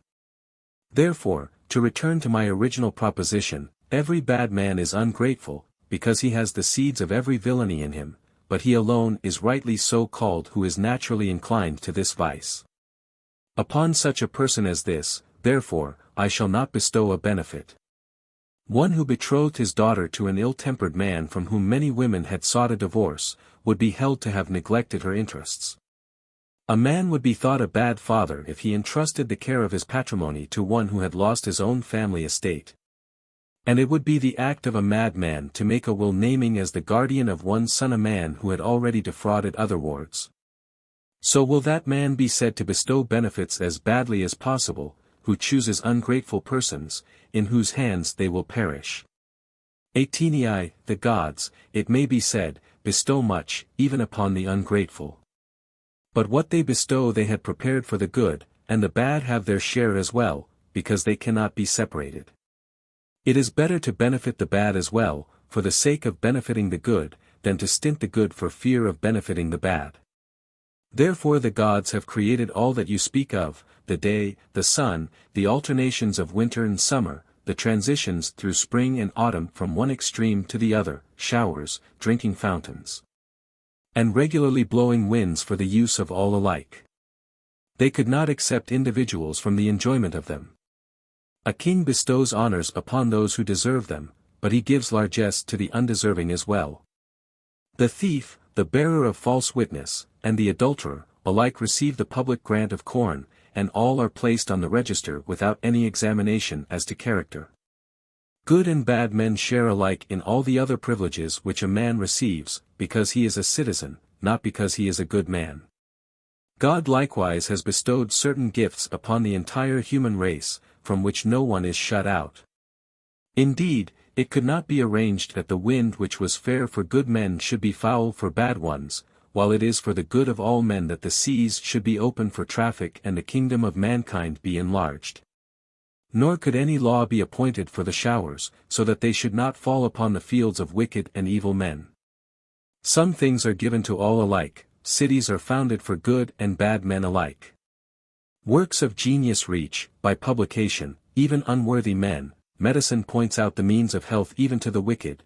No one has checked the making up of wholesome remedies for fear that the undeserving should be healed. You must seek for examination and preference of individuals in such things as are bestowed separately upon those who are thought to deserve them, not in these, which admit the mob to share them without distinction. There is a great difference between not shutting a man out and choosing him. Even a thief receives justice, even murderers enjoy the blessings of peace, even those who have plundered others can recover their own property. Assassins and private bravos are defended against the common enemy by the city wall. The laws protect even those who have sinned most deeply against them. There are some things which no man could obtain unless they were given to all. You need not, therefore, cavil about those matters in which all mankind is invited to share. As for things which men receive or not at my discretion, I shall not bestow them upon one whom I know to be ungrateful. 29. Shall we, then, argues he, not give our advice to an ungrateful man when he is at a loss, or refuse him a drink of water when he is thirsty, or not show him the path when he has lost his way? Or would you do him these services and yet not give him anything? Here I will draw a distinction, or at any rate endeavor to do so. A benefit is a useful service, yet all useful service is not a benefit. For some are so trifling as not to claim the title of benefits. To produce a benefit, two conditions must concur. First, the importance of the thing given, for some things fall short of the dignity of a benefit. Who ever called a hunch of bread a benefit, or a farthing dole tossed to a beggar, or the means of lighting a fire? Yet sometimes these are of more value than the most costly benefits. Still their cheapness detracts from their value even when, by the exigency of time, they are rendered essential. The next condition, which is the most important of all, must necessarily be present, namely, that I should confer the benefit for the sake of him whom I wish to receive it, that I should judge him worthy of it, bestow it of my own free will, and receive pleasure from my own gift, none of which conditions are present in the cases of which we have just now spoken. For we do not bestow such things as those upon these who are worthy of them, but we give them carelessly, as trifles, and do not give them so much to a man as to humanity. XXX. I shall not deny that sometimes I would give even to the unworthy, out of respect for others. As, for instance, in competition for public offices, some of the basest of men are preferred on account of their noble birth, to industrious men of no family, and that for good reasons. For the memory of great virtues is sacred, and more men will take pleasure in being good, if the respect felt for good men does not cease with their lives. What made Cicero's son a consul, except his father? What lately brought Cinna 21 out of the camp of the enemy and raised him to the consulate?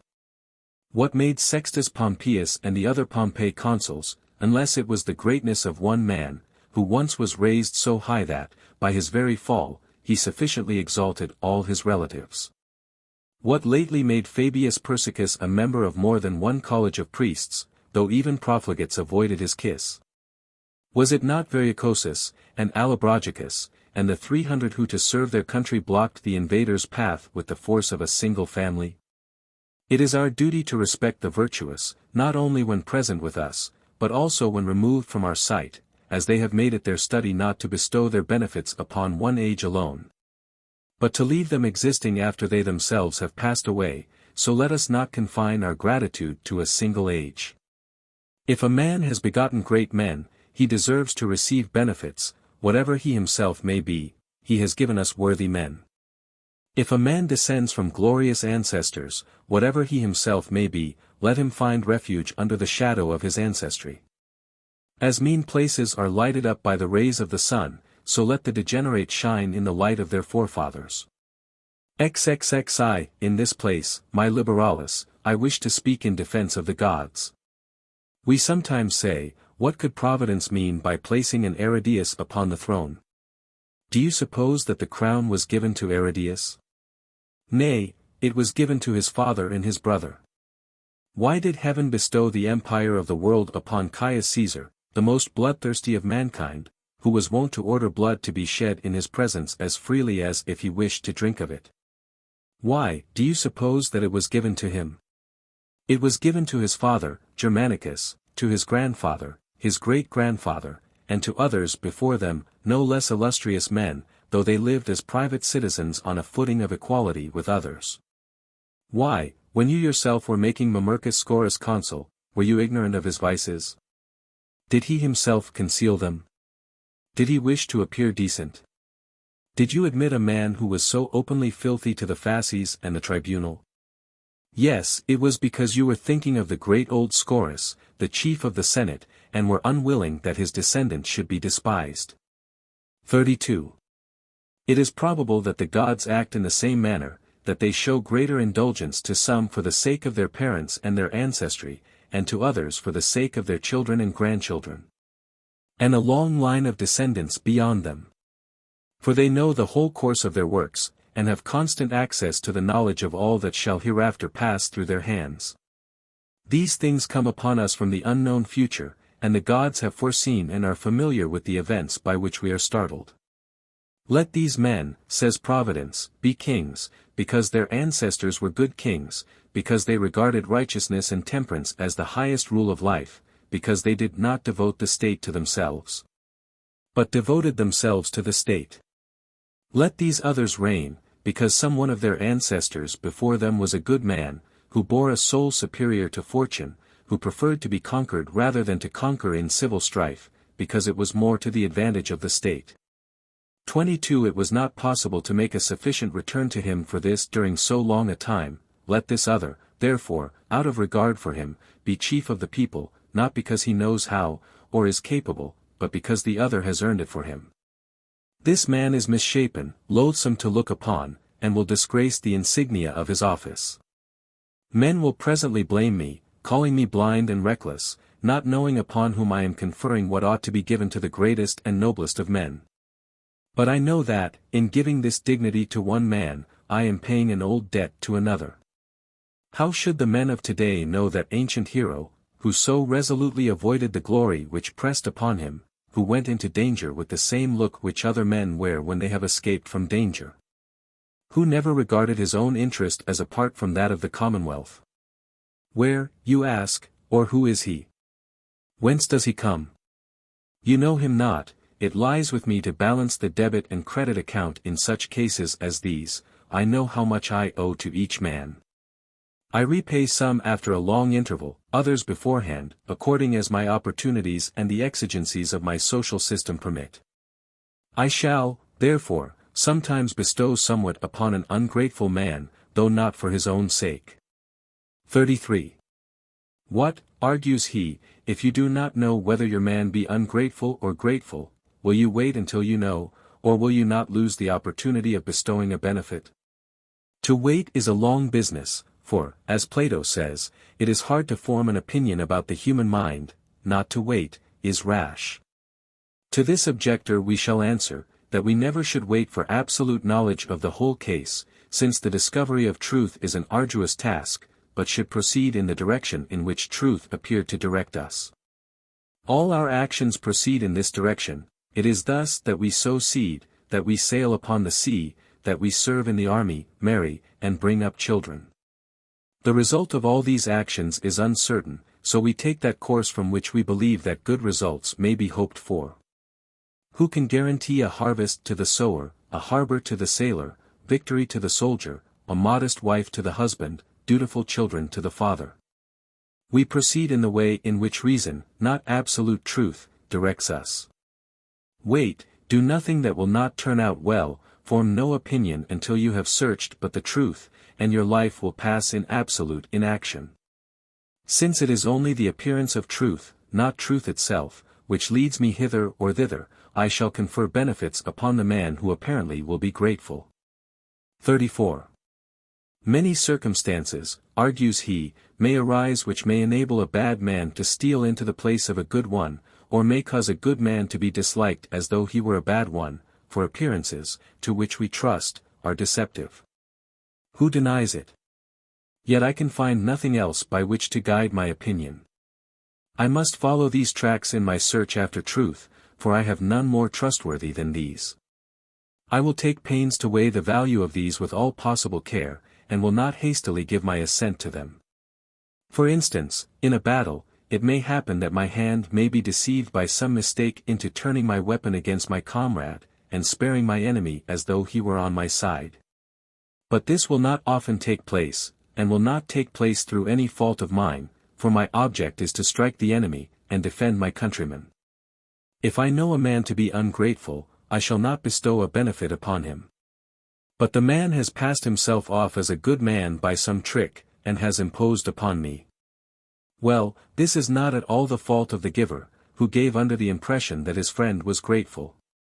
Suppose, asks he, that you were to promise to bestow a benefit, and afterwards were to learn that your man was ungrateful, would you bestow it or not?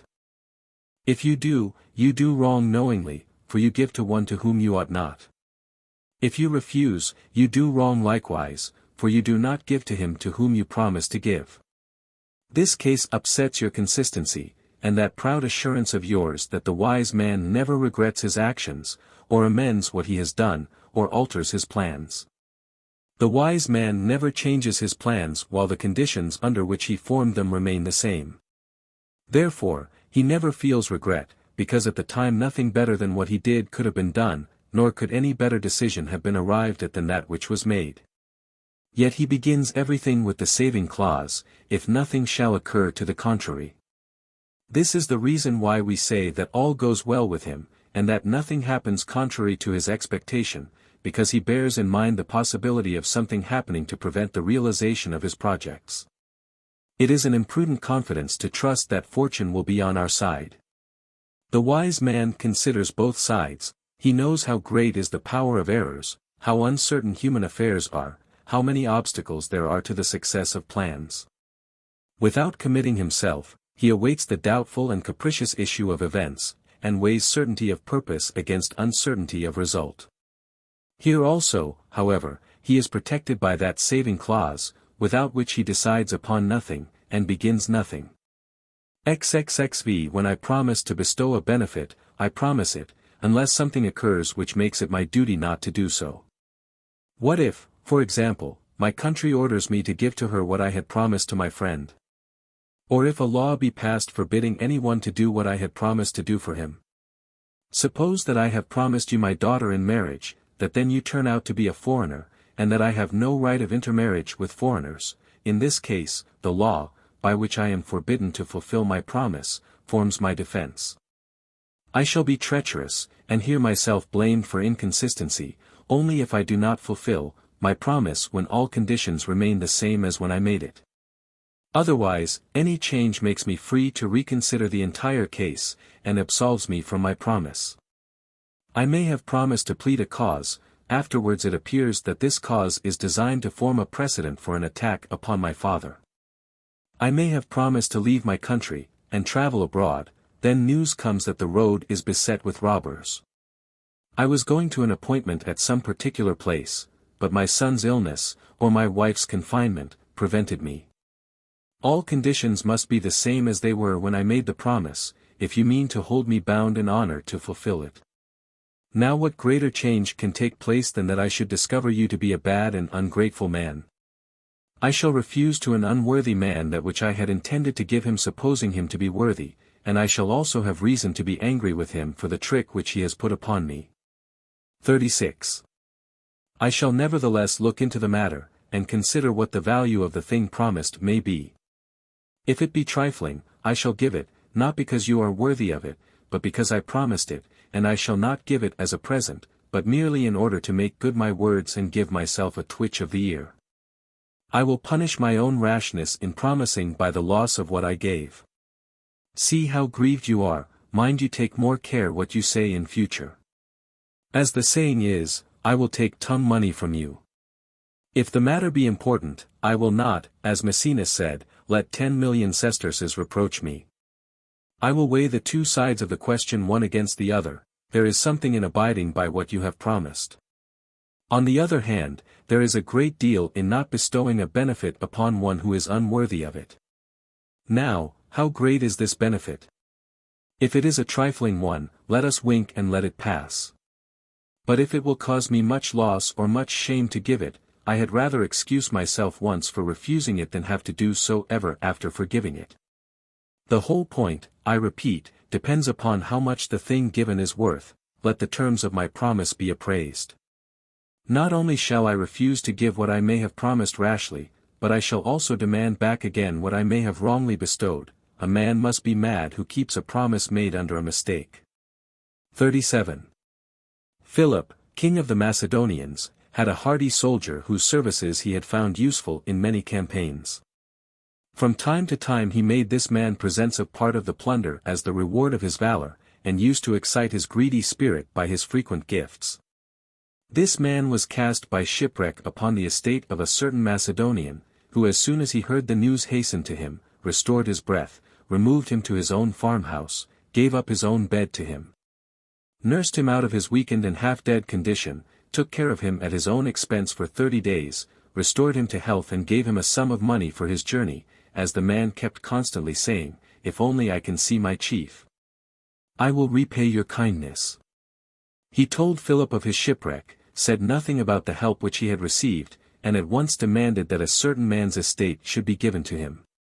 The man was a friend of his. It was that very man by whom he had been rescued and restored to health. Sometimes, especially in time of war, kings bestow many gifts with their eyes shut.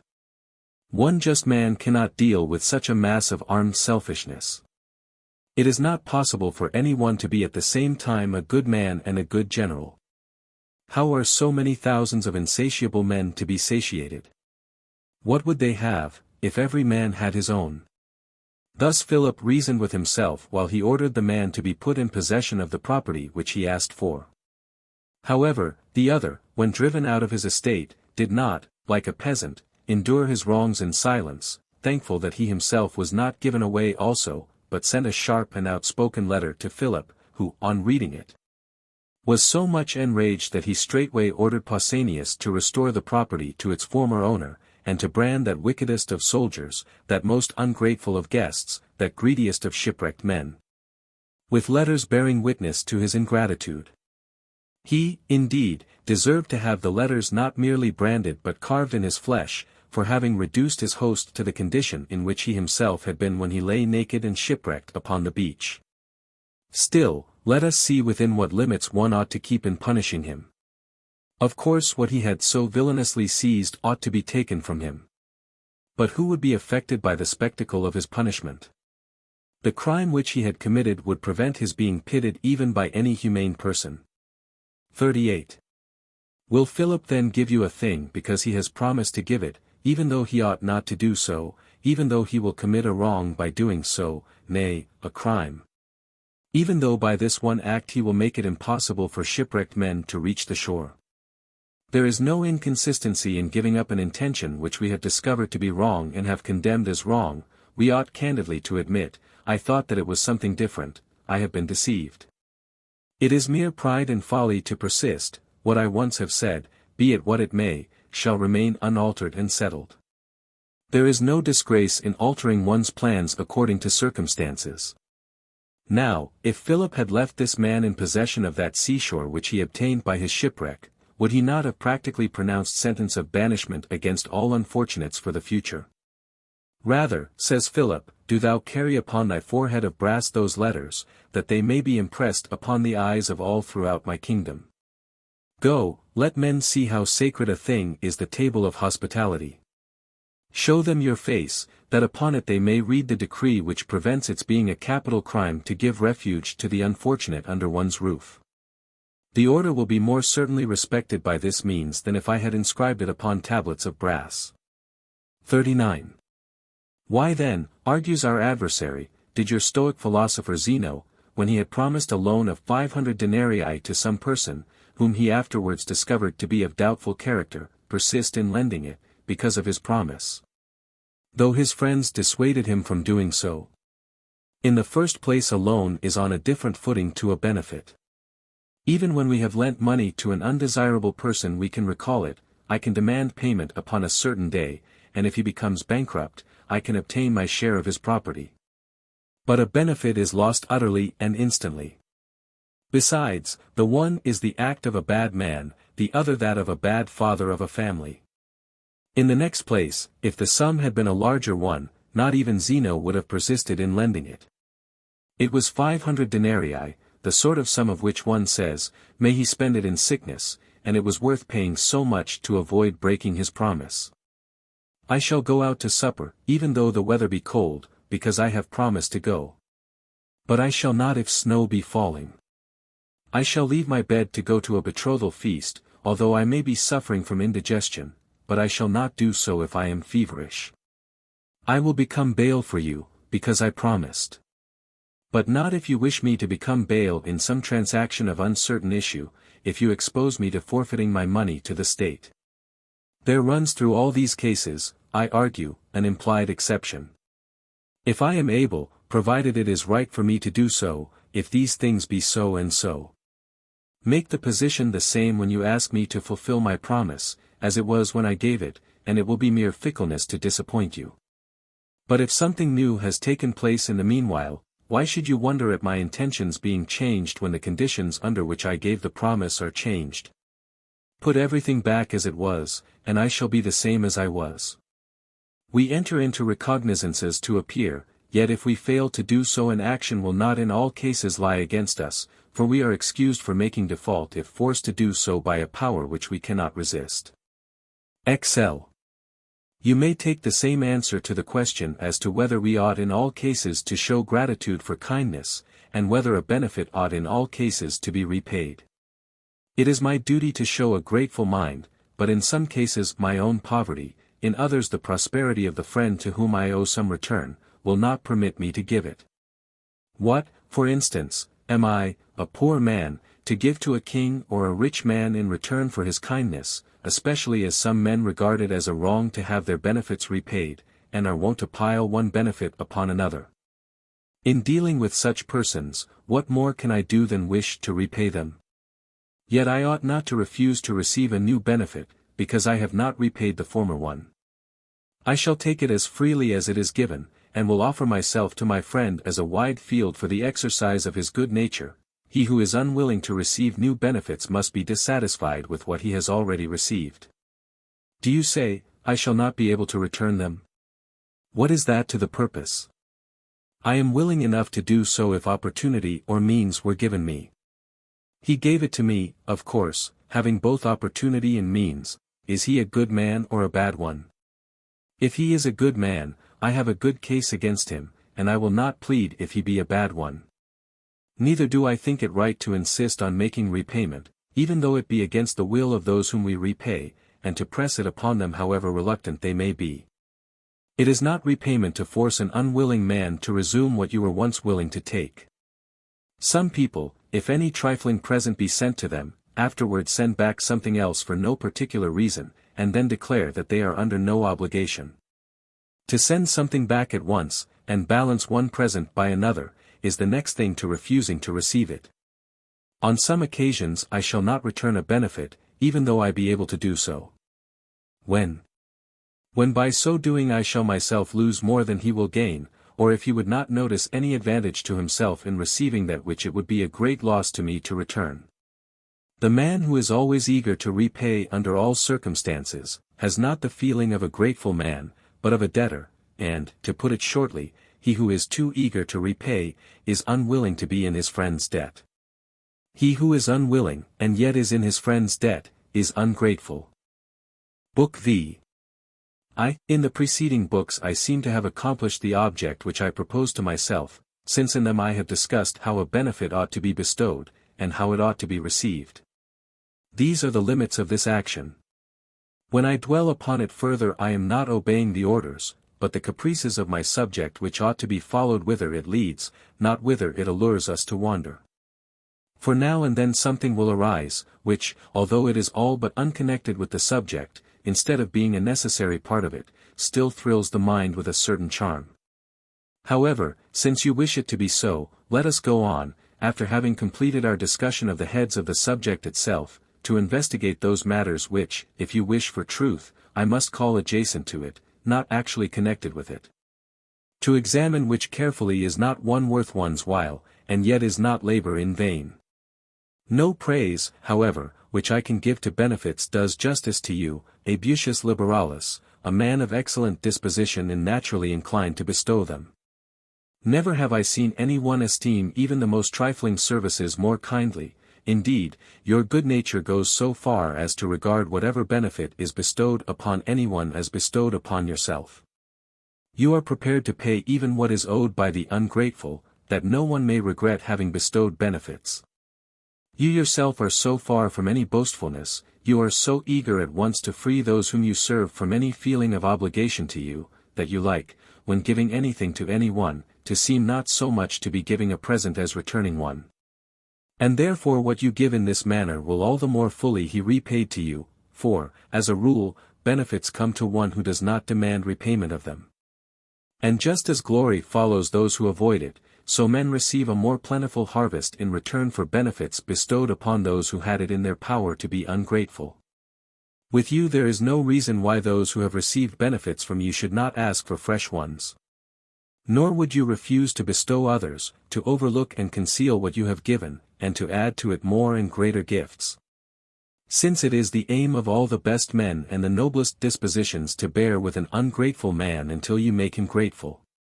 Be not deceived in pursuing this plan. Vice, if you do not too soon begin to hate it, will yield to virtue. 2. Thus it is that you are especially pleased with what you think the grandly sounding phrase, "It is disgraceful to be worsted in a contest of benefits." Whether this be true or not deserves to be investigated, and it means something quite different from what you imagine. For it is never disgraceful to be worsted in any honorable contest, provided that you do not throw down your arms, and that even when conquered you wish to conquer. All men do not strive for a good object with the same strength, resources, and good fortune, upon which depend at all events the issues of the most admirable projects. Though we ought to praise the will itself which makes an effort in the right direction. Even though another passes it by with swifter pace, yet the palm of victory does not, as in publicly exhibited races, declare which is the better man, though even in the games chance frequently brings an inferior man to the front. As far as loyalty of feeling goes, which each man wishes to be possessed in the fullest measure on his own side, if one of the two be the more powerful, if he have at his disposal all the resources which he wishes to use, and be favored by fortune in his most ambitious efforts, while the other, although equally willing, can only return less than he receives, or perhaps can make no return at all, but still wishes to do so and is entirely devoted to this object. Then the latter is no more conquered than he who dies in arms, whom the enemy found it easier to slay than to turn back. To be conquered, which you consider disgraceful, cannot happen to a good man. For he will never surrender, never give up the contest, to the last day of his life he will stand prepared, and in that posture he will die, testifying that though he has received much, yet that he had the will to repay as much as he had received. 3. The Lacedaemonians forbid their young men to contend in the Pancratium, or with the Caiestus, in which games the defeated party has to acknowledge himself beaten. The winner of a race is he who first reaches the goal. He outstrips the others in swiftness, but not in courage. The wrestler who has been thrown 3 times loses the palm of victory, but does not yield it up. Since the Lacedaemonians thought it of great importance that their countrymen should be invincible, they kept them away from those contests in which victory is assigned, not by the judge, or by the issue of the contest itself, but by the voice of the vanquished begging the victor to spare him as he falls. This attribute of never being conquered, which they so jealously guard among their citizens, can be attained by all men through virtue and goodwill, because even when all else is vanquished, the mind remains unconquered. For this cause no one speaks of the 300 Fabii as conquered, but slaughtered. Regulus was taken captive by the Carthaginians, not conquered. And so were all other men who have not yielded in spirit when overwhelmed by the strength and weight of angry fortune. So is it with benefits. A man may have received more than he gave, more valuable ones, more frequently bestowed. Yet is he not vanquished. It may be that, if you compare the benefits with one another, those which he has received will outweigh those which he has bestowed. But if you compare the giver and the receiver, whose intentions also ought to be considered apart, neither will prove the victor. It often happens that even when one combatant is pierced with many wounds, while the other is only slightly injured, yet they are said to have fought a drawn battle, although the former may appear to be the worse man. 4. No one, therefore, can be conquered in a contest of benefits, if he knows how to owe a debt, if he wishes to make a return for what he has received, and raises himself to the same level with his friend in spirit, though he cannot do so in material gifts. As long as he remains in this temper of mind, as long as he has the wish to declare by proofs that he has a grateful mind, what difference does it make upon which side we can count the greater number of presents? You are able to give much. I can do nothing but receive. Fortune abides with you, goodwill alone with me, yet I am as much on an equality with you as naked or lightly armed men are with a large body armed to the teeth. No one, therefore, is worsted by benefits, because each man's gratitude is to be measured by his will. If it be disgraceful to be worsted in a contest of benefits, you ought not to receive a benefit from very powerful men whose kindness you cannot return, I mean such as princes and kings, whom fortune has placed in such a station that they can give away much, and can only receive very little and quite inadequate returns for what they give. I have spoken of kings and princes, who alone can cause works to be accomplished, and whose superlative power depends upon the obedience and services of inferiors. But some there are, free from all earthly lusts, who are scarcely affected by any human objects of desire, upon whom fortune herself could bestow nothing. I must be worsted in a contest of benefits with Socrates, or with Diogenes, who walked naked through the treasures of Macedonia, treading the king's wealth under his feet. In good sooth, he must then rightly have seemed, both to himself and to all others whose eyes were keen enough to perceive the real truth, to be superior even to him at whose feet all the world lay. He was far more powerful, far richer even than Alexander, who then possessed everything, for there was more that Diogenes could refuse to receive than that Alexander was able to give. V. It is not disgraceful to be worsted by these men, for I am not the less brave because you pit me against an invulnerable enemy, nor does fire not burn because you throw into it something over which flames have no power. Nor does iron lose its power of cutting, though you may wish to cut up a stone which is hard, impervious to blows, and of such a nature that hard tools are blunted upon it. I give you the same answer about gratitude. A man is not disgracefully worsted in a contest of benefits if he lays himself under an obligation to such persons as these, whose enormous wealth or admirable virtue shut out all possibility of their benefits being returned. As a rule we are worsted by our parents, for while we have them with us, we regard them as severe, and do not understand what they do for us. When our age begins to bring us a little sense, and we gradually perceive that they deserve our love for those very things which used to prevent our loving them, their advice, their punishments, and the careful watch which they used to keep over our youthful recklessness, they are taken from us. Few live to reap any real fruit from children, most men feel their sons only as a burden. Yet there is no disgrace in being worsted by one's parent in bestowing benefits. How should there be, seeing that there is no disgrace in being worsted by anyone? We are equal to some men, and yet not equal, equal in intention, which is all that they care for, which is all that we promise to be, but unequal in fortune. And if fortune prevents anyone from repaying a kindness, he need not, therefore, blush, as though he were vanquished. There is no disgrace in failing to reach your object, provided you attempt to reach it. It often is necessary, that before making any return for the benefits which we have received, we should ask for new ones. Yet, if so, we shall not refrain from asking for them, nor shall we do so as though disgraced by so doing, because, even if we do not repay the debt, we shall owe it. Because, even if something from without befalls us to prevent our repaying it, it will not be our fault if we are not grateful. We can neither be conquered in intention, nor can we be disgraced by yielding to what is beyond our strength to contend with. 6.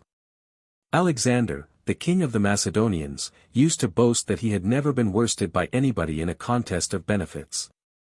If so, it was no reason why, in the fullness of his pride, he should despise the Macedonians, Greeks, Carians, Persians, and other tribes of whom his army was composed. Nor need he imagine that it was this that gave him an empire reaching from a corner of Thrace to the shore of the unknown sea. Socrates could make the same boast, and so could Diogenes, by whom Alexander was certainly surpassed. For was he not surpassed on the day when, swelling as he was beyond the limits of merely human pride, he beheld one to whom he could give nothing, from whom he could take nothing? King Archelaus invited Socrates to come to him. Socrates is reported to have answered that he should be sorry to go to one who would bestow benefits upon him, since he should not be able to make him an adequate return for them. In the first place, Socrates was at liberty not to receive them. Next, Socrates himself would have been the first to bestow a benefit, for he would have come when invited, and would have given to Archelaus that for which Archelaus could have made no return to Socrates. Even if Archelaus were to give Socrates gold and silver, if he learned in return for them to despise gold and silver, would not Socrates be able to repay Archelaus? Could Socrates receive from him as much value as he gave, in displaying to him a man skilled in the knowledge of life and of death, comprehending the true purpose of each? Suppose that he had found this king, as it were, groping his way in the clear sunlight, and had taught him the secrets of nature, of which he was so ignorant, that when there was an eclipse of the sun, he up his palace, and shaved his son's head. 23 Which men are wont to do in times of mourning and distress. What a benefit it would have been if he had dragged the terror-stricken king out of his hiding-place, and bidden him be of good cheer, saying, "This is not a disappearance of the sun, but a conjunction of two heavenly bodies. For the moon, which proceeds along a lower path, has placed her disk beneath the sun, and hidden it by the interposition of her own mass. Sometimes she only hides a small portion of the sun's disk, because she only grazes it in passing. Sometimes she hides more, by placing more of herself before it, and sometimes she shuts it out from our sight altogether, if she passes in an exactly even course between the sun and the earth. Soon, however, their own swift motion will draw these two bodies apart, soon the earth will receive back again the light of day. And this system will continue throughout centuries, having certain days, known beforehand, upon which the sun cannot display all rays, because of the intervention of the moon. Wait only for a short time. He will soon emerge, he will soon leave that seeming cloud, and freely shed abroad his light without any hindrances. Could Socrates not have made an adequate return to Archelaus, if he had taught him to reign? As though Socrates would not benefit him sufficiently, merely by enabling him to bestow a benefit upon Socrates. Why, then, did Socrates say this? Being a joker and a speaker in parables, a man who turned all, especially the great, into ridicule, he preferred giving him a satirical refusal, rather than an obstinate or haughty one. And therefore said that he did not wish to receive benefits from one to whom he could not return as much as he received. He feared, perhaps, that he might be forced to receive something which he did not wish, he feared that it might be something unfit for Socrates to receive. Some one may say, he ought to have said that he did not wish to go. But by so doing he would have excited against himself the anger of an arrogant king, who wished everything connected with himself to be highly valued. It makes no difference to a king whether you be unwilling to give anything to him or to accept anything from him, he is equally incensed at either rebuff, and to be treated with disdain is more bitter to a proud spirit than not to be feared. Do you wish to know what Socrates really meant? He, whose freedom of speech could not be borne even by a free state, was not willing of his own choice to become a slave. 7. I think that we have sufficiently discussed this part of the subject, whether it be disgraceful to be worsted in a contest of benefits. Whoever asks this question must know that men are not wont to bestow benefits upon themselves, for evidently it could not be disgraceful to be worsted by oneself. Yet some of the Stoics debate this question, whether anyone can confer a benefit upon himself, and whether one ought to return one's own kindness to oneself. This discussion has been raised in consequence of our habit of saying, "I am thankful to myself, I can complain of no one but myself, I am angry with myself, I will punish myself, I hate myself," and many other phrases of the same sort, in which one speaks of oneself as one would of some other person. If, they argue, I can injure myself, why should I not be able also to bestow a benefit upon myself? Besides this, why are those things not called benefits when I bestow them upon myself which would be called benefits if I bestowed them upon another?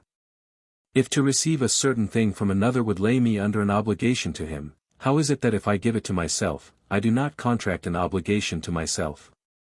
Why should I be ungrateful to my own self, which is no less disgraceful than it is to be mean to oneself, or hard and cruel to oneself, or neglectful of oneself? The procurer is equally odious whether he prostitutes others or himself. We blame a flatterer, and one who imitates another man's mode of speech, or is prepared to give praise whether it be deserved or not.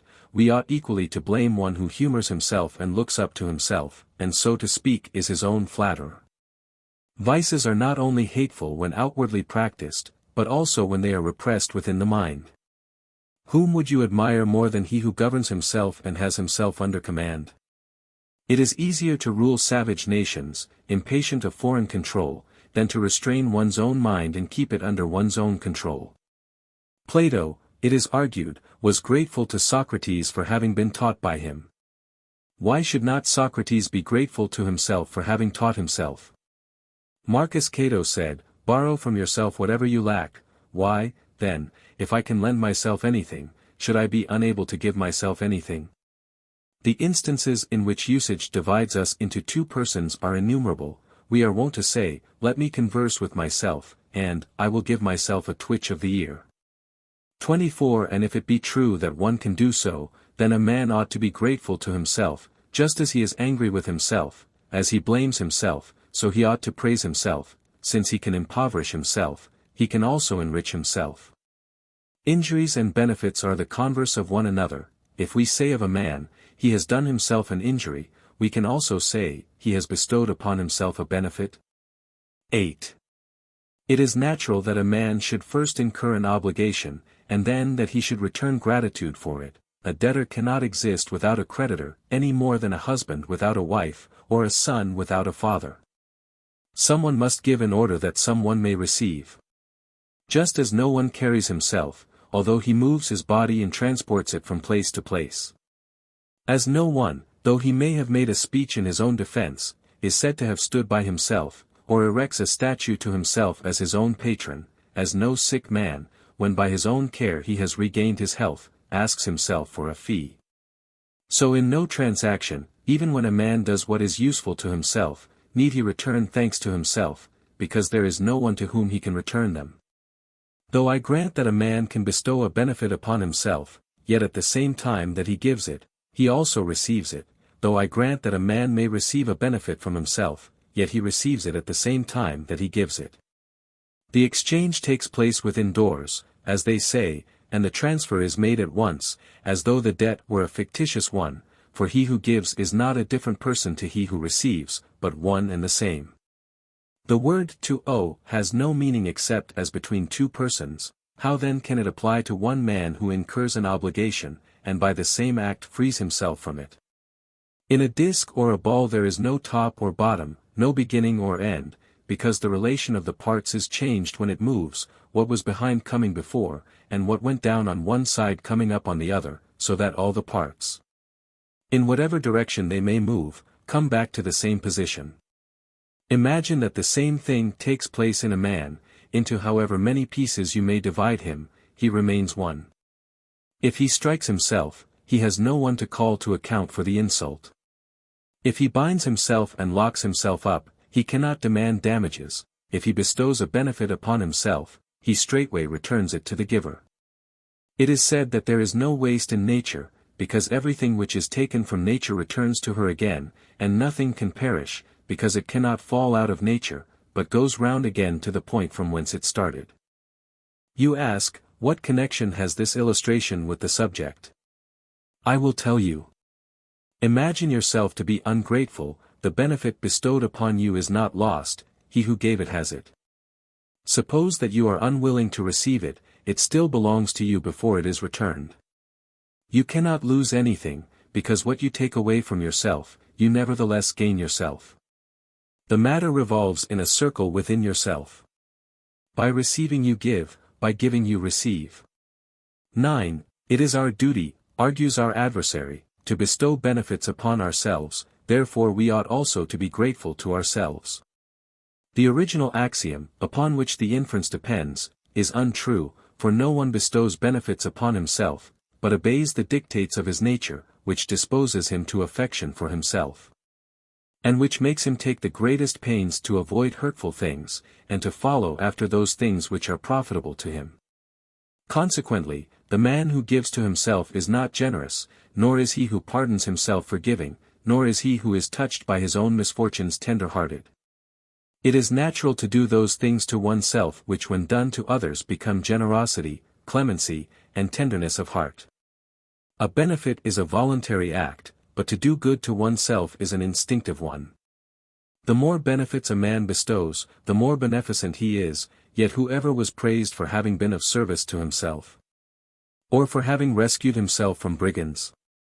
No one bestows a benefit upon himself any more than he bestows hospitality upon himself, no one gives himself anything, any more than he lends himself anything.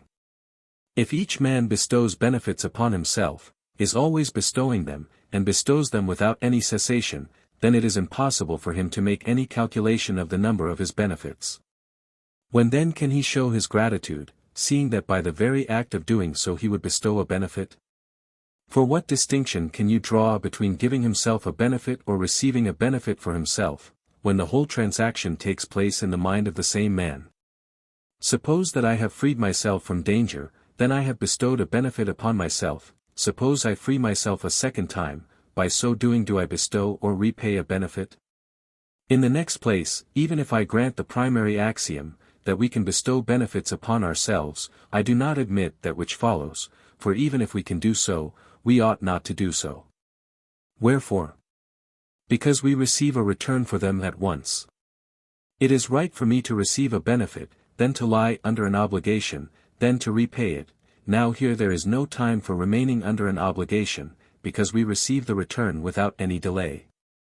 No one really gives except to another, no one owes except to another, no one repays except to another. An act which always requires two persons cannot take place within the mind of one. X. A benefit means the affording of something useful, and the word affording implies other persons. Would not a man be thought mad if he said that he had sold something to himself, because selling means alienation, and the transferring of a thing and of one's rights in that thing to another person?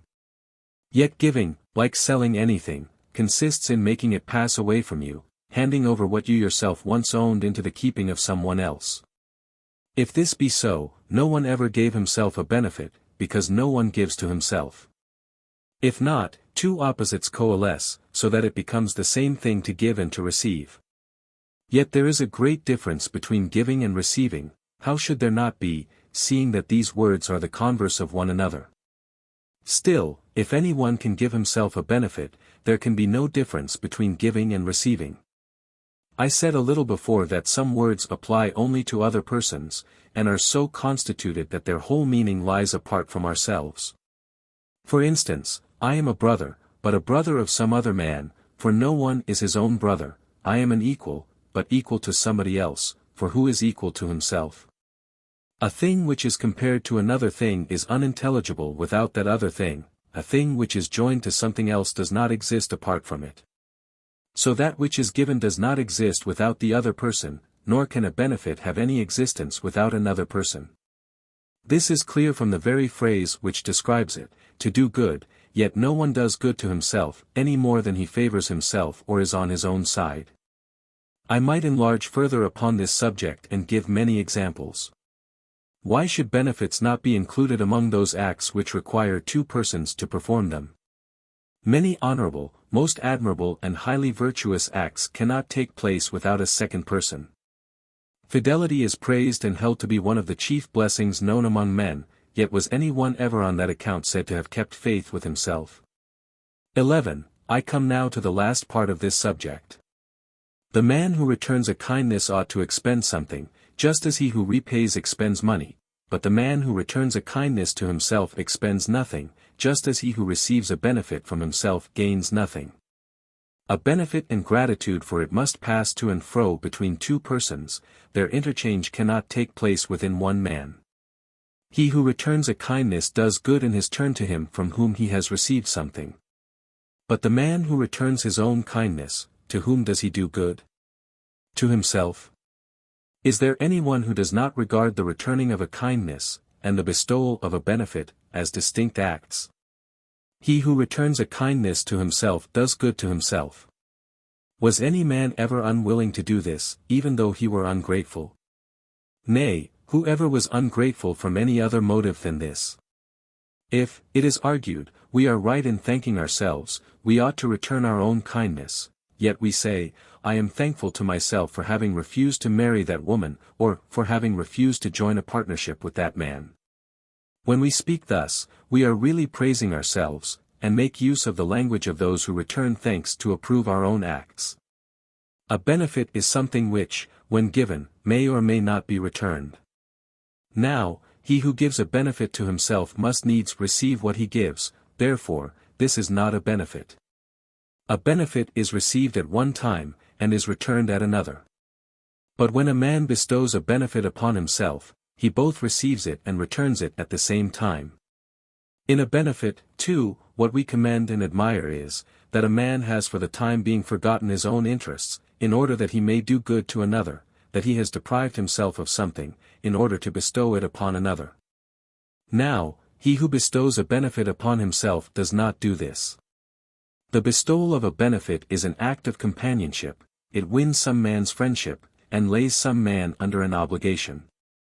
But to bestow it upon oneself is no act of companionship, it wins no man's friendship, lays no man under an obligation, raises no man's hopes, or leads him to say, this man must be courted.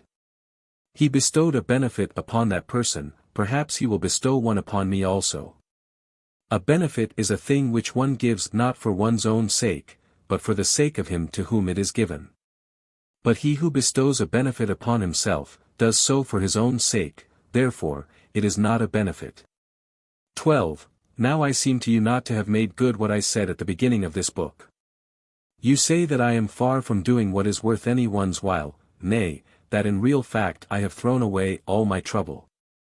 Wait, and soon you will be able to say this more truly, for I shall lead you into covert lurking places, from which when you have escaped, you will have gained nothing except that you will have freed yourself from difficulties with which you need never have hampered yourself.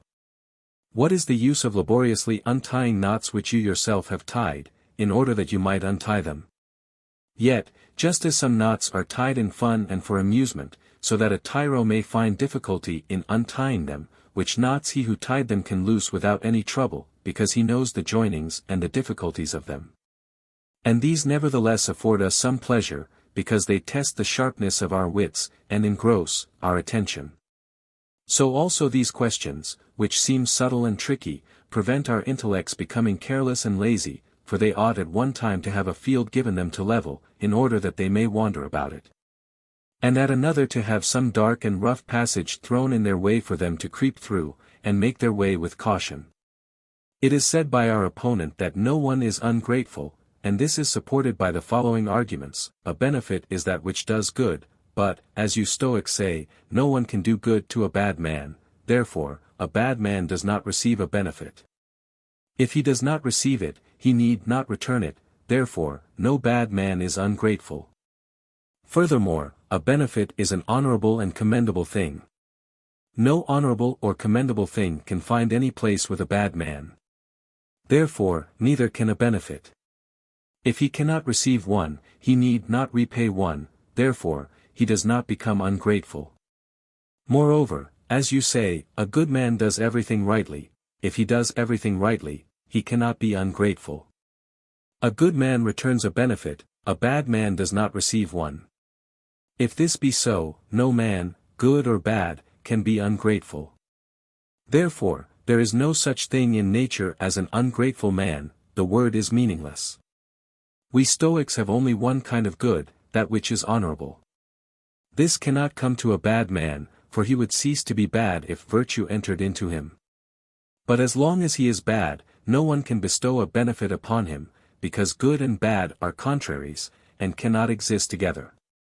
Therefore, no one can do good to such a man, because whatever he receives is corrupted by his vicious way of using it. Just as the stomach, when disordered by disease and secreting bile, changes all the food which it receives, and turns every kind of sustenance into a source of pain, so whatever you entrust to an ill-regulated mind becomes to it a burden, an annoyance, and a source of misery. Thus the most prosperous and the richest men have the most trouble, and the more property they have to perplex them, the less likely they are to find out what they really are. Nothing, therefore, can reach bad men which would do them good. Nay, nothing which would not do them harm.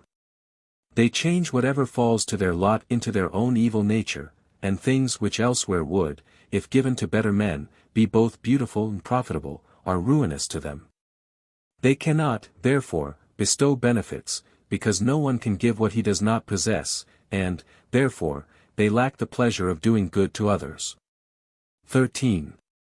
But, though this be so, yet even a bad man can receive some things which resemble benefits, and he will be ungrateful if he does not return them.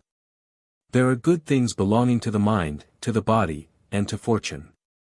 A fool or a bad man is debarred from the first, those, that is, of the mind, but he is admitted to a share in the two latter, and, if he does not return them, he is ungrateful. Nor does this follow from our Stoic system alone. The Peripatetics, also, who widely extend the boundaries of human happiness, declare that trifling benefits reach bad men, and that he who does not return them is ungrateful. We therefore do not agree that things which do not tend to improve the mind should be called benefits, yet do not deny that these things are convenient and desirable. Such things as these a bad man may bestow upon a good man, or may receive from him, such, for example, as money, clothes, public office, or life, and, if he makes no return for these, he will come under the denomination of ungrateful. But how can you call a man ungrateful for not returning that which you say is not a benefit? Some things, on account of their similarity, are included under the same designation, although they do not really deserve it. Thus we speak of a silver or golden box. 25 Thus we call a man illiterate, although he may not be utterly ignorant, but only not acquainted with the higher branches of literature. Thus, seeing a badly dressed ragged man we say that we have seen a naked man. These things of which we spoke are not benefits, but they possess the appearance of benefits. Then, just as they are quasi-benefits, so your man is quasi-ungrateful, not really ungrateful. This is untrue, because both he who gives and he who receives them speaks of them as benefits. So he who fails to return the semblance of a real benefit is as much an ungrateful man as he who mixes a sleeping draught, believing it to be poison, is a poisoner. 14. Cleanthes speaks more impetuously than this. Granted, says he, that what he received was not a benefit, yet he is ungrateful, because he would not have returned a benefit if he had received one. So he who carries deadly weapons and has intentions of robbing and murdering, is a brigand even before he has dipped his hands in blood. His wickedness consists and is shown in action, but does not begin thereby. Men are punished for sacrilege, although no one's hands can reach to the gods. How, asks our opponent, can anyone be ungrateful to a bad man, since a bad man cannot bestow a benefit? In the same way, I answer, because that which he received was not a benefit, but was called one. If any one receives from a bad man any of those things which are valued by the ignorant, and of which bad men often possess great store, it becomes his duty to make a return in the same kind, and to give back as though they were truly good those things which he received as though they were truly good. A man is said to be in debt, whether he owes gold pieces or leather marked with a state stamp, such as the Lacedaemonians used, which passes for coined money. Pay your debts in that kind in which you incurred them. You have nothing to do with the definition of benefits, or with the question whether so great and noble a name ought to be degraded by applying it to such vulgar and mean matters as these. Nor do we seek for truth that we may use it to the disadvantage of others. Do you adjust your minds to the semblance of truth, and while you are learning what is really honorable, respect everything to which the name of honor is applied. 15. In the same way, argues our adversary, that your school proves that no one is ungrateful, you afterwards prove that all men are ungrateful. For, as you say, all fools are bad men, he who has one vice has all vices. All men are both fools and bad men, therefore all men are ungrateful. Well, what then? Are they not? Is not this the universal reproach of the human race? Is there not a general complaint that benefits are thrown away, and that there are very few men who do not requite their benefactors with the basest ingratitude? Nor need you suppose that what we say is merely the grumbling of men who think every act wicked and depraved which falls short of an ideal standard of righteousness. Listen. I know not who it is who speaks, yet the voice with which he condemns mankind proceeds, not from the schools of philosophers, but from the midst of the crowd. Host is not safe from guest. Father-in-law from son. But seldom love exists, twixt brothers, wives long to destroy their husbands, husbands long to slay their wives. This goes even further. According to this, crimes take the place of benefits, and men do not shrink from shedding the blood of those for whom they ought to shed their own. We requite benefits by steel and poison. We call laying violent hands upon our own country, and putting down its resistance by the fasces of its own lictors, gaining power in great place.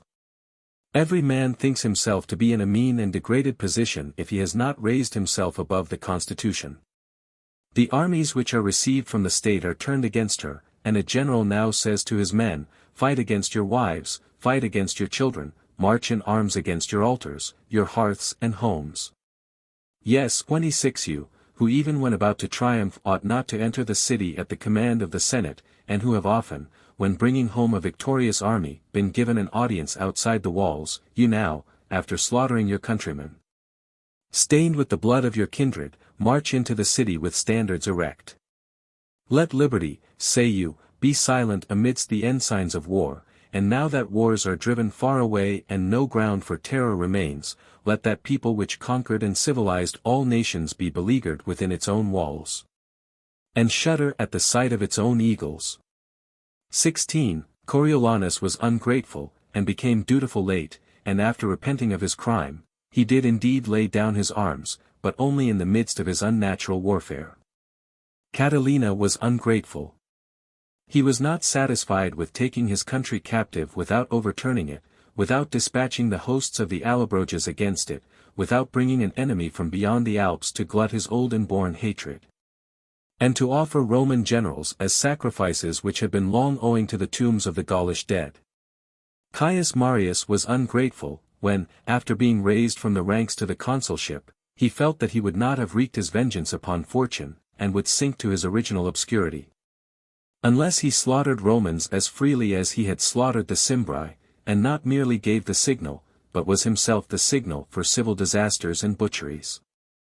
Lucius Sulla was ungrateful, for he saved his country by using remedies worse than the perils with which it was threatened, when he marched through human blood all the way from the citadel of Praeneste to the Colline Gate, fought more battles and caused more slaughter afterwards within the city, and most cruelly after the victory was won, most wickedly after quarter had been promised them, drove 2 legions into a corner and put them to the sword, and, great gods, invented a proscription by which he who slew a Roman citizen received indemnity, a sum of money, everything but a civic crown. Gnaeus Pompeius was ungrateful, for the return which he made to his country for 3 consulships, 3 triumphs, and the innumerable public offices into most of which he thrust himself when under age, was to lead others also to lay hands upon her under the pretext of thus rendering his own power less odious. As though what no one ought to do became right if more than one person did it. Whilst he was coveting extraordinary commands, arranging the provinces so as to have his own choice of them, and dividing the whole state with a third person 27 in such a manner as to leave 2/3 of it in the possession of his own family. 28 He reduced the Roman people to such a condition that they could only save themselves by submitting to slavery. The foe and conqueror 29 of Pompeius was himself ungrateful.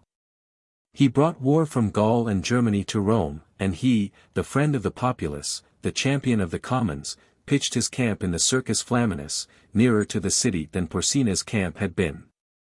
He did, indeed, use the cruel privileges of victory with moderation, as was said at the time, he protected his countrymen, and put to death no man who was not in arms. Yet what credit is there in this? Others used their arms more cruelly, but flung them away when glutted with blood, while he, though he soon sheathed the sword, never laid it aside. Antonius was ungrateful to his dictator, who he declared was rightly slain, and whose murderers he allowed to depart to their commands in the provinces. As for his country, after it had been torn to pieces by so many proscriptions, invasions, and civil wars, he intended to subject it to kings, not even of Roman birth, and to force that very state to pay tribute to eunuchs. 30 Which had itself restored sovereign rights, autonomy, and immunities, to the Achaeans, the Rhodians, and the people of many other famous cities. 17 The day would not be long enough for me to enumerate those who have pushed their ingratitude so far as to ruin their native land. It would be as vast a task to mention how often the state has been ungrateful to its best and most devoted lovers, although it has done no less wrong than it has suffered. It sent Camillus and Scipio into exile. Even after the death of Catiline it exiled Cicero, destroyed his house, plundered his property, and did everything which Catiline would have done if victorious. Rutilius found his virtue rewarded with a hiding place in Asia. To Cato the Roman people refused the praetorship, and persisted in refusing the consulship. We are ungrateful in public matters, and if every man asks himself, you will find that there is no one who has not some private ingratitude to complain of. Yet it is impossible that all men should complain, unless all were deserving of complaint, therefore all men are ungrateful. Are they ungrateful alone?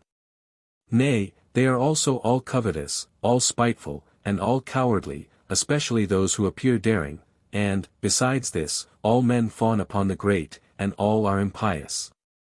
Yet you need not be angry with them, pardon them, for they are all mad. I do not wish to recall you to what is not proved, or to say, see how ungrateful is youth. What young man, even if of innocent life, does not long for his father's death? Even if moderate in his desires, does not look forward to it? Even if dutiful, does not think about it? How few there are who fear the death even of the best of wives, who do not even calculate the probabilities of it. Pray, what litigant, after having been successfully defended, retains any remembrance of so great a benefit for more than a few days? All agree that no one dies without complaining. Who on his last day dares to say, I've lived, I've done the task which fortune set me? Who does not leave the world with reluctance, and with lamentations? Yet it is the part of an ungrateful man not to be satisfied with the past. Your days will always be few if you count them. Reflect that length of time is not the greatest of blessings, make the best of your time, however short it may be. Even if the day of your death be postponed, your happiness will not be increased, for life is merely made longer, not pleasanter, by delay. How much better is it to be thankful for the pleasures which one has received, not to reckon up the years of others, but to set a high value upon one's own, and score them to one's credit, saying, God thought me worthy of this. I am satisfied with it, he might have given me more, but this, too, is a benefit. Let us be grateful towards both gods and men, grateful to those who have given us anything, and grateful even to those who have given anything to our relatives. 18. You render me liable to an infinite debt of gratitude, says our opponent, when you say, even to those who have given anything to our relations, so fix some limit. He who bestows a benefit upon the son, according to you, bestows it likewise upon the father. This is the first question I wish to raise. In the next place I should like to have a clear definition of whether a benefit, if it be bestowed upon your friend's father as well as upon himself, is bestowed also upon his brother, or upon his uncle, or his grandfather, or his wife and his father-in-law. Tell me where I am to stop, how far I am to follow out the pedigree of the family. Sêneca. If I cultivate your land, I bestow a benefit upon you. If I extinguish your house when burning, or prop it so as to save it from falling, I shall bestow a benefit upon you. If I heal your slave, I shall charge it to you. If I save your son's life, will you not thereby receive a benefit from me? 19. The adversary. Your instances are not to the purpose, for he who cultivates my land, does not benefit the land, but me. He who props my house so that it does not fall, does this service to me, for the house itself is without feeling, and as it has none, it is I who am indebted to him. And he who cultivates my land does so because he wishes to oblige me, not to oblige the land. I should say the same of a slave, he is a chattel owned by me, he is saved for my advantage, therefore I am indebted for him. My son is himself capable of receiving a benefit, so it is he who receives it. I am gratified at a benefit which comes so near to myself, but am not laid under any obligation. Se. Still I should like you, who say that you are under no obligation, to answer me this. The good health, the happiness, and the inheritance of a son are connected with his father. His father will be more happy if he keeps his son safe, and more unhappy if he loses him. What follows, then? When a man is made happier by me and is freed from the greatest danger of unhappiness, does he not receive a benefit? A.D. No, because there are some things which are bestowed upon others, and yet flow from them so as to reach ourselves, yet we must ask the person upon whom it was bestowed for repayment. As for example, money must be sought from the man to whom it was lent, although it may, by some means, have come into my hands. There is no benefit whose advantages do not extend to the receiver's nearest friends, and sometimes even to those less intimately connected with him. Yet we do not inquire whither the benefit has proceeded from him to whom it was first given, but where it was first placed. You must demand repayment from the defendant himself personally. Se. Well, but I pray you, do you not say, you have preserved my son for me, had he perished, I could not have survived him? Do you not owe a benefit for the life of one whose safety you value above your own? Moreover, should I save your son's life, you would fall down before my knees, and would pay vows to heaven as though you yourself had been saved. You would say, it makes no difference whether you have saved mine or me. You have saved us both, yet me more than him. Why do you say this, if you do not receive a benefit? A.D. Because, if my son were to contract a loan, should pay his creditor, yet I should not, therefore, be indebted to him. Or if my son were taken in adultery, I should blush, yet I should not, therefore, be an adulterer. I say that I am under an obligation to you for saving my son, not because I really am, but because I am willing to constitute myself your debtor of my own free will. On the other hand, I have derived from his safety the greatest possible pleasure and advantage, and I have escaped that most dreadful blow, the loss of my child. True, but we are not now discussing whether you have done me any good or not, but whether you have bestowed a benefit upon me. For animals, stones, and herbs can do one good, but do not bestow benefits, which can only be given by one who wishes well to the receiver. Now you do not wish well to the Father, but only to the Son, and sometimes you do not even know the Father. So when you have said, have I not bestowed a benefit upon the Father by saving the Son, you ought to meet this with, have I, then, bestowed a benefit upon a Father whom I do not know, whom I never thought of? And what will you say when, as is sometimes the case, you hate the Father, and yet save his Son? Can you be thought to have bestowed a benefit upon one whom you hated most bitterly while you were bestowing it? However, if I were to lay aside the bickering of dialogue, and answer you as a lawyer, I should say that you ought to consider the intention of the giver. You must regard his benefit as bestowed upon the person upon whom he meant to bestow it. If he did it in honor of the Father, then the Father received the benefit. If he thought only of the Son, then the Father is not laid under any obligation, by the benefit which was conferred upon the Son, even though the Father derives pleasure from it. Should he, however, have an opportunity, he will himself wish to give you something, yet not as though he were forced to repay a debt, but rather as if he had grounds for beginning an exchange of favors. No return for a benefit ought to be demanded from the father of the receiver. If he does you any kindness in return for it, he should be regarded as a righteous man, but not as a grateful one. For there is no end to it. If I bestow a benefit on the receiver's father, do I likewise bestow it upon his mother, his grandfather, his maternal uncle, his children, relations, friends, slaves, and country? Where, then, does a benefit begin to stop? For there follows it this endless chain of people, to whom it is hard to assign bounds, because they join it by degrees, and are always creeping on towards it. XX A common question is, two brothers are at variance. If I save the life of one, do I confer a benefit upon the other, who will be sorry that his hated brother did not perish? There can be no doubt that it is a benefit to do good to a man, even against that man's will, just as he, who against his own will does a man good, does not bestow a benefit upon him. Do you, asks our adversary, call that by which he is displeased and hurt a benefit? Yes, many benefits have a harsh and forbidding appearance, such as cutting or burning to cure disease, or confining with chains. We must not consider whether a man is grieved at receiving a benefit, but whether he ought to rejoice. A coin is not bad because it is refused by a savage who is unacquainted with its proper stamp. A man receives a benefit even though he hates what is done, provided that it does him good, and that the giver bestowed it in order to do him good. It makes no difference if he receives a good thing in a bad spirit. Consider the converse of this.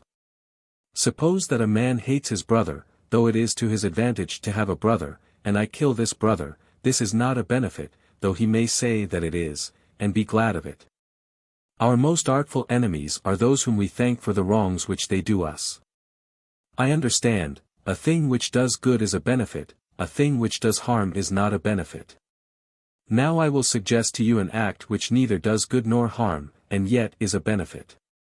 Suppose that I find the corpse of some one's father in a wilderness, and bury it, then I certainly have done him no good, for what difference could it make to him in what manner his body decayed? Nor have I done any good to his son, for what advantage does he gain by my act? I will tell you what he gains. He has by my means performed a solemn and necessary rite. I have performed a service for his father which he would have wished, nay, which it would have been his duty to have performed himself. Yet this act is not a benefit, if I merely yielded to those feelings of pity and kindliness which would make me bury any corpse whatever, but only if I recognized this body, and buried it, with the thought in my mind that I was doing this service to the son.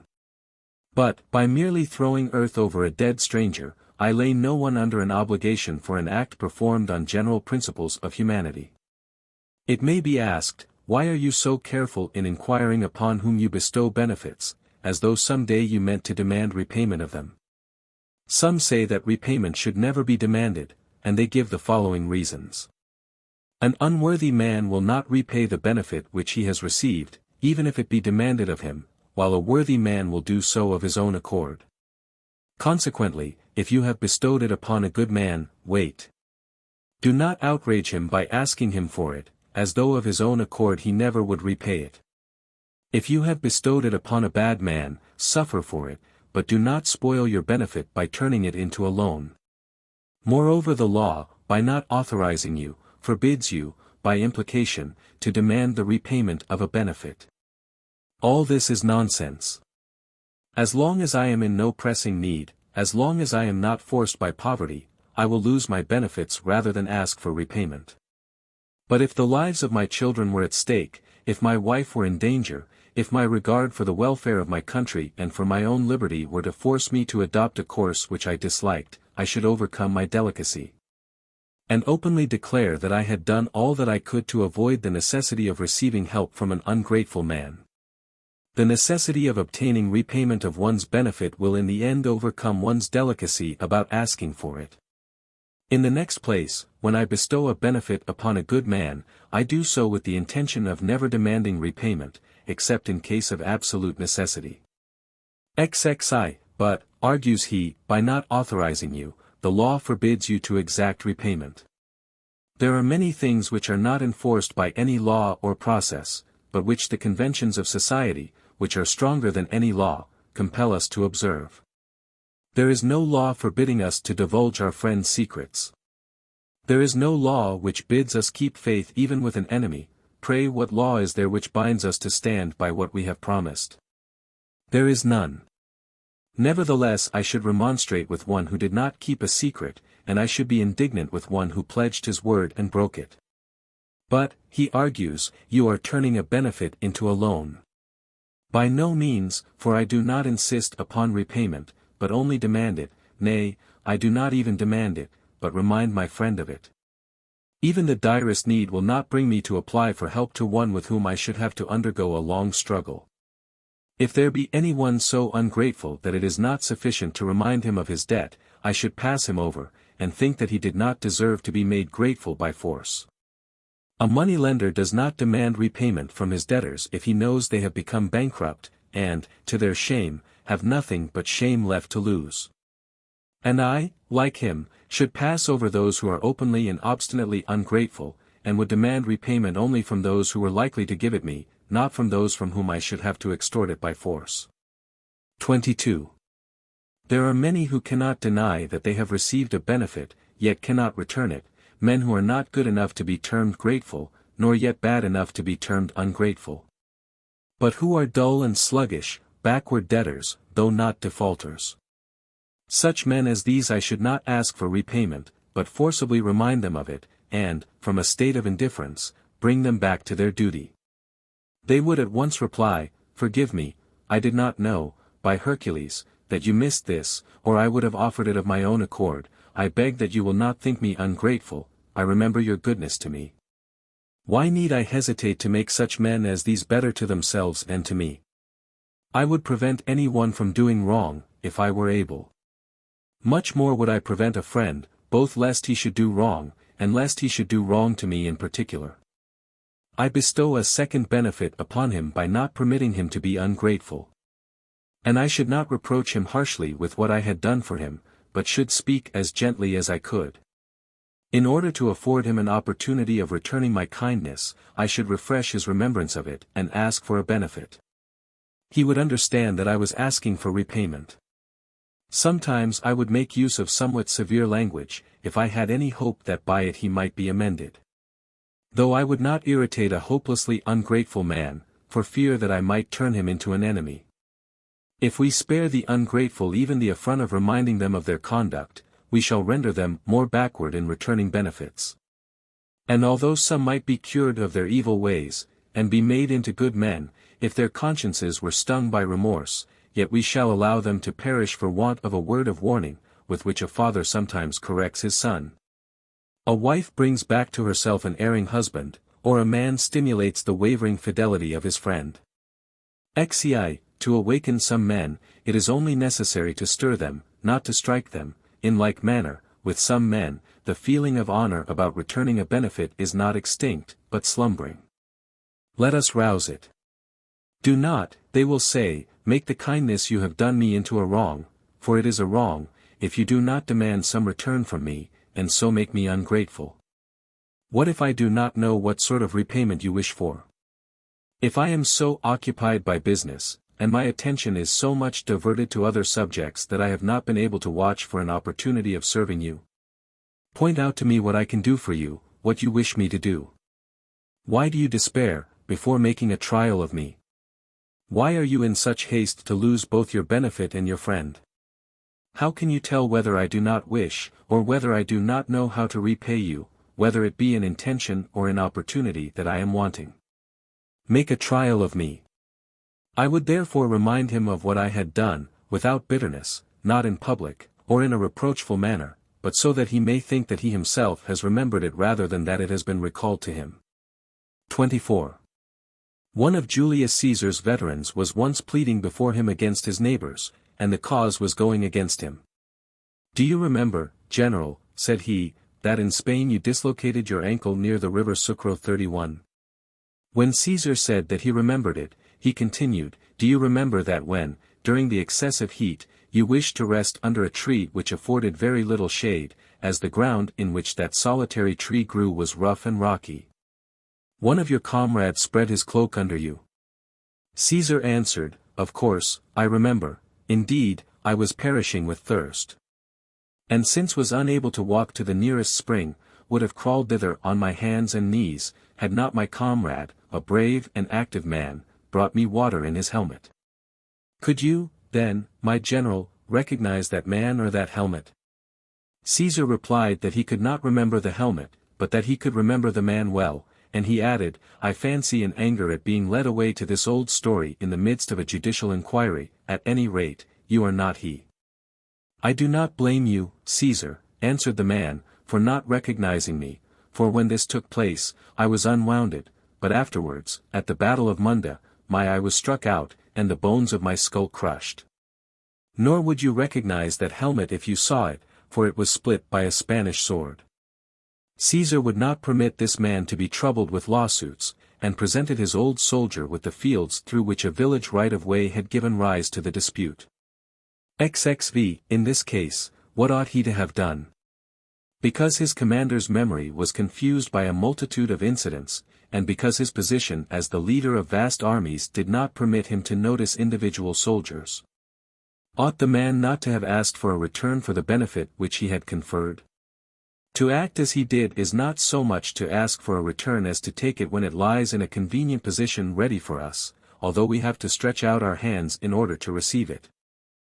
I shall therefore ask for the return of a benefit, whenever I am either reduced to great straits, or where by doing so I shall act to the advantage of him from whom I ask it. Tiberius Caesar, when someone addressed him with the words, do you remember, answered, before the man could mention any further proofs of former acquaintance, I do not remember what I was. Why should it not be forbidden to demand of this man repayment of former favors? He had a motive for forgetting them, he denied all knowledge of his friends and comrades, and wished men only to see, to think, and to speak of him as emperor. He regarded his old friend as an impertinent meddler. We ought to be even more careful to choose a favorable opportunity when we ask for a benefit to be repaid to us than when we ask for one to be bestowed upon us.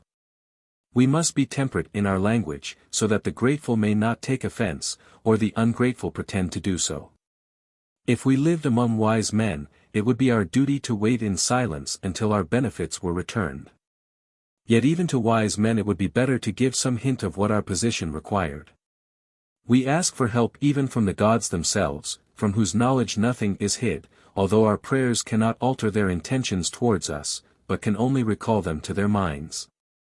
Homer's priest 32 I say, recounts even to the gods his duteous conduct and his pious care of their altars. The second best form of virtue is to be willing and able to take advice.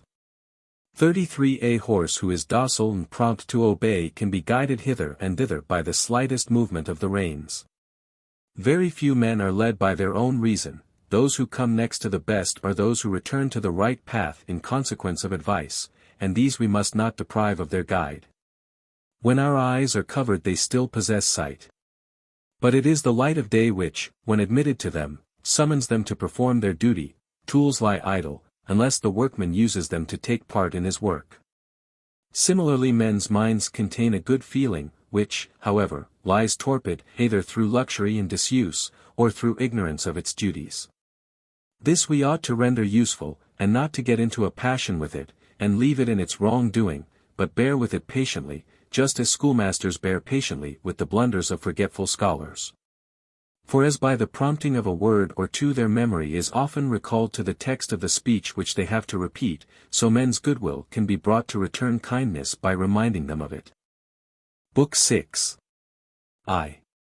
There are some things, my most excellent Liberalis, which lie completely outside of our actual life, and which we only inquire into in order to exercise our intellects, while others both give us pleasure while we are discovering them, and are of use when discovered. I will place all these in your hands, you, at your own discretion, may order them either to be investigated thoroughly, or to be reserved, and be used as agreeable interludes. Something will be gained even by those which you dismiss at once, for it is advantageous even to know what subjects are not worth learning. I shall be guided, therefore, by your face, according to its expression. I shall deal with some questions at greater length, and drive others out of court, and put an end to them at once. 2. It is a question whether a benefit can be taken away from one by force. Some say that it cannot, because it is not a thing, but an act. A gift is not the same as the act of giving, any more than a sailor is the same as the act of sailing.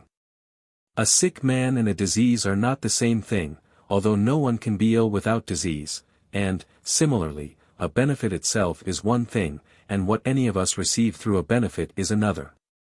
The benefit itself is incorporeal, and never becomes invalid, but its subject matter changes owners, and passes from hand to hand. So, when you take away from anyone what you have given him, you take away the subject matter only of the benefit, not the benefit itself. Nature herself cannot recall what she has given. She may cease to bestow benefits, but cannot take them away. A man who dies, yet has lived, a man who becomes blind, nevertheless has seen.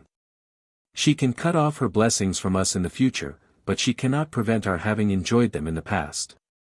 We are frequently not able to enjoy a benefit for long, but the benefit is not thereby destroyed. Let nature struggle as hard as she please, she cannot give herself retrospective action. A man may lose his house, his money, his property, everything to which the name of benefit can be given, yet the benefit itself will remain firm and unmoved. No power can prevent his benefactors having bestowed them, or his having received them. 3. I think that a fine passage in Rabirius's poem, where M. Antonius, seeing his fortune deserting him, nothing left him except the privilege of dying, and even that only on condition that he used it promptly, exclaims, "What I have given, that I now possess." How much he might have possessed, had he chosen. These are riches to be dependent upon, which through all the turmoil of human life will remain steadfast, and the greater they are, the less envy they will attract. Why are you sparing of your property, as though it were your own? You are but the manager of it.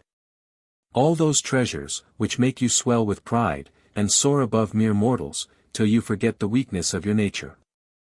All that which you lock up in iron-grated treasuries, and guard in arms, which you win from other men with their lives, and defend at the risk of your own.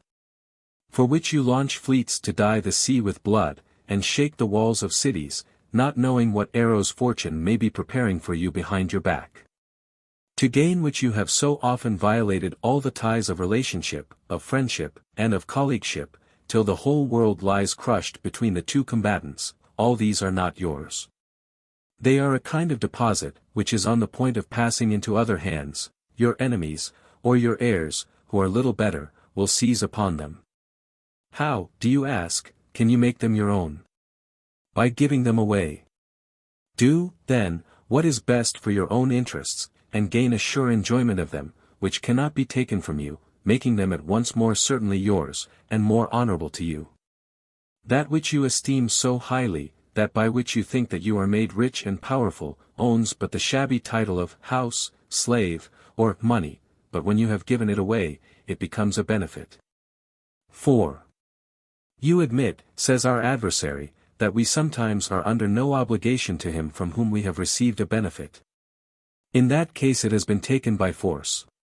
Nay, there are many things which would cause us to cease to feel gratitude for a benefit, not because the benefit has been taken from me, but because it has been spoiled. Suppose that a man has defended me in a lawsuit, but has forcibly outraged my wife. He has not taken away the benefit which he conferred upon me, but by balancing it with an equivalent wrong, he has set me free from my debt. Indeed, if he has injured me more than he had previously benefited me, he not only puts an end to my gratitude, but makes me free to revenge myself upon him, and to complain of him, when the wrong outweighs the benefit. In such a case the benefit is not taken away, but is overcome. Why, are not some fathers so cruel and so wicked that it is right and proper for their sons to turn away from them, and disown them? Yet, pray, have they taken away the life which they gave? No, but their unnatural conduct in later years has destroyed all the gratitude which was due to them for their original benefit. In these cases it is not a benefit itself, but the gratitude owing for a benefit which is taken away, and the result is, not that one does not possess the benefit, but that one is not laid under any obligation by it. It is as though a man were to lend me money, and then burn my house down. The advantage of the loan is balanced by the damage which he has caused. I do not repay him, and yet I am not in his debt. In like manner anyone who may have acted kindly and generously to me, and who afterwards has shown himself haughty, insulting, and cruel, places me in just the same position as though I never had received anything from him. He has murdered his own benefits. Though the lease may remain in force, still a man does not continue to be a tenant if his landlord tramples down his crops, or cuts down his orchard. Their contract is at an end, not because the landlord has received the rent which was agreed upon, but because he has made it impossible that he should receive it. So, too, a creditor often has to pay money to his debtor, should he have taken more property from him in other transactions than he claims as having lent him. The judge does not sit merely to decide between debtor and creditor, when he says, "You did lend the man money," but then, what followed?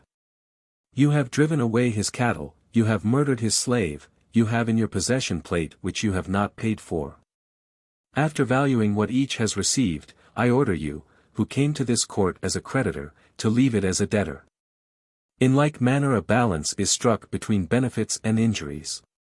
In many cases, I repeat, a benefit is not taken away from him who receives it, and yet it lays him under no obligation, if the giver has repented of giving it, called himself unhappy because he gave it, sighed or made a wry face while he gave it. If he thought that he was throwing it away rather than giving it, if he gave it to please himself, or to please any one except me, the receiver. If he persistently makes himself offensive by boasting of what he has done, if he brags of his gift everywhere, and makes it a misery to me, then indeed the benefit remains in my hands, but I owe him nothing for it. Just as sums of money to which a creditor has no legal right are owed to him, but cannot be claimed by him. Though you have bestowed a benefit upon me, yet you have since done me a wrong. The benefit demanded gratitude, the wrong required vengeance. The result is that I do not owe you gratitude, nor do you owe me compensation, each is cancelled by the other. When we say, I returned him his benefit, we do not mean that we restored to him the very thing which we had received, but something else in its place. To return is to give back one thing instead of another, because, of course, in all repayment it is not the thing itself, but its equivalent which is returned. We are said to have returned money even though we count out gold pieces instead of silver ones, or even if no money passes between us, but the transaction be effected verbally by the assignment of a debt. I think I see you say, you are wasting your time. Of what use is it to me to know whether what I do not owe to another still remains in my hands or not? These are like the ingenious subtleties of the lawyers, who declare that one cannot acquire an inheritance by prescription, but can only acquire those things of which the inheritance consists. As though there were any difference between the heritage and the things of which it consists. Rather decide this point for me, which may be of use. If the same man confers a benefit upon me, and afterwards does me a wrong, is it my duty to return the benefit to him, and nevertheless to avenge myself upon him, having, as it were, two distinct accounts open with him, or to mix them both together? And do nothing, leaving the benefit to be wiped out by the injury by the benefit? I see that the former course is adopted by the law of the land. You know best what the law may be among you Stoic philosophers in such a case.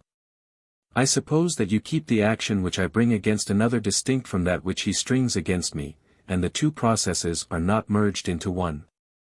For instance, if a man entrusts me with money, and afterwards robs me, I shall bring an action against him for theft, and he will bring one against me for unlawfully detaining his property. 6. The cases which you have mentioned, my liberalis, come under well-established laws, which it is necessary for us to follow. One law cannot be merged in another, each one proceeds its own way. There is a particular action which deals with deposits just as there is one which deals with theft. A benefit is subject to no law, it depends upon my own arbitration. I am at liberty to contrast the amount of good or harm which any one may have done me, and then to decide which of us is indebted to the other. In legal processes we ourselves have no power, we must go whither they lead us. In the case of a benefit the supreme power is mine, I pronounce sentence. Consequently I do not separate or distinguish between benefits and wrongs, but send them before the same judge. Unless I did so, you would bid me love and hate, give thanks and make complaints at the same time, which human nature does not admit of. I would rather compare the benefit and the injury with one another, and see whether there were any balance in my favor.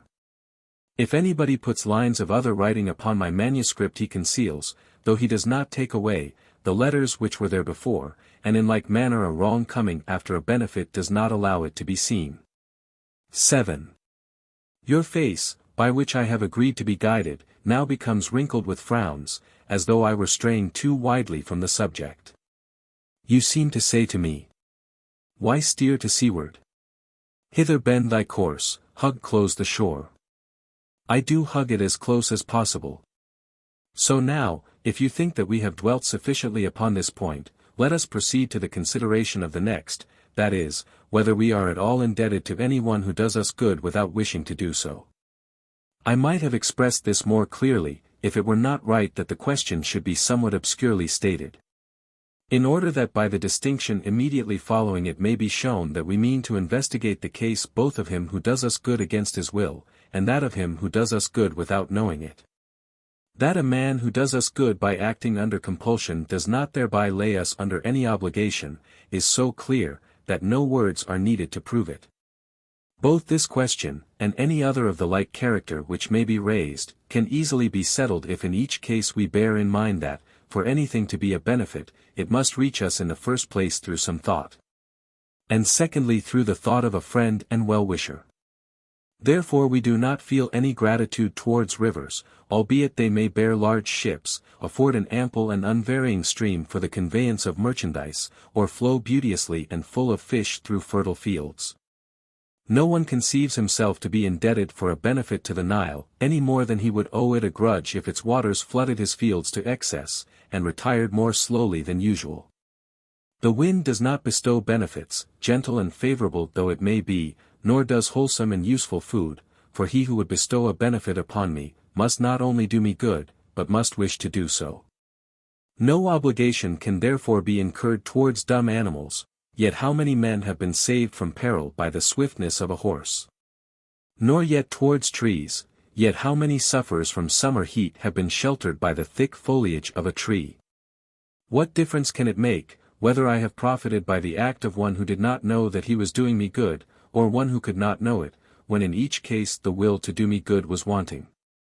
You might as well bid me be grateful to a ship, a carriage, or a lance for saving me from danger, as bid me be grateful to a man who may have done me good by chance, but with no more intention of doing me good than those things could have. 8. Some men may receive benefits without knowing it, but no man can bestow them without knowing it. Many sick persons have been cured by chance circumstances, which do not therefore become specific remedies. As, for instance, one man was restored to health by falling into a river during very cold weather, as another was set free from a quartan fever by means of a flogging, because the sudden terror turned his attention into a new channel. So that the dangerous hours passed unnoticed. Yet none of these are remedies, even though they may have been successful. And in like manner some men do us good, though they are unwilling, indeed, because they are unwilling to do so, yet we need not feel grateful to them as though we had received a benefit from them. Because fortune has changed the evil which they intended into good. Do you suppose that I am indebted to a man who strikes my enemy with a blow which he aimed at me, who would have injured me had he not missed his mark? It often happens that by openly perjuring himself a man makes even trustworthy witnesses disbelieved, and renders his intended victim an object of compassion, as though he were being ruined by a conspiracy. Some have been saved by the very power which was exerted to crush them, and judges who would have condemned a man by law, have refused to condemn him by favor. Yet they did not confer a benefit upon the accused, although they rendered him a service, because we must consider at what the dart was aimed, not what it hits, and a benefit is distinguished from an injury not by its result, but by the spirit in which it was meant. By contradicting himself, by irritating the judge by his arrogance, or by rashly allowing his whole case to depend upon the testimony of one witness, my opponent may have saved my cause. I do not consider whether his mistakes benefited me or not, for he wished me ill. 9. In order that I may be grateful, I must wish to do what my benefactor must have wished in order that he might bestow a benefit. Can anything be more unjust than to bear a grudge against a person who may have trodden upon one's foot in a crowd, or splashed one, or pushed one the way which one did not wish to go? Yet it was by his act that we were injured, and we only refrained from complaining of him, because he did not know what he was doing. The same reason makes it possible for men to do us good without conferring benefits upon us, or to harm us without doing us wrong, because it is intention which distinguishes our friends from our enemies. How many have been saved from service in the army by sickness? Some men have been saved from sharing the fall of their house, by being brought up upon their recognizances to a court of law by their enemies. Some have been saved by shipwreck from falling into the hands of pirates. Yet we do not feel grateful to such things, because chance has no feeling of the service it renders, nor are we grateful to our enemy, though his lawsuit, while it harassed and detained us, still saved our lives. Nothing can be a benefit which does not proceed from goodwill, and which is not meant as such by the giver. If any one does me a service, without knowing it, I am under no obligation to him. Should he do so, meaning to injure me, I shall imitate his conduct. Let us turn our attention to the first of these. Can you desire me to do anything to express my gratitude to a man who did nothing in order to confer a benefit upon me? Passing on to the next, do you wish me to show my gratitude to such a man, and of my own will to return to him what I received from him against his will? What am I to say of the third, he who, meaning to do an injury, blunders into bestowing a benefit. That you should have wished to confer a benefit upon me is not sufficient to render me grateful. But that you should have wished not to do so is enough to set me free from any obligation to you. A mere wish does not constitute a benefit. And just as the best and heartiest wish is not a benefit when fortune prevents its being carried into effect, neither is what fortune bestows upon us a benefit, unless good wishes preceded it. In order to lay me under an obligation, you must not merely do me a service, but you must do so intentionally. 11. Cleanthes makes use of the following example: I sent, says he, 2 slaves to look for Plato and bring him to me from the academy. One of them searched through the whole of the colonnade, and every other place in which he thought that he was likely to be found, and returned home alike weary and unsuccessful. The other sat down among the audience of a mountebank close by, and, while amusing himself in the society of other slaves like a careless vagabond as he was, found Plato, without seeking for him, as he happened to pass that way. We ought, says he, to praise that slave who, as far as lay in his power, did what he was ordered, and we ought to punish the other whose laziness turned out so fortunate. It is goodwill alone which does one real service. Let us then consider under what conditions it lays us under obligations. It is not enough to wish a man well, without doing him good, nor is it enough to do him good without wishing him well. Suppose that some one wished to give me a present, but did not give it. I have his goodwill, but I do not have his benefit, which consists of subject matter and goodwill together. I owe nothing to one who wished to lend me money but did not do so, and in like manner I shall be the friend of one who wished but was not able to bestow a benefit upon me, but I shall not be under any obligation to him. I also shall wish to bestow something upon him, even as he did upon me. But if fortune be more favorable to me than to him, and I succeed in bestowing something upon him, my doing so will be a benefit bestowed upon him, not a repayment out of gratitude for what he did for me. It will become his duty to be grateful to me. I shall have begun the interchange of benefits, the series must be counted from my act. 12. I already understand what you wish to ask. There is no need for you to say anything, your countenance speaks for you. If any one does us good for his own sake, are we, you ask, under an obligation to him? I often hear you complain that there are some things which men make use of themselves, but which they put down to the account of others. I will tell you, my liberalis. But first let me distinguish between the two parts of your question, and separate what is fair from what is unfair. It makes a great difference whether anyone bestows a benefit upon us for his own sake, or whether he does so partly for his own sake and partly for ours. He who looks only to his own interests, and who does us good because he cannot otherwise make a profit for himself, seems to me to be like the farmer who provides winter and summer fodder for his flocks. Or like the man who feeds up the captives whom he has bought in order that they may fetch a better price in the slave market, or who crams and currycombs fat oxen for sale. Or like the keeper of a school of arms, who takes great pains in exercising and equipping his gladiators. As Cleanthes says, there is a great difference between benefits and trade. 13. On the other hand, I am not so unjust as to feel no gratitude to a man, because, while helping me, he helped himself also. For I do not insist upon his consulting my interests to the exclusion of his own, nay, I should prefer that the benefit which I receive may be of even greater advantage to the giver, provided that he thought of us both when giving it, and meant to divide it between me and himself. Even should he possess the larger portion of it, still, if he admits me to a share, if he meant it for both of us, I am not only unjust but ungrateful, if I do not rejoice in what has benefited me benefiting him also.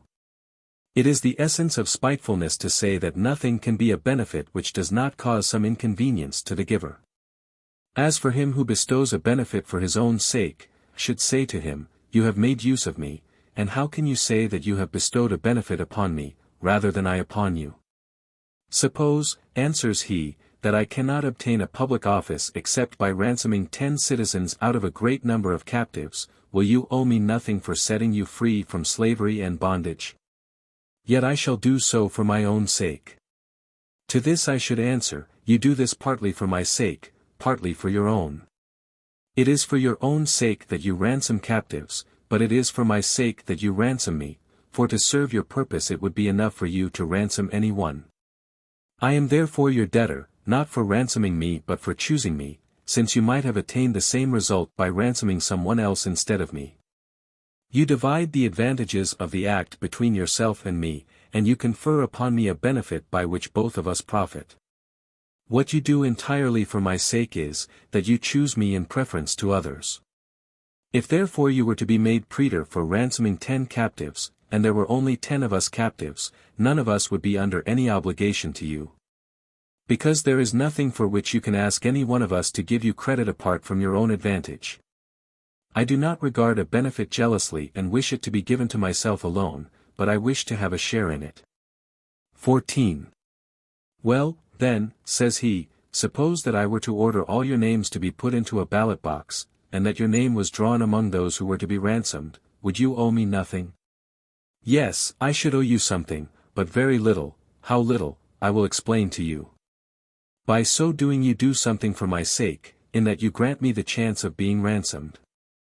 I owe to fortune that my name was drawn, all I owe to you is that my name could be drawn. You have given me the means of obtaining your benefit. For the greater part of that benefit I am indebted to fortune. That I could be so indebted, I owe to you. I shall take no notice whatever of those whose benefits are bestowed in a mercenary spirit, who do not consider to whom, but upon what terms they give, whose benefits are entirely selfish. Suppose that some one sells me corn, I cannot live unless I buy it, yet I do not owe my life to him because I have bought it. I do not consider how essential it was to me, and that I could not live without it. But how little thanks are due for it, since I could not have had it without paying for it, and since the merchant who imported it did not consider how much good he would do me, but how much he would gain for himself. I owe nothing for what I have bought and paid for. 15. According to this reasoning, says my opponent, you would say that you owe nothing to a physician beyond his paltry fee, nor to your teacher, because you have paid him some money. Yet these persons are all held very dear, and are very much respected. In answer to this I should urge that some things are of greater value than the price which we pay for them. You buy of a physician life and good health, the value of which cannot be estimated in money, from a teacher of the liberal sciences you buy the education of a gentleman and mental culture. Therefore you pay these persons the price, not of what they give us, but of their trouble in giving it. You pay them for devoting their attention to us, for disregarding their own affairs to attend to us. They receive the price, not of their services, but of the expenditure of their time. Yet this may be more truly stated in another way, which I will at once lay before you, having first pointed out how the above may be confuted. Our adversary would say, if some things are of greater value than the price which we pay for them, then, though you may have bought them, you still owe me something more for them. I answer, in the first place, what does their real value matter, since the buyer and seller have settled the price between them? Next, I did not buy it at its own price, but at yours. It is, you say, worth more than its sale price. True, but it cannot be sold for more. The price of everything varies according to circumstances. After you have well praised your wares, they are worth only the highest price at which you can sell them. A man who buys things cheap is not on that account under any obligation to the seller. In the next place, even if they are worth more, there is no generosity in your letting them go for less, since the price is settled by custom and the rate of the market, not by the uses and powers of the merchandise. What would you state to be the proper payment of a man who crosses the seas, holding a true course through the midst of the waves after the land has sunk out of sight, who foresees coming storms, and suddenly, when no one expects danger, orders sails to be furled, yards to be lowered, and the crew to stand at their posts ready to meet the fury of the unexpected gale? And yet the price of such great skill is fully paid for by the passage money. At what sum can you estimate the value of a lodging in a wilderness, of a shelter in the rain, of a bath or fire in cold weather? Yet I know on what terms I shall be supplied with these when I enter an inn. How much the man does for us who props our house when it is about to fall, and who, with a skill beyond belief, suspends in the air a block of building which has begun to crack at the foundation. Yet we can contract for underpinning at a fixed and cheap rate. The city wall keeps us safe from our enemies, and from sudden inroads of brigands. Yet it is well known how much a day a smith would earn for erecting towers and scaffoldings 34 to provide for the public safety. 16. I might go on forever collecting instances to prove that valuable things are sold at a low price. What then? Why is it that I owe something extra both to my physician and to my teacher, and that I do not acquit myself of all obligation to them by paying them their fee? It is because they pass from physicians and teachers into friends, and lay us under obligations, not by the skill which they sell to us, but by kindly and familiar goodwill. If my physician does no more than feel my pulse and class me among those whom he sees in his daily rounds, pointing out what I ought to do or to avoid without any personal interest, then I owe him no more than his fee. Because he views me with the eye not of a friend, but of a commander. 35. Neither have I any reason for loving my teacher, if he has regarded me merely as one of the mass of his scholars, and has not thought me worthy of taking especial pains with by myself, if he has never fixed his attention upon me. And if when he discharged his knowledge on the public, I might be said rather to have picked it up than to have learnt it from him. What then is our reason for owing them much? It is, not that what they have sold us is worth more than we paid for it, but that they have given something to us personally. Suppose that my physician has spent more consideration upon my case than was professionally necessary. That it was for me, not for his own credit, that he feared, that he was not satisfied with pointing out remedies, but himself applied them, that he sat by my bedside among my anxious friends, and came to see me at the crises of my disorder. That no service was too troublesome or too disgusting for him to perform, that he did not hear my groans unmoved, that among the numbers who called for him I was his favorite case. And that he gave the others only so much time as his care of my health permitted him, I should feel obliged to such a man not as to a physician, but as to a friend. Suppose again that my teacher endured labor and weariness in instructing me. That he taught me something more than is taught by all masters alike. That he roused my better feelings by his encouragement, and that at one time he would raise my spirits by praise, and at another warn me to shake off slothfulness, that he laid his hand, as it were, upon my latent and torpid powers of intellect and drew them out into the light of day. That he did not stingily dole out to me what he knew, in order that he might be wanted for a longer time, but was eager, if possible, to pour all his learning into me. Then I am ungrateful, if I do not love him as much as I love my nearest relatives and my dearest friends. 17. We give something additional even to those who teach the meanest trades, if their efforts appear to be extraordinary. We bestow a gratuity upon pilots, upon workmen who deal with the commonest materials and hire themselves out by the day. In the noblest arts, however, those which either preserve or beautify our lives, a man would be ungrateful who thinks he owes the artist no more than he bargained for. Besides this, the teaching of such learning as we have spoken of blends mind with mind. Now when this takes place, both in the case of the physician and of the teacher the price of his work is paid, but that of his mind remains owing. 18. Plato once crossed a river, and as the ferryman did not ask him for anything, he supposed that he had let him pass free out of respect, and said that the ferryman had laid Plato under an obligation. Shortly afterwards, seeing the ferryman take one person after another across the river with the same pains, and without charging anything, Plato declared that the ferryman had not laid him under an obligation. If you wish me to be grateful for what you give, you must not merely give it to me, but show that you mean it specially for me. You cannot make any claim upon one for having given him what you fling away broadcast among the crowd. What then? Shall I owe you nothing for it? Nothing, as an individual, I will pay, when the rest of mankind do, what I owe no more than they. 19. Do you say, inquires my opponent, that he who carries me gratis in a boat across the river does not bestow any benefit upon me? I do.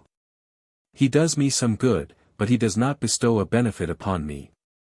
For he does it for his own sake, or at any rate not for mine. In short, he himself does not imagine that he is bestowing a benefit upon me, but does it for the credit of the state, or of the neighborhood, or of himself, and expects some return for doing so. Different from what he would receive from individual passengers. Well, Asks my opponent, if the emperor were to grant the franchise to all the Gauls, or exemption, from taxes to all the Spaniards, would each individual of them owe him nothing on that account? Of course he would, but he would be indebted to him, not as having personally received a benefit intended for himself alone, but as a partaker in one conferred upon his nation.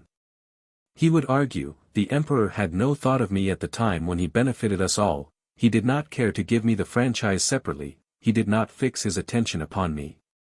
Why then should I be grateful to one who did not have me in his mind when he was thinking of doing what he did? In answer to this, I say that when he thought of doing good to all the Gauls, he thought of doing good to me also, for I was a Gaul, and he included me under my national, if not under my personal appellation. In like manner, I should feel grateful to him, not as for a personal, but for a general benefit. Being only one of the people, I should regard the debt of gratitude as incurred, not by myself, but by my country, and should not pay it myself, but only contribute my share towards doing so. I do not call a man my creditor because he has lent money to my country, nor should I include that money in a schedule of my debts were I either a candidate for a public office, or a defendant in the courts. Yet I would pay my share towards extinguishing such a debt. Similarly, I deny that I am laid under an obligation by a gift bestowed upon my entire nation, because although the giver gave it to me, yet he did not do so for my sake, but gave it without knowing whether he was giving it to me or not. Nevertheless I should feel that I owed something for the gift, because it did reach me, though not directly. To lay me under an obligation, a thing must be done for my sake alone. XX, according to this, argues our opponent, you are under no obligation to the sun or the moon, for they do not move for your sake alone. No, but since they move with the object of preserving the balance of the universe, they move for my sake also, seeing that I am a fraction of the universe. Besides, our position and theirs is not the same, for he who does me good in order that he may by my means do good to himself, does not bestow a benefit upon me, because he merely makes use of me as an instrument for his own advantage. Whereas the sun and the moon, even if they do us good for their own sakes, still cannot do good to us in order that by our means they may do good to themselves, for what is there which we can bestow upon them? 21.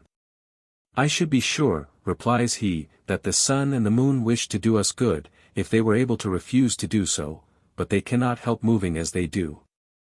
In short, let them stop and discontinue their work. See now, in how many ways this argument may be refuted.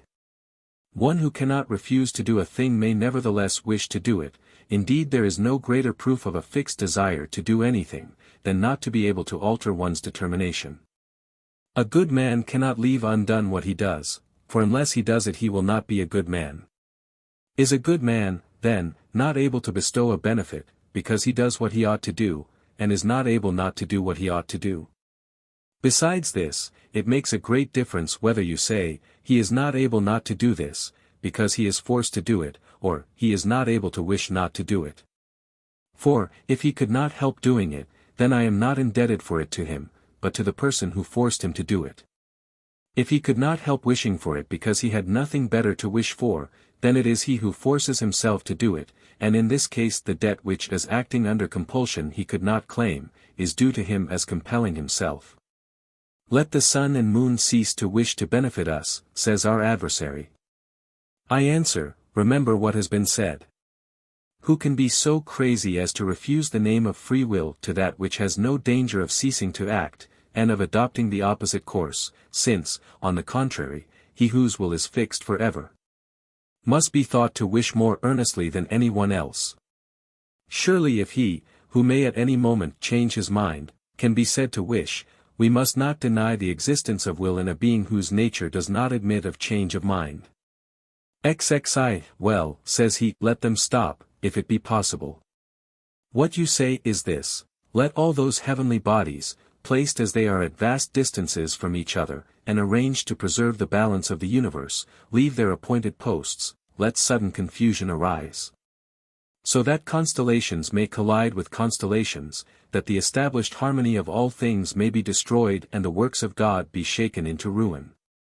Let the whole frame of the rapidly moving heavenly bodies abandon in mid-career those movements which we were assured would endure for ages, and let those which now by their regular advance and retreat keep the world at a moderate temperature be instantly consumed by fire, so that instead of the infinite variety of the seasons all may be reduced to one uniform condition.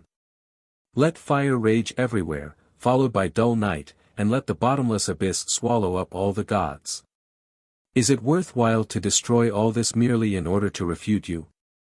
Even though you do not wish it, they do you good, and they wheel in their courses for your sake, though their motion may be due to some earlier and more important cause. 23. Besides this, the gods act under no external constraint, but their own will is a law to them for all time. They have established an order which is not to be changed, and consequently it is impossible that they should appear to be likely to do anything against their will, since they wish to continue doing whatever they cannot cease from doing. And they never regret their original decision. No doubt it is impossible for them to stop short, or to desert to the other side, but it is so for no other reason than that their own force holds them to their purpose. It is from no weakness that they persevere, no, they have no mind to leave the best course, and by this it is fated that they should proceed. When, at the time of the original creation, they arranged the entire universe, they paid attention to us as well as to the rest, and took thought about the human race. And for this reason we cannot suppose that it is merely for their own pleasure that they move in their orbits and display their work, since we also are a part of that work. We are, therefore, under an obligation to the sun and moon and the rest of the heavenly host, because, although they may rise in order to bestow more important benefits than those which we receive from them, yet they do bestow these upon us as they pass on their way to greater things. Besides this, they assist us of set purpose, and, therefore, lay us under an obligation, because we do not in their case stumble by chance upon a benefit bestowed by one who knew not what he was doing. But they knew that we should receive from them the advantages which we do. So that, though they may have some higher aim, though the result of their movements may be something of greater importance than the preservation of the human race, yet from the beginning thought has been directed to our comforts. And the scheme of the world has been arranged in a fashion which proves that our interests were neither their least nor last concern. It is our duty to show filial love for our parents, although many of them had no thought of children when they married. Not so with the gods, they cannot but have known what they were doing when they furnished mankind with food and comforts. Those for whose advantage so much was created, could not have been created without design. Nature conceived the idea of us before she formed us, and, indeed, we are no such trifling piece of work as could have fallen from her hands unheeded. See how great privileges she has bestowed upon us, how far beyond the human race the empire of mankind extends. Consider how widely she allows us to roam, not having restricted us to the land alone, but permitted us to traverse every part of herself. Consider, too, the audacity of our intellect, the only one which knows of the gods or seeks for them, and how we can raise our mind high above the earth, and commune with those divine influences. You will perceive that man is not a hurriedly put together, or an unstudied piece of work. Among her noblest products nature has none of which she can boast more than man, and assuredly no other which can comprehend her boast. What madness is this, to call the gods in question for their bounty? If a man declares that he has received nothing when he is receiving all the while, and from those who will always be giving without ever receiving anything in return, how will he be grateful to those whose kindness cannot be returned without expense?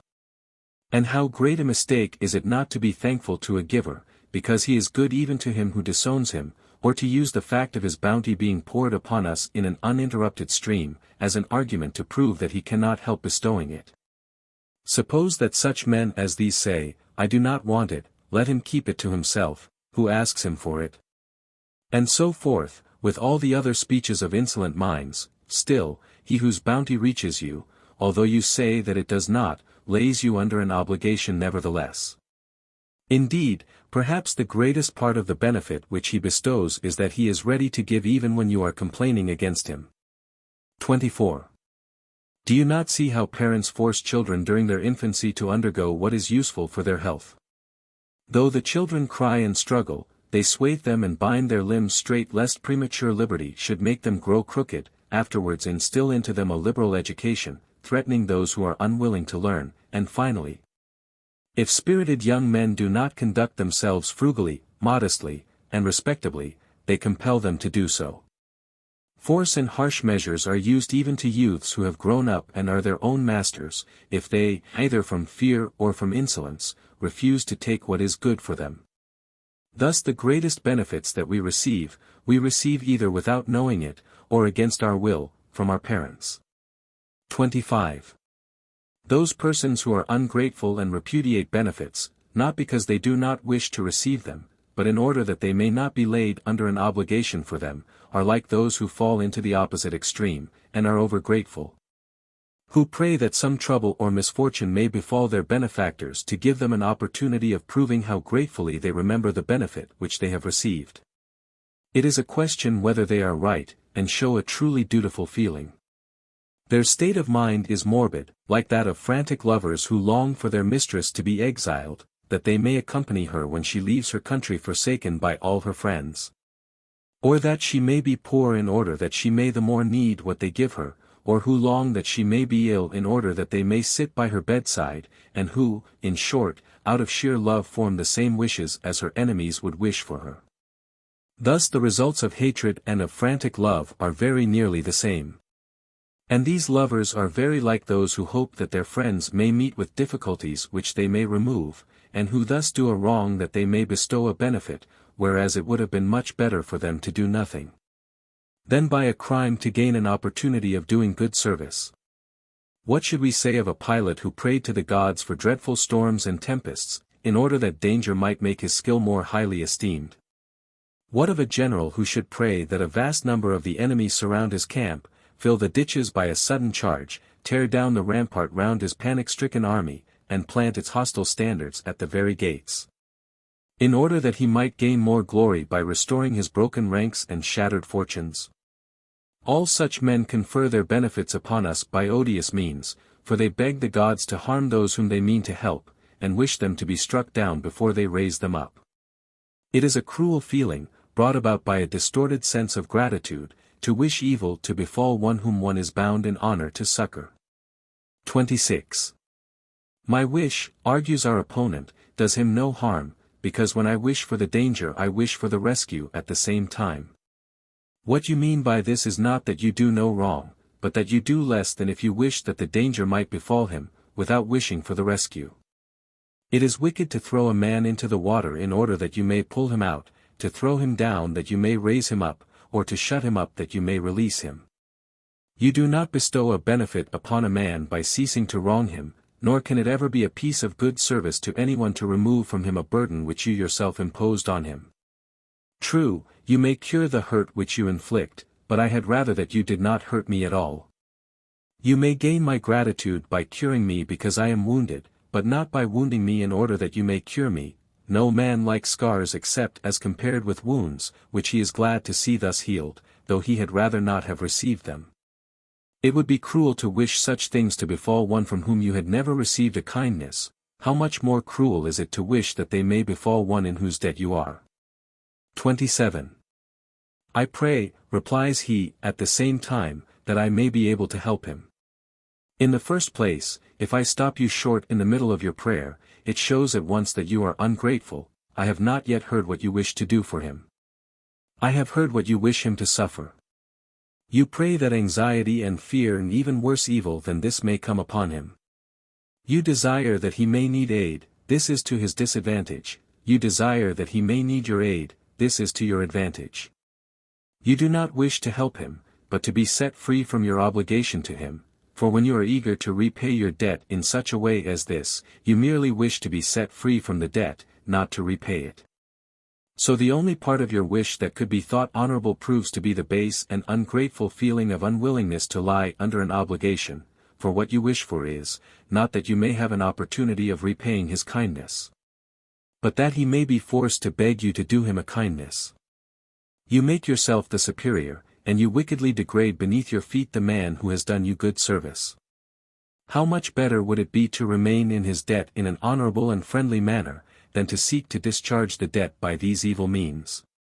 You would be less to blame if you denied that you had received it, for your benefactor would then lose nothing more than what he gave you, whereas now you wish him to be rendered inferior to you, and brought by the loss of his property and social position into a condition below his own benefits. Do you think yourself grateful? Just utter your wishes in the hearing of him to whom you wish to do good. Do you call that a prayer for his welfare, which can be divided between his friend and his enemy, which, if the last part were omitted, you would not doubt was pronounced, by one who opposed and hated him? Enemies in war have sometimes wished to capture certain towns in order to spare them, or to conquer certain persons in order to pardon them, yet these were the wishes of enemies, and what was the kindest part of them began by cruelty. Finally, what sort of prayers do you think those can be which he, on whose behalf they are made, hopes more earnestly than any one else may not be granted? In hoping that the gods may injure a man, and that you may help him, you deal most dishonorably with him, and you do not treat the gods themselves fairly, for you give them the odious part to play, and reserve the generous one for yourself. The gods must do him wrong in order that you may do him a service. If you were to suborn an informer to accuse a man, and afterwards withdrew him, if you engaged a man in a law-suit and afterwards gave it up, no one would hesitate to call you a villain. What difference does it make whether you attempt to do this by chicanery or by prayer, unless it be that by prayer you raise up more powerful enemies to him than by the other means? You cannot say, "Why, what harm do I do him?" Your prayer is either futile or harmful. Indeed, it is harmful even though nothing comes of it. You do your friend wrong by wishing him harm. You must thank the gods that you do him no harm.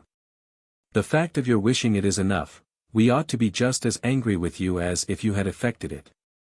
18. If, argues our adversary, my prayers had any efficacy, they would also have been efficacious to save him from danger. In the first place, I reply, the danger into which you wish me to fall is certain, the help which I should receive is uncertain. Or call them both certain, it is that which injures me that comes first. Besides, you understand the terms of your wish. I shall be tossed by the storm without being sure that I have a haven of rest at hand. Think what torture it must have been to me, even if I receive your help, to have stood in need of it, if I escape safely, to have trembled for myself. If I be acquitted, to have had to plead my cause. To escape from fear, however great it may be, can never be so pleasant as to live in sound unassailable safety.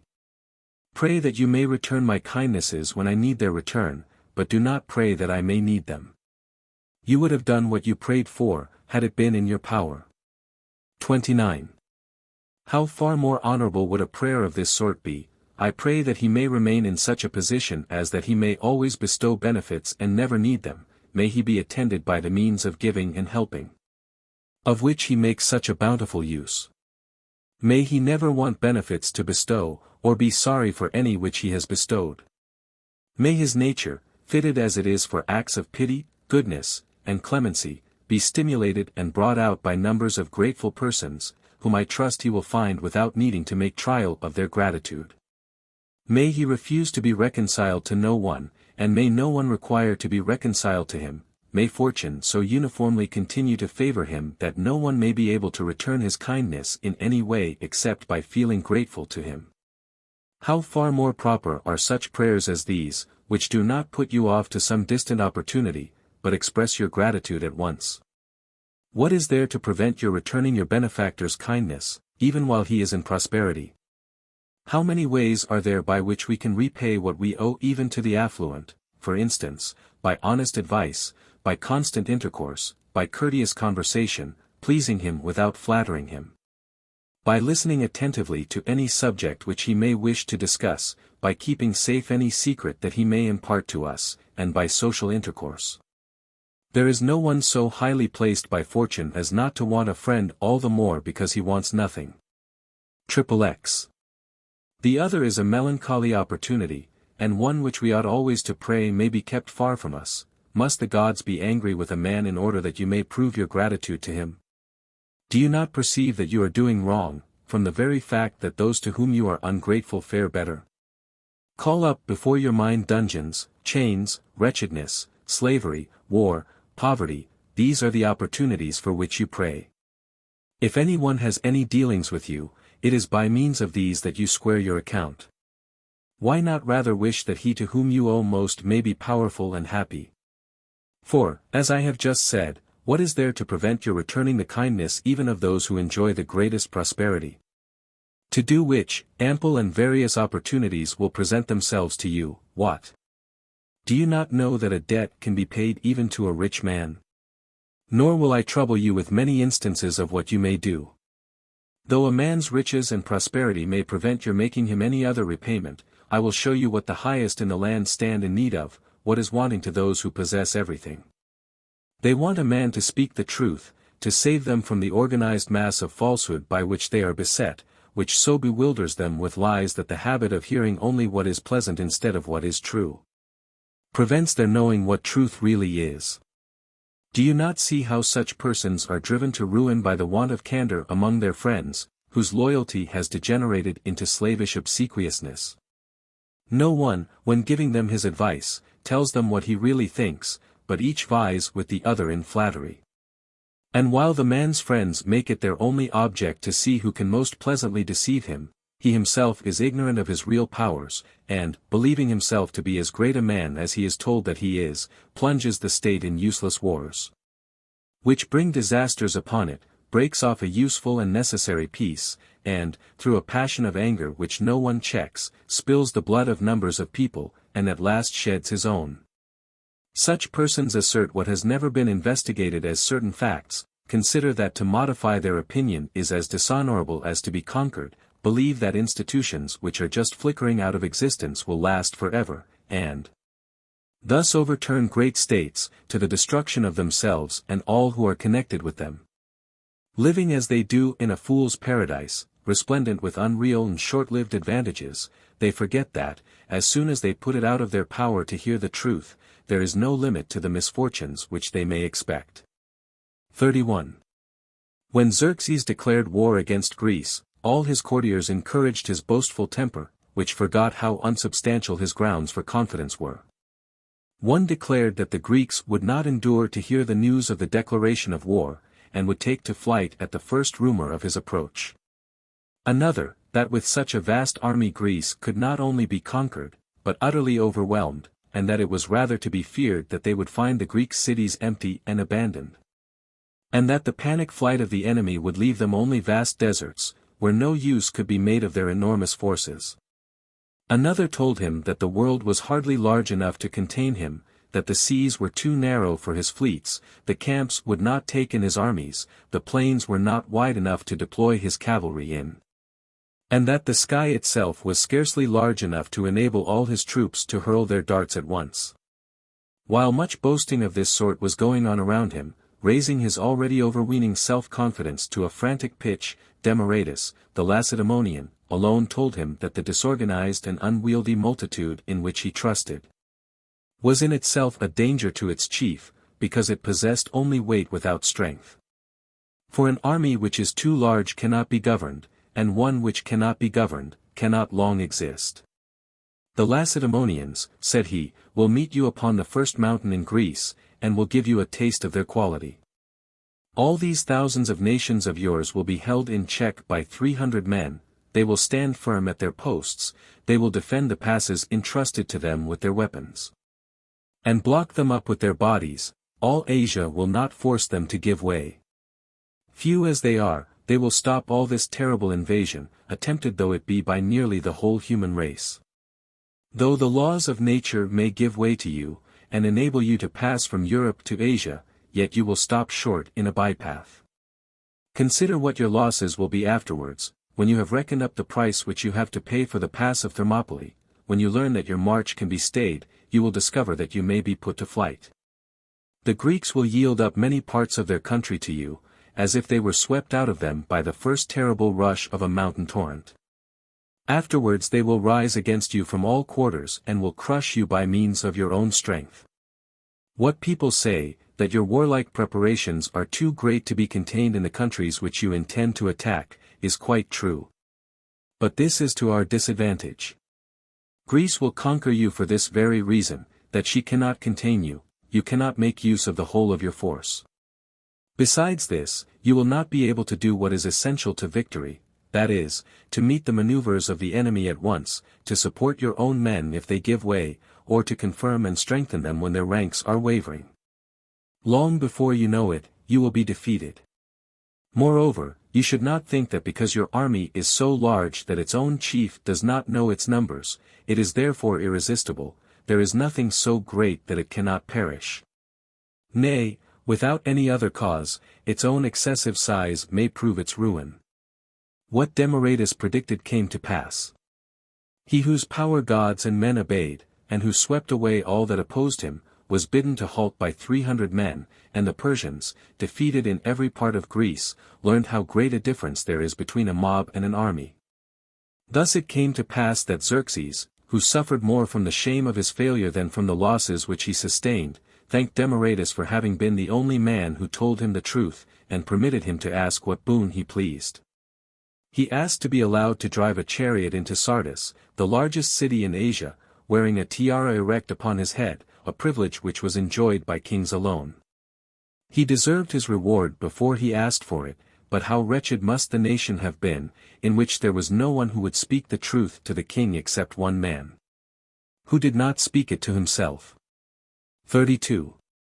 The late Emperor Augustus banished his daughter, whose conduct went beyond the shame of ordinary immodesty, and made public the scandals of the imperial house.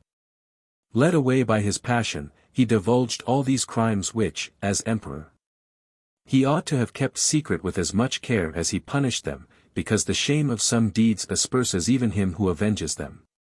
Afterwards, when by lapse of time shame took the place of anger in his mind, he lamented that he had not kept silence about matters which he had not learned until it was disgraceful to speak of them, and often used to exclaim, "None of these things would have happened to me, if either Agrippa or Maecenas had lived." So hard was it for the master of so many thousands of men to repair the loss of two. When his legions were slaughtered, new ones were at once enrolled. When his fleet was wrecked, within a few days another was afloat. When the public buildings were consumed by fire, finer ones arose in their stead, but the places of Agrippa and Maecenas remained unfilled throughout his life. What am I to imagine? That there were not any men like these, who could take their place, or that it was the fault of Augustus himself, who preferred mourning for them to seeking for their likes. We have no reason for supposing that it was the habit of Agrippa or Maecenas to speak the truth to him. Indeed, if they had lived they would have been as great dissemblers as the rest. It is one of the habits of kings to insult their present servants by praising those whom they have lost, and to attribute the virtue of truthful speaking to those from whom there is no further risk of hearing it. 33. However, to return to my subject, you see how easy it is to return the kindness of the prosperous, and even of those who occupy the highest places of all mankind. Tell them, not what they wish to hear, but what they will wish that they always had heard, though their ears be stopped by flatteries, yet sometimes truth may penetrate them. Give them useful advice. Do you ask what service you can render to a prosperous man? Teach him not to rely upon his prosperity, and to understand that it ought to be supported by the hands of many trusty friends. Will you not have done much for him, if you take away his foolish belief that his influence will endure forever, and teach him that what we gain by chance passes away soon, and at a quicker rate than it came? That we cannot fall by the same stages by which we rose to the height of good fortune, but that frequently between it and ruin there is but one step? You do not know how great is the value of friendship, if you do not understand how much you give to him to whom you give a friend, a commodity which is scarce not only in men's houses, but in whole centuries, and which is nowhere scarcer than in the places where it is thought to be most plentiful. Pray, do you suppose that those books of names, which your nomenclator 36 can hardly carry or remember, are those of friends? It is not your friends who crowd to knock at your door, and who are admitted to your greater or lesser levees. 34. To divide one's friends into classes is an old trick of kings and their imitators. It shows great arrogance to think that to touch or to pass one's threshold can be a valuable privilege, or to grant as an honor that you should sit nearer one's front door than others, or enter house before them. Although within the house there are many more doors, which shut out even those who have been admitted so far. With us Gaius Gracchus, and shortly after him Livius Drusus, were the first to keep themselves apart from the mass of their adherents, and to admit some to their privacy, some to their more select, and others to their general receptions. These men consequently had friends of the first and second rank, and so on, but in none had they true friends. Can you apply the name of friend to one who is admitted in his regular order to pay his respects to you? Or can you expect perfect loyalty from one who is forced to slip into your presence through a grudgingly open door? How can a man arrive at using bold freedom of speech with you, if he is only allowed in his proper turn to make use of the common phrase, "Hail to you," which is used by perfect strangers? Whenever you go to any of these great men, whose levees interest the whole city, though you find all the streets beset with throngs of people, and the passers-by hardly able to make their way through the crowd, you may be sure that you have come to a place where there are many men, but no friends of their patron. We must not seek our friends in our entrance hall, but in our own breast. It is there that he ought to be received, there retained, and hoarded up in our minds. Teach this, and you will have repaid your debt of gratitude. 35. If you are useful to your friend only when he is in distress, and are superfluous when all goes well with him, you form a mean estimate of your own value. As you can bear yourself wisely both in doubtful, in prosperous, and in adverse circumstances, by showing prudence in doubtful cases, courage in misfortune, and self-restraint in good fortune, so in all circumstances you can make yourself useful to your friend. Do not desert him in adversity, but do not wish that it may befall him. The various incidents of human life will afford you many opportunities of proving your loyalty to him without wishing him evil. He who prays that another may become rich, in order that he may share his riches, really has a view to his own advantage, although his prayers are ostensibly offered in behalf of his friend. And similarly he who wishes that his friend may get into some trouble from which his own friendly assistance may extricate him, a most ungrateful wish, prefers himself to his friend, and thinks it worth while that his friend should be unhappy, in order that he may prove his gratitude. This very wish makes him ungrateful, for he wishes to rid himself of his gratitude as though it were a heavy burden. In returning a kindness it makes a great difference whether you are eager to bestow a benefit, or merely to free yourself from a debt. He who wishes to return a benefit will study his friend's interests, and will hope that a suitable occasion will arise. He who only wishes to free himself from an obligation will be eager to do so by any means whatever, which shows very bad feeling. Do you say, we may be asked, that eagerness to repay kindness belongs to a morbid feeling of gratitude? I cannot explain my meaning more clearly than by repeating what I have already said. You do not want to repay, but to escape from the benefit which you have received. You seem to say, when shall I get free from this obligation? I must strive by any means in my power to extinguish my debt to him. You would be thought to be far from grateful, if you wish to pay a debt to him with his own money, yet this wish of yours is even more unjust. For you invoke curses upon him, and call down terrible imprecations upon the head of one who ought to be held sacred by you. No one, I suppose, would have any doubt of your wickedness if you were openly to pray that he might suffer poverty, captivity, hunger, or fear. Yet what is the difference between openly praying for some of these things, and silently wishing for them? For you do wish for some of these. Go, and enjoy your belief that this is gratitude, to do what not even an ungrateful man would do, supposing he confined himself to repudiating the benefit, and did not go so far as to hate his benefactor. 36. Who would call Aeneas pious, if he wished that his native city might be captured, in order that he might save his father from captivity? Who would point to the Sicilian youths as good examples for his children? If they had prayed that Etna might flame with unusual heat and pour forth a vast mass of fire in order to afford them an opportunity of displaying their filial affection by rescuing their parents from the midst of the conflagration? Rome owes Scipio nothing if he kept the Punic War alive in order that he might have the glory of finishing it. She owes nothing to the Decii if they prayed for public disasters, to give themselves an opportunity of displaying their brave self-devotion. It is the greatest scandal for a physician to make work for himself. And many who have aggravated the diseases of their patients that they may have the greater credit for curing them, have either failed to cure them at all or have done so at the cost of the most terrible suffering to their victims. 37.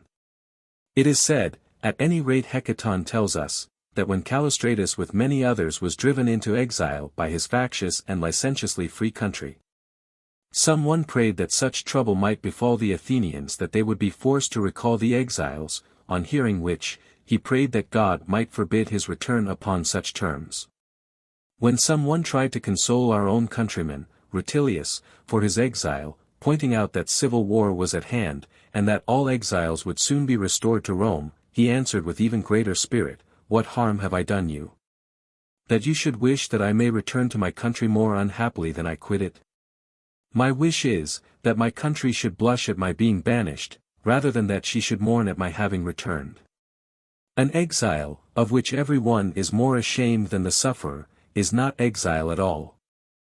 These two persons, who did not wish to be restored to their homes at the cost of a public disaster, but preferred that two should suffer unjustly than that all should suffer alike, are thought to have acted like good citizens. And in like manner it does not accord with the character of a grateful man, to wish that his benefactor may fall into troubles which he may dispel, because, even though he may mean well to him, yet he wishes him evil. To put out a fire which you yourself have lighted, will not even gain acquittal for you, let alone credit. XXXVA. In some states an evil wish was regarded as a crime. It is certain that at Athens Demades obtained a verdict against one who sold furniture for funerals, by proving that he had prayed for great gains, which he could not obtain without the death of many persons. Yet it is a stock question whether he was rightly found guilty. Perhaps he prayed, not that he might sell his wares to many persons, but that he might sell them dear, or that he might procure what he was going to sell, cheaply. Since his business consisted of buying and selling, why should you consider his prayer to apply to one branch of it only, although he made profit from both? Besides this, you might find every one of his trade guilty, for they all wish, that is, secretly pray, as he did. You might, moreover, find a great part of the human race guilty, for who is there who does not profit by his neighbor's wants? A soldier, if he wishes for glory, must wish for war, the farmer profits by corn being dear, a large number of litigants raises the price of forensic eloquence, physicians make money by a sickly season. Dealers in luxuries are made rich by the effeminacy of youth. Suppose that no storms and no conflagrations injured our dwellings, the builder's trade would be at a standstill. The prayer of one man was detected, but it was just like the prayers of all other men. Do you imagine that Aruntius and Haterius, and all other professional legacy hunters do not put up the same prayers as undertakers and gravediggers? Though the latter know not whose death it is that they wish for, while the former wish for the death of their dearest friends, from whom, on account of their intimacy, they have most hopes of inheriting a fortune. No one's life does the undertaker any harm, whereas these men starve if their friends are long about dying. They do not, therefore, merely wish for their deaths in order that they may receive what they have earned by a disgraceful servitude, but in order that they may be set free from a heavy tax. There can, therefore, be no doubt that such persons repeat with even greater earnestness the prayer for which the undertaker was condemned, for whoever is likely to profit such men by dying, does them an injury by living. Yet the wishes of all these are alike well known and unpunished. Lastly, let every man examine his own self, let him look into the secret thoughts of his heart and consider what it is that he silently hopes for. How many of his prayers he would blush to acknowledge, even to himself, how few there are which we could repeat in the presence of witnesses. 39. Yet we must not condemn everything which we find worthy of blame, as, for instance, this wish about our friends which we have been discussing, arises from a misdirected feeling of affection, and falls into the very error which it strives to avoid. For the man is ungrateful at the very time when he hurries to prove his gratitude. He prays aloud, "May he fall into my power, may he need my influence, may not be able to be safe and respectable without my aid, may he be so unfortunate that whatever return I make to him may be regarded as a benefit." To the gods alone he adds, "May domestic treasons encompass him, which can be quelled by me alone, may some powerful and virulent enemy, some excited and armed mob, assail him, may he be set upon by a creditor or an informer. XL. See, how just you are, you would never have wished any of these misfortunes to befall him, if he had not bestowed a benefit upon you. Not to speak of the graver guilt which you incur by returning evil for good, you distinctly do wrong in not waiting for the fitting time for each action, for it is as wrong to anticipate this as it is not to take it when it comes. A benefit ought not always to be accepted, and ought not in all cases to be returned. If you were to return it to me against my will, you would be ungrateful. How much more ungrateful are you, if you force me to wish for it? Wait patiently. Why are you unwilling to let my bounty abide with you? Why do you chafe at being laid under an obligation? Why, as though you were dealing with a harsh usurer, are you in such a hurry to sign and seal an equivalent bond? Why do you wish me to get into trouble? Why do you call upon the gods to ruin me? If this is your way of returning a kindness, what would you do if you were exacting repayment of a debt? XLI.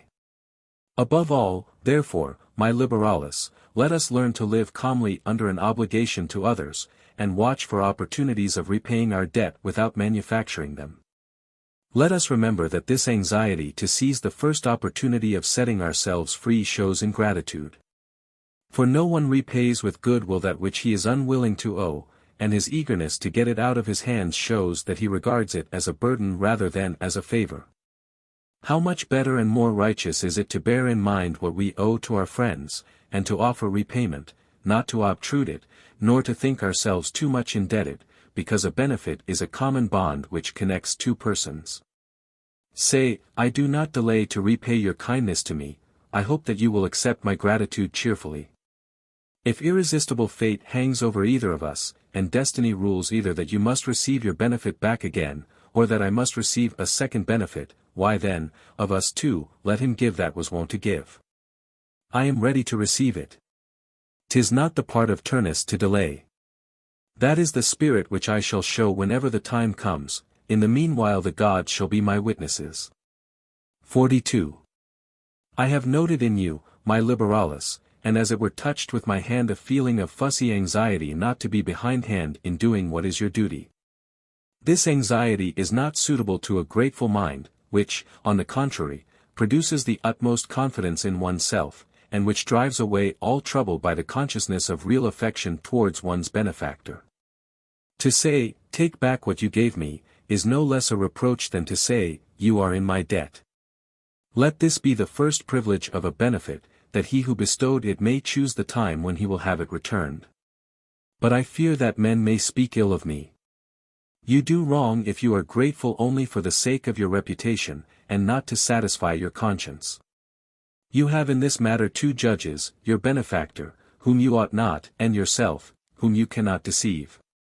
But, say you, if no occasion of repayment offers, am I always to remain in his debt? Yes. But you should do so openly, and willingly, and should view with great pleasure what he has entrusted to you. If you are vexed at not having yet returned a benefit, you must be sorry that you ever received it. But if he deserved that you should receive a benefit from him, why should he not deserve that you should long remain in his debt? 43. Those persons are much mistaken who regard it as a proof of a great mind to make offers to give, and to fill many men's pockets and houses with their presents, for sometimes these are due not to a great mind, but to a great fortune. They do not know how far more great and more difficult it sometimes is to receive than to lavish gifts. I must disparage neither act, it is as proper to a noble heart to owe as to receive, for both are of equal value when done virtuously. Indeed, to owe is the more difficult, because it requires more pains to keep a thing safe than to give it away. We ought not therefore to be in a hurry to repay, nor need we seek to do so out of due season, for to hasten to make repayment at the wrong time is as bad as to be slow to do so at the right time. My benefactor has entrusted his bounty to me, I ought not to have any fears either on his behalf or on my own. He has a sufficient security, he cannot lose it except he loses me, nay, not even if he loses me. I have returned thanks to him for it, that is, I have requited him. He who thinks too much about repaying a benefit must suppose that his friend thinks too much about receiving repayment. Make no difficulty about either course. If he wishes to receive his benefit back again, let us return it cheerfully. If he prefers to leave it in our hands, why should we dig up his treasure? Why should we decline to be its guardians? He deserves to be allowed to do whichever he pleases. As for fame and reputation, let us regard them as matters which ought to accompany, but which ought not to direct our actions. Book 7. Be of good cheer, my liberalis. Our port is close, and I will not delay, nor by digressions wander from the way. This book collects together all that has been omitted, and in it, having exhausted my subject, I shall consider not what I am to say, but what there is which I have not yet said. If there be anything superfluous in it, I pray you take it in good part, since it is for you that it is superfluous. Had I wished to set off my work to the best advantage, I ought to have added to it by degrees, and to have kept for the last that part which would be eagerly perused even by a sated reader. However, instead of this, I have collected together all that was essential in the beginning. I am now collecting together whatever then escaped me. Nor, by Hercules, if you ask me, do I think that, after the rules which govern our conduct have been stated, it is very much to the purpose to discuss the other questions which have been raised more for the exercise of our intellects than for the health of our minds. The cynic Demetrius, who in my opinion was a great man even if compared with the greatest philosophers, had an admirable saying about this. That one gained more by having a few wise precepts ready and in common use than by learning many without having them at hand. The best wrestler, he would say, is not he who has learned thoroughly all the tricks and twists of the art, which are seldom met with in actual wrestling, but he who has well and carefully trained himself in one or two of them, and watches keenly for an opportunity of practicing them. It does not matter how many of them he knows, if he knows enough to give him the victory, and so in this subject of ours there are many points of interest, but few of importance. You need not know what is the system of the ocean tides, why each seventh year leaves its mark upon the human body, why the more distant parts of a long portico do not keep their true proportion, but seem to approach one another until at last the spaces between the columns disappear, how it can be that twins are conceived separately, though they are born together, whether both result from one, or each from a separate act. Why those whose birth was the same should have such different fates in life, and dwell at the greatest possible distance from one another, although they were born touching one another. It will not do you much harm to pass over matters which we are not permitted to know, and which we should not profit by knowing. Truths so obscure may be neglected with impunity. 37 Nor can we complain that nature deals hardly with us, for there is nothing which is hard to discover except those things by which we gain nothing beyond the credit of having discovered them. Whatever things tend to make us better or happier are either obvious or easily discovered. Your mind can rise superior to the accidents of life, if it can raise itself above fears and not greedily covet boundless wealth, but has learned to seek for riches within itself.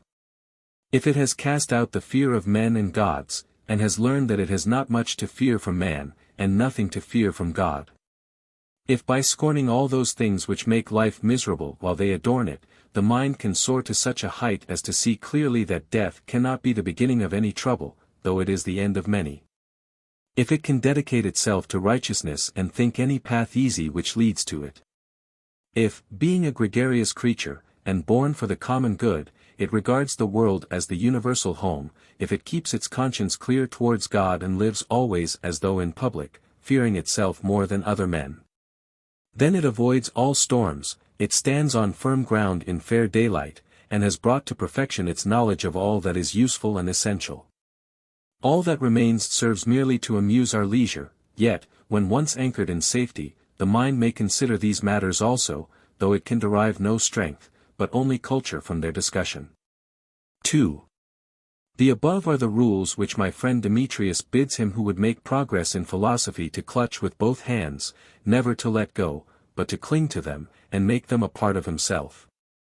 And by daily meditation upon them to bring himself into such a state of mind, that these wholesome maxims occur to him of their own accord, that wherever he may be, they may straightway be ready for use when required. And that the criterion of right and wrong may present itself to him without delay. Let him know that nothing is evil except what is base, and nothing good except what is honorable, let him guide his life by this rule, let him both act and expect others to act in accordance with this law.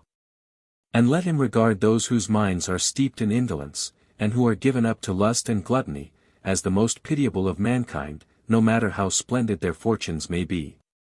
Let him say to himself, pleasure is uncertain, short, apt to pall upon us, and the more eagerly we indulge in it, the sooner we bring on a reaction of feeling against it.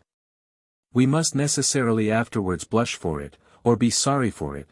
There is nothing grand about it, nothing worthy of man's nature, little lower as it is than that of the gods.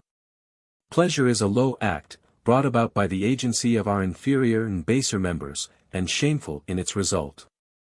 True pleasure, worthy of a human being and of a man, is, not to stuff or swell his body with food and drink, nor to excite lusts which are least hurtful when they are most quiet, but to be free from all forms of mental disturbance.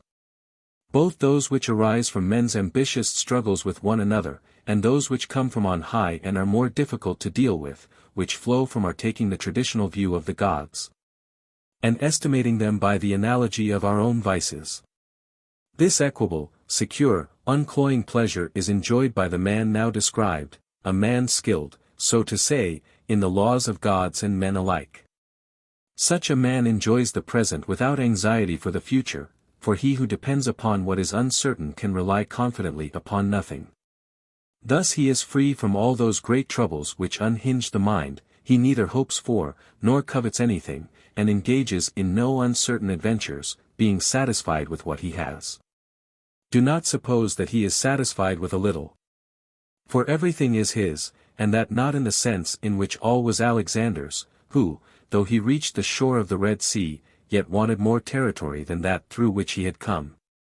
He did not even own those countries which he held or had conquered, while Onesicritus, whom he had sent on before him to discover new countries, was wandering about the ocean and engaging in war in unknown seas. Is it clear that he who pushed his armies beyond the bounds of the universe, who with reckless greed dashed headlong into a boundless and unexplored sea, must in reality have been full of wants? It matters not how many kingdoms he may have seized or given away, or how great a part of the world may pay him tribute, such a man must be in need of as much as he desires. 3.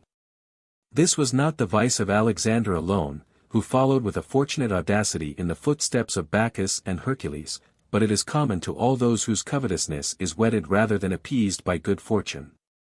Look at Cyrus and Cambyses and all the royal house of Persia. Can you find one among them who thought his empire large enough, or was not at the last gasp still aspiring after further conquests? We need not wonder at this, for whatever is obtained by covetousness is simply swallowed up and lost, nor does it matter how much is poured into its insatiable maw. Only the wise man possesses everything without having to struggle to retain it. He alone does not need to send ambassadors across the seas, measure out camps upon hostile shores, place garrisons in commanding forts, or maneuver legions and squadrons of cavalry. Like the immortal gods, who govern their realm without recourse to arms, and from their serene and lofty heights protect their own, so the wise man fulfills his duties, however far-reaching they may be, without disorder.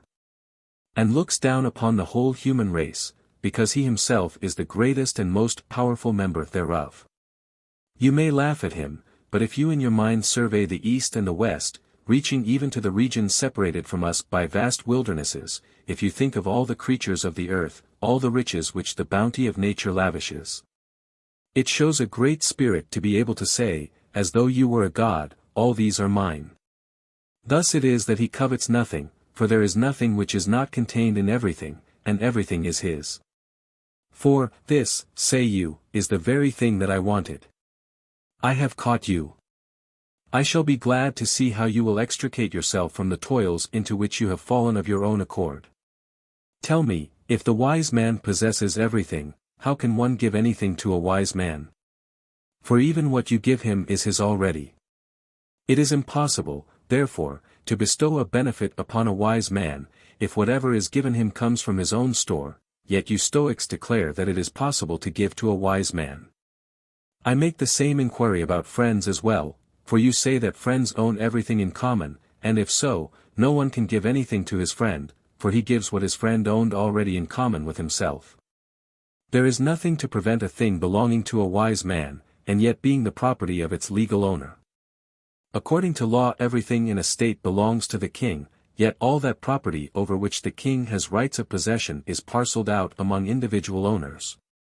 And each separate thing belongs to somebody, and so one can give the king a house, a slave, or a sum of money without being said to give him what was his already. For the king has rights over all these things, while each citizen has the ownership of them. We speak of the country of the Athenians, or of the Campanians, though the inhabitants divide them amongst themselves into separate estates.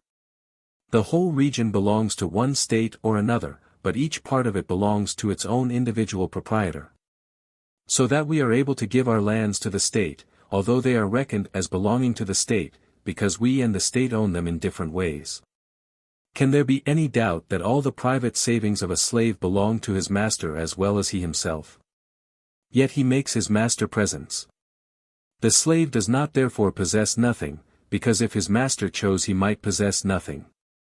Nor does what he gives of his own free will cease to be a present, because it might have been wrung from him against his will. As for how we are to prove that the wise man possesses all things, we shall see afterwards. For the present we are both agreed to regard this as true. We must gather together something to answer the question before us, which is, how any means remain of acting generously towards one who already possesses all things. All things that a son has belong to his father, yet who does not know that in spite of this a son can make presents to his father. All things belong to the gods, yet we make presents and bestow alms even upon the gods. What I have is not necessarily not mine because it belongs to you, for the same thing may belong both to me and to you. He to whom courtesans belong, argues our adversary, must be a procurer. Now courtesans are included in all things, therefore courtesans belong to the wise man. But he to whom courtesans belong is a procurer. Therefore the wise man is a procurer. Yes. By the same reasoning, our opponents would forbid him to buy anything, arguing, no man buys his own property. Now all things are the property of the wise man, therefore the wise man buys nothing. By the same reasoning they object to his borrowing, because no one pays interest for the use of his own money. They raise endless quibbles, although they perfectly well understand what we say. v. For, when I say that the wise man possesses everything, I mean that he does so without thereby impairing each man's individual rights in his own property, in the same way as in a country ruled by a good king, everything belongs to the king. By the right of his authority, and to the people by their several rights of ownership. This I shall prove in its proper place. In the meantime it is a sufficient answer to the question to declare that I am able to give to the wise man that which is in one way mine, and in another way his. Nor is it strange that I should be able to give anything to one who possesses everything. Suppose I have hired a house from you, some part of that house is mine, some is yours, the house itself is yours, the use of your house belongs to me. Crops may ripen upon your land, but you cannot touch them against the will of your tenant. And if corn be dear, or at famine price, you will in vain another's mighty store behold. Grown upon your land, lying upon your land, and to be deposited in your own barns. Though you be the landlord, you must not enter my hired house, nor may you take away your own slave from me if I have contracted for his services. Nay, if I hire a carriage from you, I bestow a benefit by allowing you to take your seat in it, although it is your own. You see, therefore, that it is possible for a man to receive a present by accepting what is his own. 6. In all the cases which I have mentioned, each party is the owner of the same thing. How is this? It is because the one owns the thing, the other owns the use of the thing. We speak of the books of Cicero. Dorus, the bookseller, calls these same books his own, the one claims them because he wrote them, the other because he bought them. So that they may quite correctly be spoken of as belonging to either of the two, for they do belong to each, though in a different manner. Thus Titus Livius may receive as a present, or may buy his own books from Dorus. Although the wise man possesses everything, yet I can give him what I individually possess. For though, king-like, he in his mind possesses everything, yet the ownership of all things is divided among various individuals, so that he can both receive a present and owe one, can buy, or hire things. Everything belongs to Caesar. Yet he has no private property beyond his own privy purse, as emperor all things are his, but nothing is his own except what he inherits. It is possible, without treason, to discuss what is and what is not his. For even what the court may decide not to be his, from another point of view is his. In the same way the wise man in his mind possesses everything, in actual right and ownership he possesses only his own property. 7. Bayan is able to prove by argument at one time that everyone is sacrilegious, at another that no one is.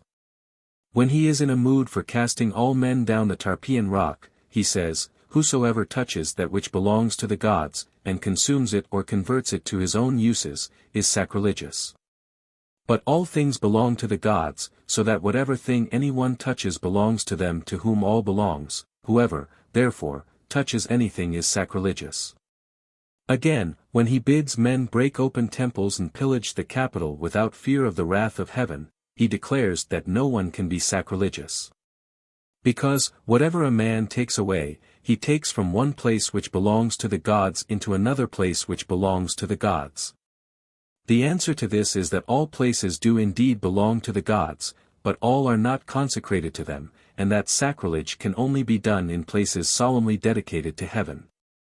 Thus, also, the whole world is a temple of the immortal gods, and, indeed, the only one worthy of their greatness and splendor, and yet there is a distinction between things sacred and profane. All things which it is lawful to do under the sky and the stars are not lawful to do within consecrated walls. The sacrilegious man cannot do God any harm, for he is placed beyond his reach by his divine nature. Yet he is punished because he seems to have done him harm. His punishment is demanded by our feeling on the matter, and even by his own. In the same way, therefore, as he who carries off any sacred things is regarded as sacrilegious, although that which he stole is nevertheless within the limits of the world. So it is possible to steal from a wise man, for in that case it will be some, not of that universe which he possesses, but some of those things of which he is the acknowledged owner, and which are severally his own property, which will be stolen from him. The former of these possessions he will recognize as his own, the latter he will be unwilling, even if he be able to possess. He will say, as that Roman commander said, when, to reward his courage and good service to the state, he was assigned as much land as he could enclose in one day's plowing. "You do not," said he, "want a citizen who wants more than is enough for one citizen. Do you not think that it required a much greater man to refuse this reward than to earn it? For many have taken away the landmarks of other men's property, but no one sets up limits to his own." 8. When, then, we consider that the mind of the truly wise man has power over all things and pervades all things, we cannot help declaring that everything is his, although, in the estimation of our common law, it may chance that he may be rated as possessing no property whatever. It makes a great difference whether we estimate what he owns by the greatness of his mind, or by the public register. He would pray to be delivered from that possession of everything of which you speak. I will not remind you of Socrates, Chrysippus, Zeno, and other great men, all the greater, however, because envy prevents no one from praising the ancients. But a short time ago I mentioned Demetrius, who seems to have been placed by nature in our times that he might prove that we could neither corrupt him nor be corrected by him. A man of consummate wisdom, though he himself disclaimed it, constant to the principles which he professed, of an eloquence worthy to deal with the mightiest subjects, scorning mere prettinesses and verbal niceties, but expressing with infinite spirit, the ideas which inspired it. I doubt not that he was endowed by divine providence with so pure a life and such power of speech in order that our age might neither be without a model nor a reproach. Had some god wished to give all our wealth to Demetrius on the fixed condition that he should not be permitted to give it away, I am sure that he would have refused to accept it, and would have said, 9.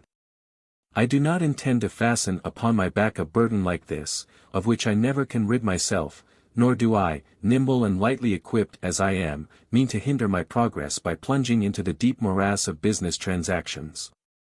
Why do you offer to me what is the bane of all nations? I would not accept it even if I meant to give it away, for I see many things which it would not become me to give. I should like to place before my eyes the things which fascinate both kings and peoples. I wish to behold the price of your blood and your lives. First bring before me the trophies of luxury, exhibiting them as you please, either in succession, or, which is better, in one mass. I see the shell of the tortoise, a foul and slothful brute, bought for immense sums and ornamented with the most elaborate care, the contrast of colors which is admired in it being obtained by the use of dyes resembling the natural tints. I see tables and pieces of wood valued at the price of a senator's estate, which are all the more precious, the more knots the tree has been twisted into by disease. I see crystal vessels, whose price is enhanced by their fragility, for among the ignorant the risk of losing things increases their value instead of lowering it, as it ought. I see murrhine cups, for luxury would be too cheap if men did not drink to one another out of hollow gems the wine to be afterwards thrown up again. I see more than one large pearl placed in each ear. For now our ears are trained to carry burdens, pearls are hung from them in pairs, and each pair has other single ones fastened above it. This womanish folly is not exaggerated enough for the men of our time, unless they hang 2 or 3 estates upon each ear. I see ladies' silk dresses, if those deserve to be called dresses which can neither cover their body or their shame. When wearing which, they can scarcely with a good conscience, swear that they are not naked. These are imported at a vast expense from nations unknown even to trade, in order that our matrons may show as much of their persons in public as they do to their lovers in private. What are you doing, avarice? See how many things there are whose price exceeds that of your beloved gold. All those which I have mentioned are more highly esteemed and valued. I now wish to review your wealth, those plates of gold and silver which dazzle our covetousness. By Hercules, the very earth, while she brings forth upon the surface everything that is of use to us, has buried these, sunk them deep, and rests upon them with her whole weight, regarding them as pernicious substances, and likely to prove the ruin of mankind if brought into the light of day. I see that iron is brought out of the same dark pits as gold and silver, in order that we may lack neither the means nor the reward of murder.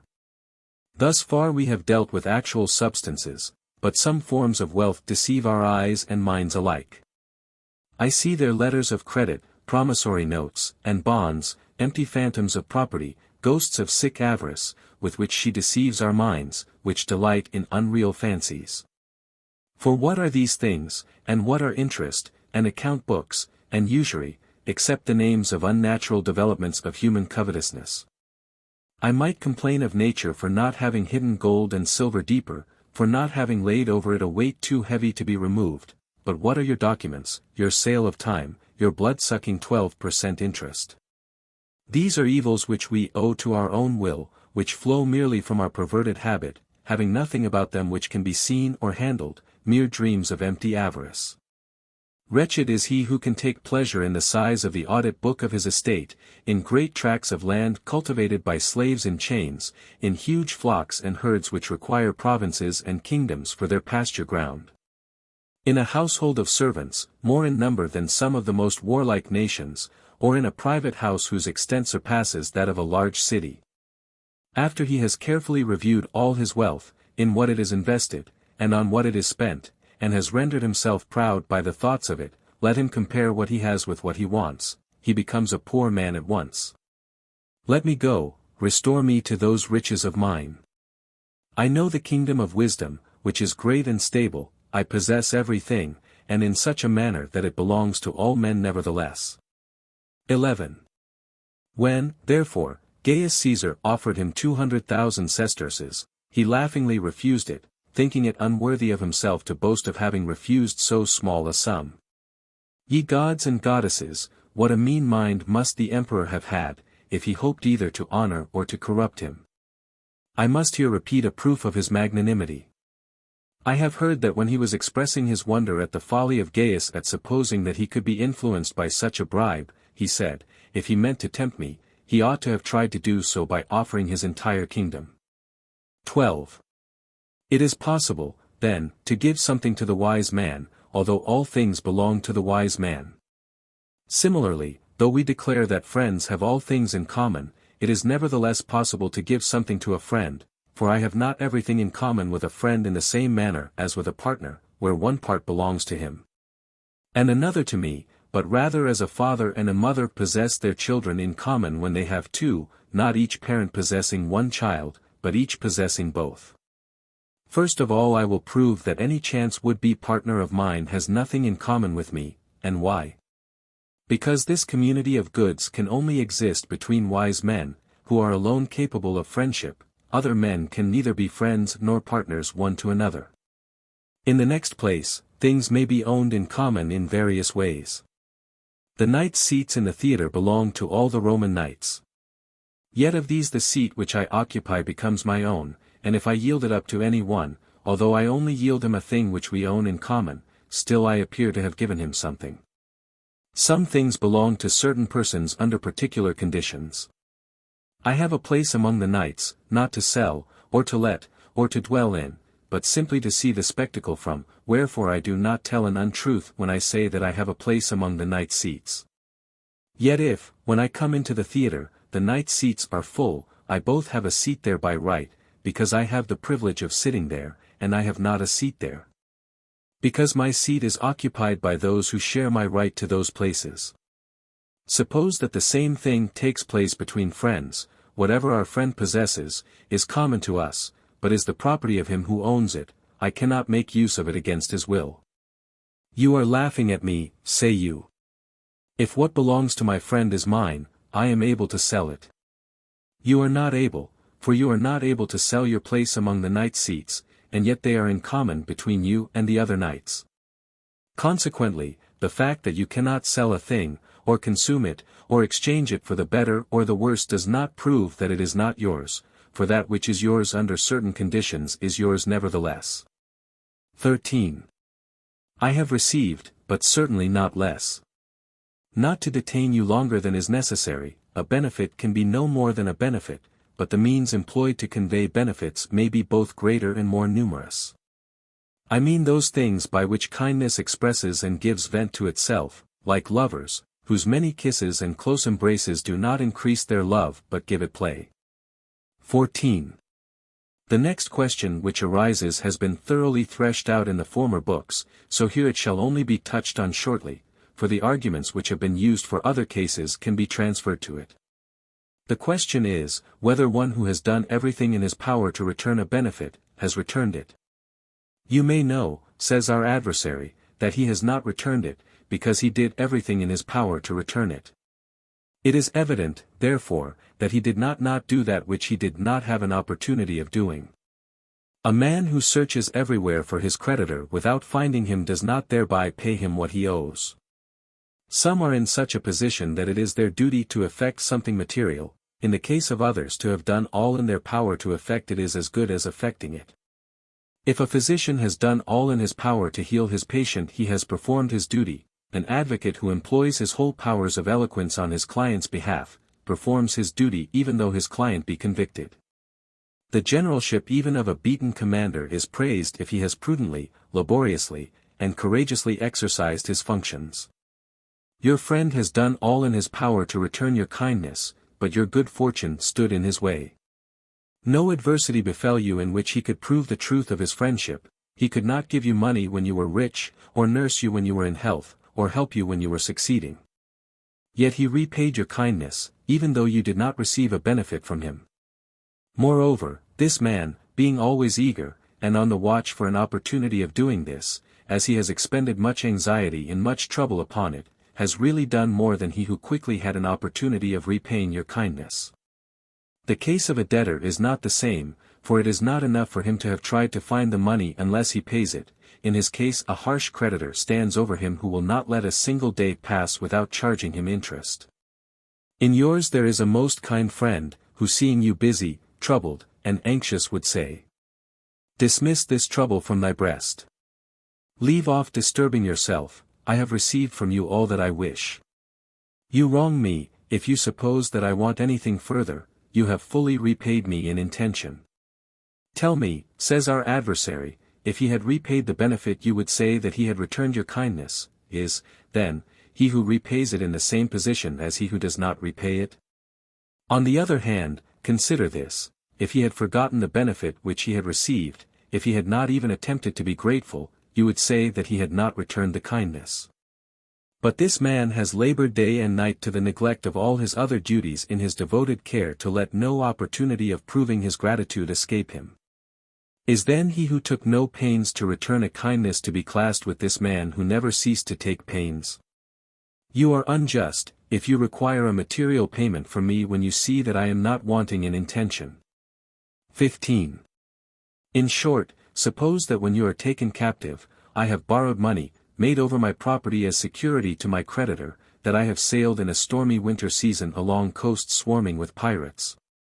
That I have braved all the perils which necessarily attend a voyage even on a peaceful sea, that I have wandered through all wildernesses seeking for those men whom all others flee from, and that when I have at length reached the pirates, someone else has already ransomed you, will you say that I have not returned your kindness? Even if during this voyage I have lost by shipwreck the money that I had raised to save you, even if I myself have fallen into the prison from which I sought to release you, will you say that I have not returned your kindness? No, by Hercules. The Athenians call Harmodius and Aristogiton tyrannicides. The hand of Mucius which he left on the enemy's altar was equivalent to the death of Porsenna, and valor struggling against fortune is always illustrious, even if it falls short of accomplishing its design. He who watches each opportunity as it passes, and tries to avail himself of one after another, does more to show his gratitude than he whom the first opportunity enabled to be grateful without any trouble whatever. But, says our adversary, he gave you two things, material help and kindly feeling, you, therefore, owe him two. You might justly say this to one who returns your kindly feeling without troubling himself further, this man is really in your debt. But you cannot say so of one who wishes to repay you, who struggles and leaves no stone unturned to do so, for, as far as in him lies, he repays you in both kinds. In the next place, counting is not always a true test, sometimes one thing is equivalent to two, consequently so intense and ardent a wish to repay takes the place of a material repayment. Indeed, if a feeling of gratitude has no value in repaying a kindness without giving something material, then no one can be grateful to the gods, whom we can repay by gratitude alone. We cannot, says our adversary, give the gods anything else. Well, but if I am not able to give this man, whose kindness I am bound to return, anything beside my gratitude, why should that which is all that I can bestow on a god be insufficient to prove my gratitude towards a man? 16. If, however, you ask me what I really think, and wish me to give a definite answer, I should say that the one party ought to consider his benefit to have been returned, while the other ought to feel that he has not returned it. The one should release his friend from the debt, the other should hold himself bound to pay it, the one should say, I have received, the other should answer, I owe. In our whole investigation, we ought to look entirely to the public good. We ought to prevent the ungrateful having any excuses in which they can take refuge, and under cover of which they can disown their debts. I have done all in my power, say you. Well, keep on doing so still. Do you suppose that our ancestors were so foolish, as not to understand that it is most unjust that the man who has wasted the money which he received from his creditor on debauchery, or gambling, should be classed with one who has lost his own property as well as that of others in a fire, by robbery, or some sadder mischance? They would take no excuse, that men might understand that they were always bound to keep their word. It was thought better that even a good excuse should not be accepted from a few persons, than that all men should be led to try to make excuses. You say that you have done all in your power to repay your debt, this ought to be enough for your friend, but not enough for you. He to whom you owe a kindness, is unworthy of gratitude if he lets all your anxious care and trouble to repay it go for nothing. And so, too, if your friend takes your goodwill as a repayment, you are ungrateful if you are not all the more eager to feel the obligation of the debt which he has forgiven you. Do not snap up his receipt, or call witnesses to prove it. Rather seek opportunities for repaying not less than before. Repay the one man because he asks for repayment, the other because he forgives you your debt, the one because he is good, the other because he is bad. You need not, therefore, think that you have anything to do with the question whether a man be bound to repay the benefit which he has received from a wise man, if that man has ceased to be wise and has turned into a bad man. You would return a deposit which you had received from a wise man, you would return a loan even to a bad man. What grounds have you for not returning a benefit also? Because he has changed, ought he to change you? What? If you had received anything from a man when healthy, would you not return it to him when he was sick, though we always are more bound to treat our friends with more kindness when they are ailing? So, too, this man is sick in his mind. We ought to help him, and bear with him. Folly is a disease of the mind. 17. I think here we ought to make a distinction, in order to render this point more intelligible. Benefits are of two kinds: 1. The perfect and true benefit, which can only be bestowed by one wise man upon another; the other, the common vulgar form which ignorant men like ourselves interchange.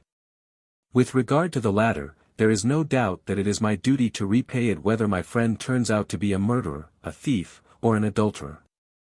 Crimes have laws to punish them. Criminals are better reformed by judges than by ingratitude. A man ought not to make you bad by being so himself. I will fling a benefit back to a bad man, I will return it to a good man. I do so to the latter, because I owe it to him; to the former, that I may not be in his debt. 18. With regard to the other class of benefit, the question arises whether if I was not able to take it without being a wise man, I am able to return it, except to a wise man. For suppose I do return it to him, he cannot receive it, he is not any longer able to receive such a thing, he has lost the knowledge of how to use it. You would not bid me throw back 38 a ball to a man who has lost his hand. It is folly to give anyone what he cannot receive. If I am to begin to reply to the last argument, I say that I should not give him what he is unable to take, but I would return it, even though he is not able to receive it. I cannot lay him under an obligation unless he takes my bounty, but by returning it I can free myself from my obligations to him. You say, he will not be able to use it. Let him see to that, the fault will lie with him, not with me. 19. To return a thing, says our adversary, is to hand it over to one who can receive it. Why, if you owed some wine to any man, and he bade you pour it into a net or a sieve, would you say that you had returned it? Or would you be willing to return it in such a way that in the act of returning it was lost between you? To return is to give that which you owe back to its owner when he wishes for it. It is not my duty to perform more than this. That he should possess what he has received from me is a matter for further consideration.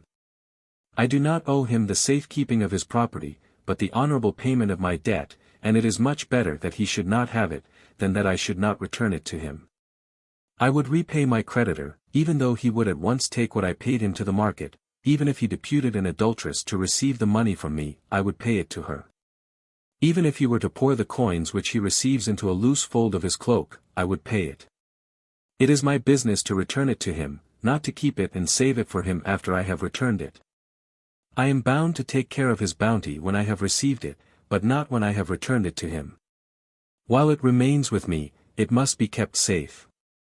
But when he asks for it again I must give it to him, even though it slips out of his hands as he takes it. I will repay a good man when it is convenient, I will repay a bad man when he asks me to do so. You cannot, argues our adversary, return him a benefit of the same kind as that which you received, for you received it from a wise man, and you are returning it to a fool. Do I not return to him such a benefit, as he is now able to receive? It is not my fault if I return it to him worse than I received it, the fault lies with him, and so, unless he regains his former wisdom, I shall return it in such a form as he in his fallen condition is able to receive. But what, asks he, if he become not only bad, but savage and ferocious, like Apollodorus or Phalaris, would you return even to such a man as this a benefit which you had received from him?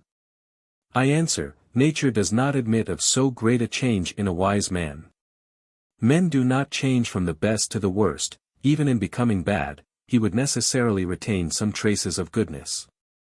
Virtue is never so utterly quenched as not to imprint on the mind marks which no degradation can efface.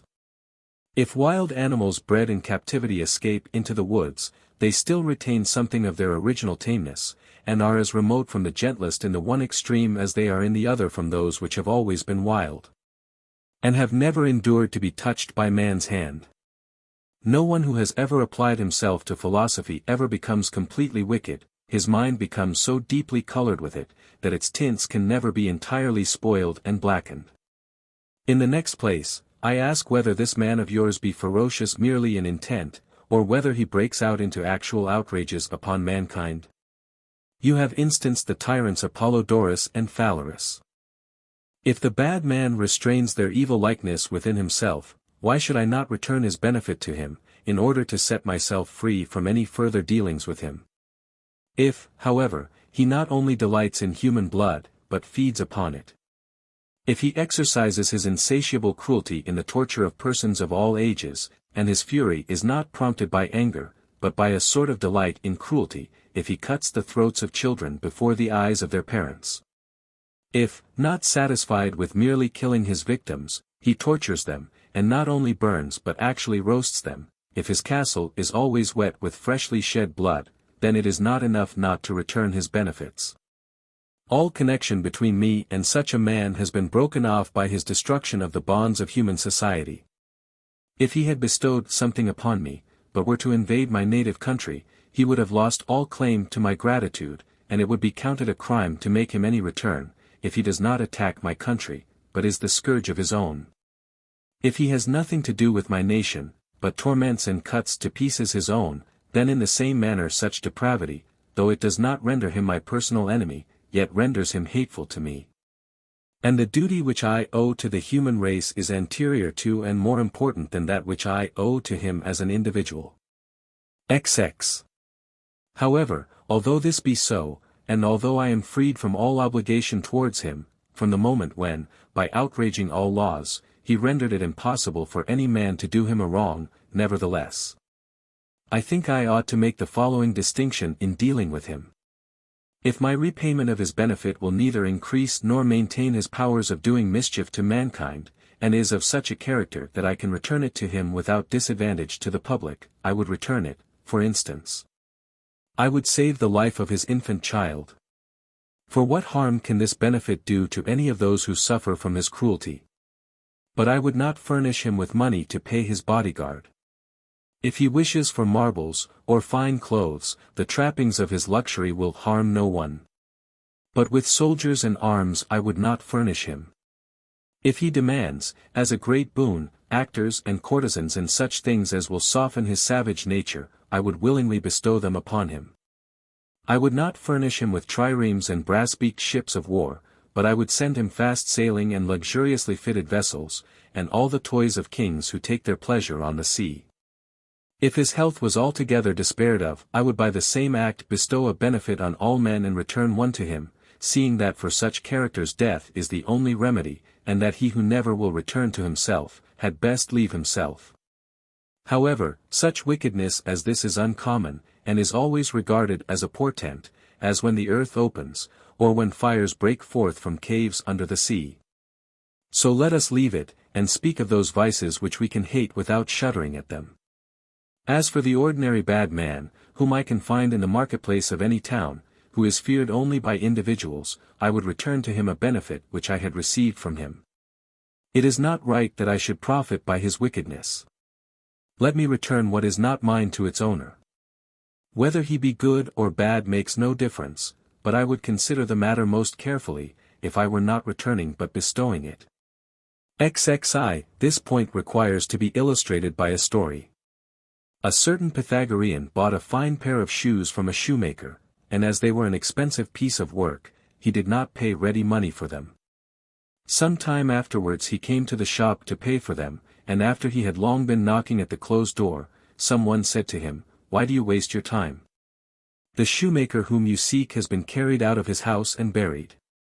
This is a grief to us who lose our friends forever, but by no means so to you, who know that he will be born again," jeering at the Pythagorean. Upon this our philosopher not unwillingly carried his 3 or 4 denarii home again, shaking them every now and then. Afterwards, blaming himself for the pleasure which he had secretly felt at not paying his debt, and perceiving that he enjoyed having made this trifling gain, he returned to the shop, and saying, "The man lives for you, pay him what you owe." He passed 4 denarii into the shop through the crack of the closed door, and let them fall inside, punishing himself for his unconscionable greediness that he might not form the habit of appropriating that which is not his own. XXII If you owe anything, seek for someone to whom you may repay it, and if no one demands it, done your own self, whether the man be good or bad is no concern of yours, repay him, and then blame him. You have forgotten how your several duties are divided. It is right for him to forget it, but we have bidden you bear it in mind. When, however, we say that he who bestows a benefit ought to forget it, it is a mistake to suppose that we rob him of all recollection of the business, though it is most creditable to him. Some of our precepts are stated over strictly in order to reduce them to their true proportions. When we say that he ought not to remember it, we mean he ought not to speak publicly, or boast of it offensively. There are some, who, when they have bestowed a benefit, tell it in all societies, talk of it when sober, cannot be silent about it when drunk, force it upon strangers, and communicate it to friends.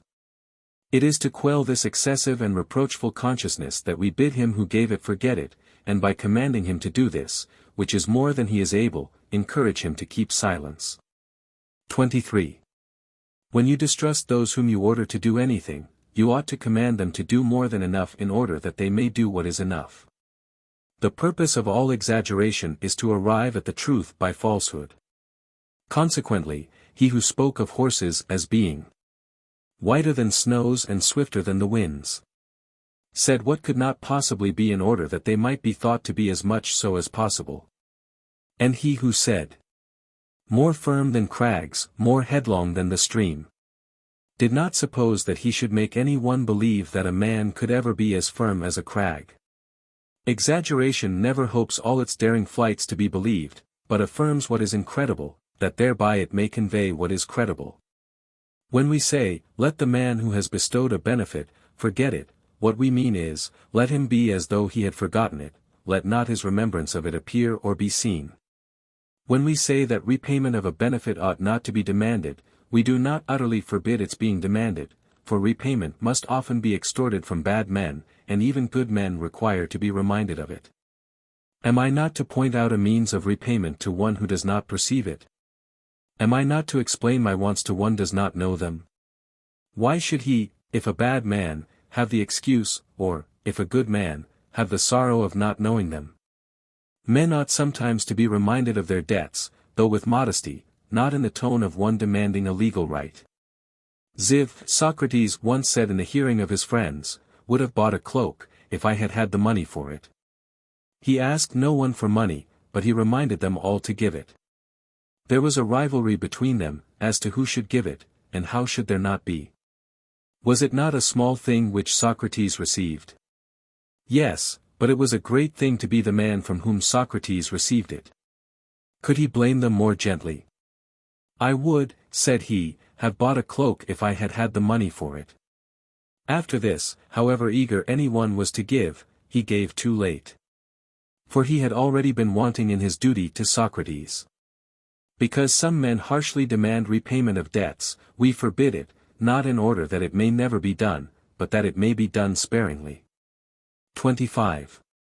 Aristippus once, when enjoying a perfume, said, bad luck to those effeminate persons who have brought so nice a thing into disrepute. We also may say, bad luck to those base extortioners who pester us for a fourfold return of their benefits, and have brought into disrepute so nice a thing as reminding our friends of their duty. I shall nevertheless make use of this right of friendship, and I shall demand the return of a benefit from any man from whom I would not have scrupled to ask for one. Such a man as would regard the power of returning a benefit as equivalent to receiving a second one. Never, not even when complaining of him, would I say, a wretch forlorn upon the shore he lay. His ship, his comrades, all were swept away. Fool that I was, I pitied his despair, and even gave him of my realm a share. This is not to remind, but to reproach, this is to make one's benefits odious to enable him, or even to make him wish to be ungrateful. It is enough, and more than enough, to remind him of it gently and familiarly. If aught of mine hath e'er deserved thy thanks. To this his answer would be, of course you have deserved my thanks. You took me up, a wretch forlorn upon the shore. XXVI, but, says our adversary, suppose that we gain nothing by this, suppose that he pretends that he has forgotten it, what ought I to do? You now ask a very necessary question, and one which fitly concludes this branch of the subject, how, namely, one ought to bear with the ungrateful. I answer, calmly, gently, magnanimously. Never let anyone's discourtesy, forgetfulness, or ingratitude, enrage you so much that you do not feel any pleasure at having bestowed a benefit upon him. Never let your wrongs drive you into saying, I wish I had not done it. You ought to take pleasure even in the ill success of your benefit. He will always be sorry for it, even though you are not even now sorry for it. You ought not to be indignant, as if something strange had happened. You ought rather to be surprised if it had not happened. Some are prevented by difficulties, some by expense, and some by danger from returning your bounty. Some are hindered by a false shame, because by returning it, they would confess that they had received it, with others ignorance of their duty, indolence, or excess of business, stands in the way. Reflect upon the insatiability of men's desires. You need not be surprised if no one repays you in a world in which no one ever gains enough. What man is there of so firm and trustworthy a mind that you can safely invest your benefits in him? One man is crazed with lust, another is the slave of his belly, another gives his whole soul to gain, caring nothing for the means by which he amasses it. Some men's minds are disturbed by envy, some blinded by ambition till they are ready to fling themselves on the sword's point. In addition to this, one must reckon sluggishness of mind and old age. And also the opposites of these, restlessness and disturbance of mind, also excessive self-esteem and pride in the very things for which a man ought to be despised. I need not mention obstinate persistence in wrongdoing, or frivolity which cannot remain constant to one point. Besides all this, there is headlong rashness, there is timidity which never gives us trustworthy counsel, and the numberless errors with which we struggle, the rashness of the most cowardly, the quarrels of our best friends. And that most common evil of trusting in what is most uncertain, and of undervaluing, when we have obtained it, that which we once never hoped to possess. Amidst all these restless passions, how can you hope to find a thing so full of rest as good faith? 27. If a true picture of our life were to rise before your mental vision, you would, I think, behold a scene like that of a town just taken by storm, where decency and righteousness were no longer regarded, and no advice is heard but that of force. As if universal confusion were the word of command. Neither fire nor sword are spared, crime is unpunished by the laws, even religion, which saves the lives of suppliants in the very midst of armed enemies, does not check those who are rushing to secure plunder. Some men rob private houses, some public buildings, all places, sacred or profane, are alike stripped, some burst their way in, others climb over. Some open a wider path for themselves by overthrowing the walls that keep them out, and make their way to their booty over ruins, some ravage without murdering, others brandish spoils dripping with their owner's blood. Everyone carries off his neighbor's goods. In this greedy struggle of the human race surely you forget the common lot of all mankind, if you seek among these robbers for one who will return what he has got. If you are indignant at men being ungrateful, you ought also to be indignant at their being luxurious, avaricious, and lustful. You might as well be indignant with sick men for being ugly, or with old men for being pale. It is, indeed, a serious vice, it is not to be borne, and sets men at variance with one another, nay, it rends and destroys that union by which alone our human weakness can be supported. Yet it is so absolutely universal, that even those who complain of it most are not themselves free from it. 28. Consider within yourself, whether you have always shown gratitude to those to whom you owe it, whether no one's kindness has ever been wasted upon you, whether you constantly bear in mind all the benefits which you have received. You will find that those which you received as a boy were forgotten before you became a man, that those bestowed upon you as a young man slipped from your memory when you became an old one. Some we have lost, some we have thrown away, some have by degrees passed out of our sight, to some we have willfully shut our eyes. If I am to make excuses for your weakness, I must say in the first place that human memory is a frail vessel, and is not large enough to contain the mass of things placed in it. The more it receives, the more it must necessarily lose. The oldest things in it give way to the newest. Thus it comes to pass that your nurse has hardly any influence with you, because the lapse of time has set the kindness which you received from her at so great a distance. Thus it is that you no longer look upon your teacher with respect, and that now when you are busy about your candidature for the consulate or the priesthood, you forget those who supported you in your election to the quaestorship. If you carefully examine yourself, perhaps you will find the vice of which you complain in your own bosom. You are wrong in being angry with a universal failing, and foolish also, for it is your own as well. You must pardon others, that you may yourself be acquitted. You will make your friend a better man by bearing with him, you will in all cases make him a worse one by reproaching him. You can have no reason for rendering him shameless. Let him preserve any remnants of modesty which he may have. Too loud reproaches have often dispelled a modesty which might have borne good fruit. No man fears to be that which all men see that he is. When his fault is made public, he loses his sense of shame. Zix, you say, I have lost the benefit which I bestowed. Yet do we say that we have lost what we consecrate to heaven, and a benefit well bestowed, even though we get an ill return for it, is to be reckoned among things consecrated. Our friend is not such a man as we hoped he was. Still, let us, unlike him, remain the same as we were. The loss did not take place when he proved himself so. His ingratitude cannot be made public without reflecting some shame upon us, since to complain of the loss of a benefit is a sign that it was not well bestowed. As far as we are able we ought to plead with ourselves on his behalf. Perhaps he was not able to return it, perhaps he did not know of it, perhaps he will still do so. A wise and forbearing creditor prevents the loss of some debts by encouraging his debtor and giving him time. We ought to do the same, we ought to deal tenderly with a weakly sense of honor. XXX. I have lost, say you, the benefit which I bestowed. You are a fool, and do not understand when your loss took place. You have indeed lost it, but you did so when you gave it. The fact has only now come to light. Even in the case of those benefits which appear to be lost, gentleness will do much good. The wounds of the mind ought to be handled as tenderly as those of the body. The string, which might be disentangled by patience, is often broken by a rough pull. What is the use of abuse, or of complaints? Why do you overwhelm him with reproaches? Why do you set him free from his obligation? Even if he be ungrateful he owes you nothing after this.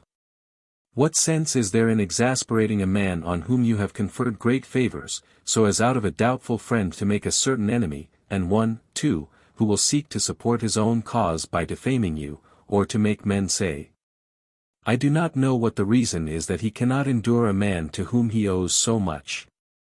There must be something in the background. Any man can asperse, even if he does not permanently stain the reputation of his betters by complaining of them.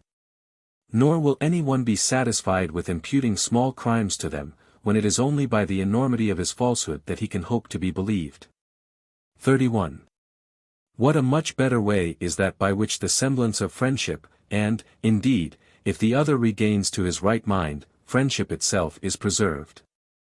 Bad men are overcome by unwearying goodness, nor does any one receive kindness in so harsh and hostile a spirit as not to love good men even while he does them wrong. When they lay him under the additional obligation of requiring no return for their kindness. Reflect, then, upon this. You say, my kindness has met with no return, what am I to do? I ought to imitate the gods, those noblest disposers of all events, who begin to bestow their benefits on those who know them not, and persist in bestowing them on those who are ungrateful for them. Some reproach them with neglect of us, some with injustice towards us, others place them outside of their own world, in sloth and indifference, without light, and without any functions. Others declare that the sun itself, to whom we owe the division of our times of labor and of rest, by whose means we are saved from being plunged in the darkness of eternal night. Who, by his circuit, orders the seasons of the year, gives strength to our bodies, brings forth our crops and ripens our fruits, is merely a mass of stone, or a fortuitous collection of fiery particles, or anything rather than a god. Yet, nevertheless, like the kindest of parents, who only smile at the spiteful words of their children, the gods do not cease to heap benefits upon those who doubt from what source their benefits are derived, but continue impartially distributing their bounty among all the peoples and nations of the earth. Possessing only the power of doing good, they moisten the land with seasonable showers, they put the seas in movement by the winds, they mark time by the course of the constellations, they temper the extremes of heat and cold, of summer and winter, by breathing a milder air upon us. And they graciously and serenely bear with the faults of our erring spirits. Let us follow their example, let us give, even if much be given to no purpose, let us, in spite of this, give to others. Nay, even to those upon whom our bounty has been wasted. No one is prevented by the fall of a house from building another. When one home has been destroyed by fire, we lay the foundations of another before the site has had time to cool. We rebuild ruined cities more than once upon the same spots, so untiring are our hopes of success. Men would undertake no works either on land or sea if they were not willing to try again what they have failed in once. 32. Suppose a man is ungrateful, he does not injure me, but himself, I had the enjoyment of my benefit when I bestowed it upon him. Because he is ungrateful, I shall not be slower to give but more careful. What I have lost with him, I shall receive back from others. But I will bestow a second benefit upon this man himself, and will overcome him even as a good husbandman overcomes the sterility of the soil by care and culture. If I do not do so, my benefit is lost to me, and he is lost to mankind. It is no proof of a great mind to give and to throw away one's bounty. The true test of a great mind is to throw away one's bounty and still to give.